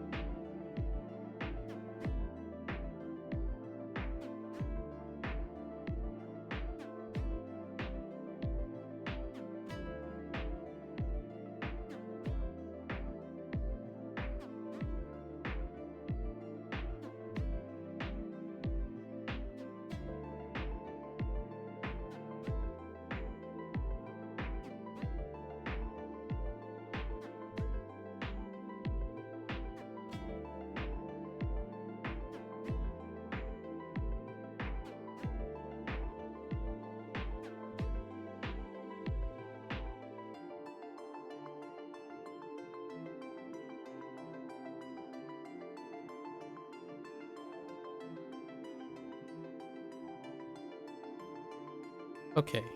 So... shred. I could think of tear.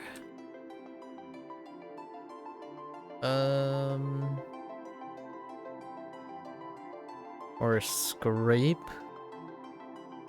Hmm. That's kind of like break as well.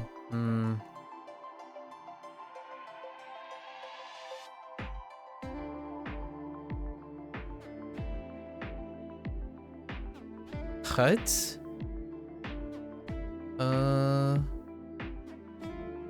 We use cut. I think cut is a little bit more in the wheelhouse right now.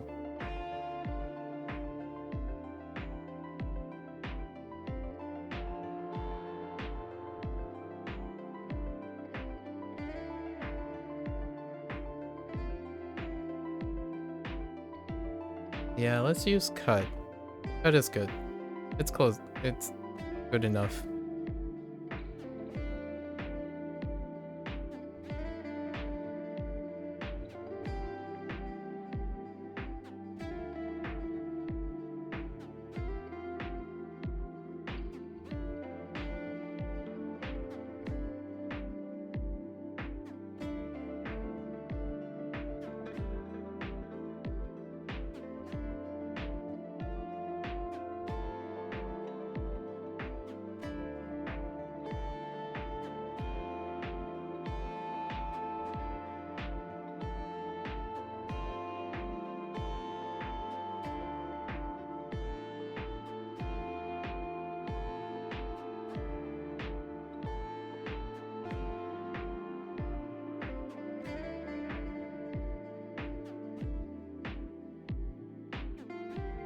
I'm really tired. I'm starting to feel, yeah, starting to feel it. So I gotta do what we can.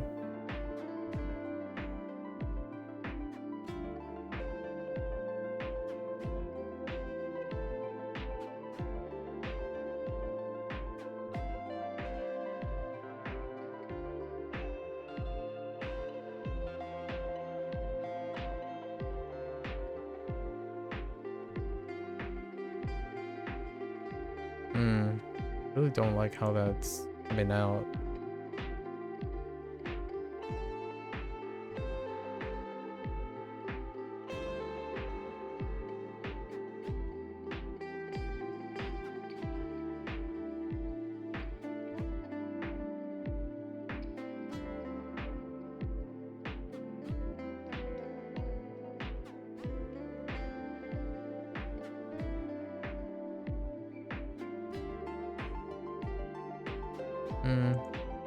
That's fine.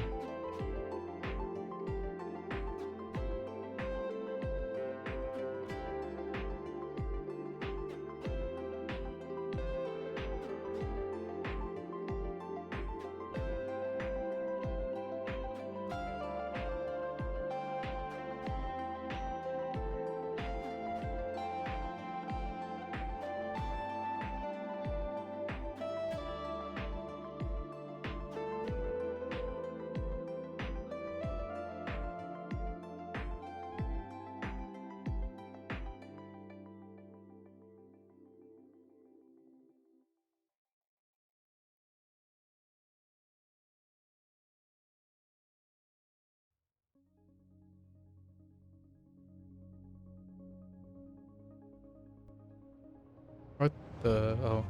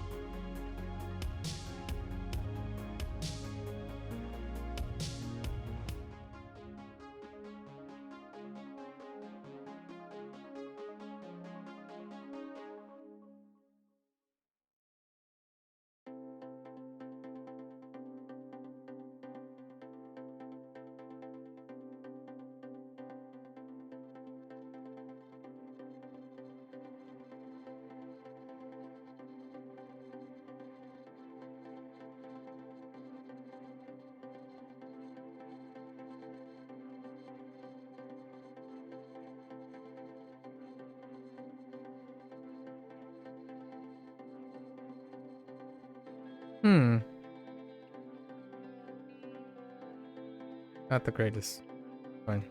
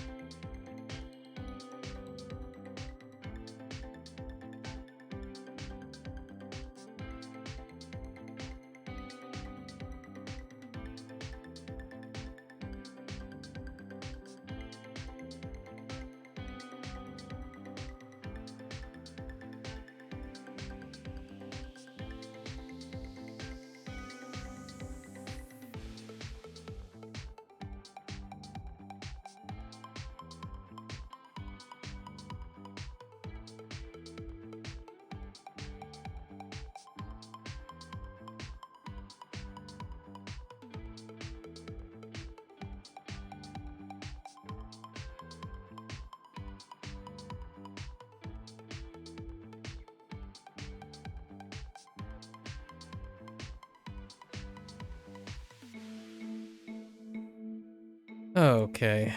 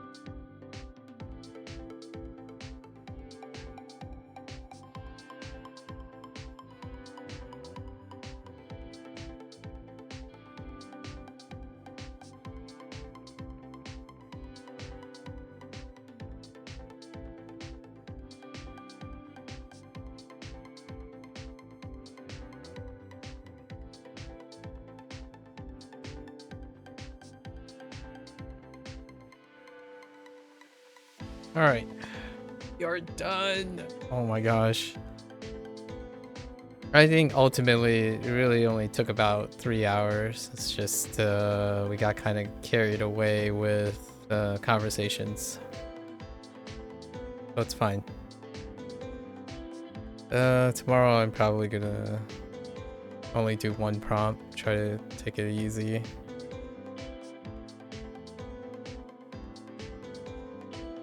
Lots of fun discussions were had.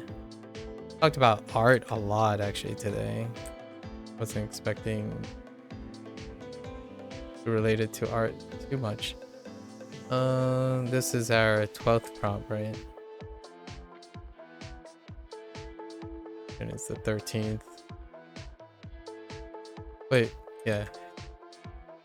We start on the 13th.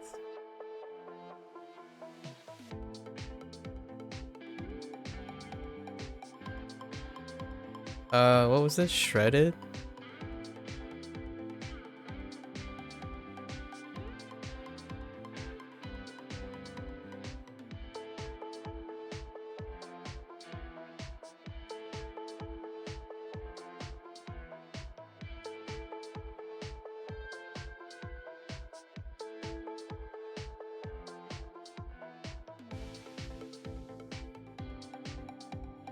All right. I think I've gotten down very specific things that I really like, and then there are very specific things that there are tiny little things here and there that I don't like that I'll probably adjust tomorrow. But I think I've gotten down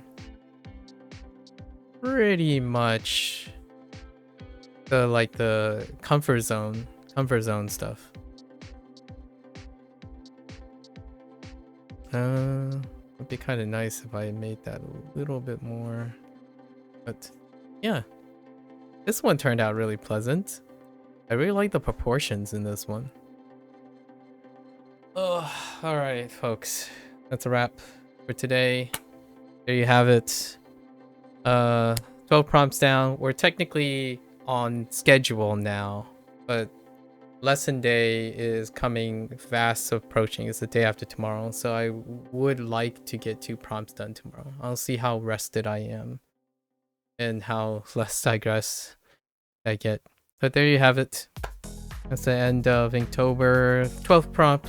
We're up to date. I took a bye because I was also digressing really hard.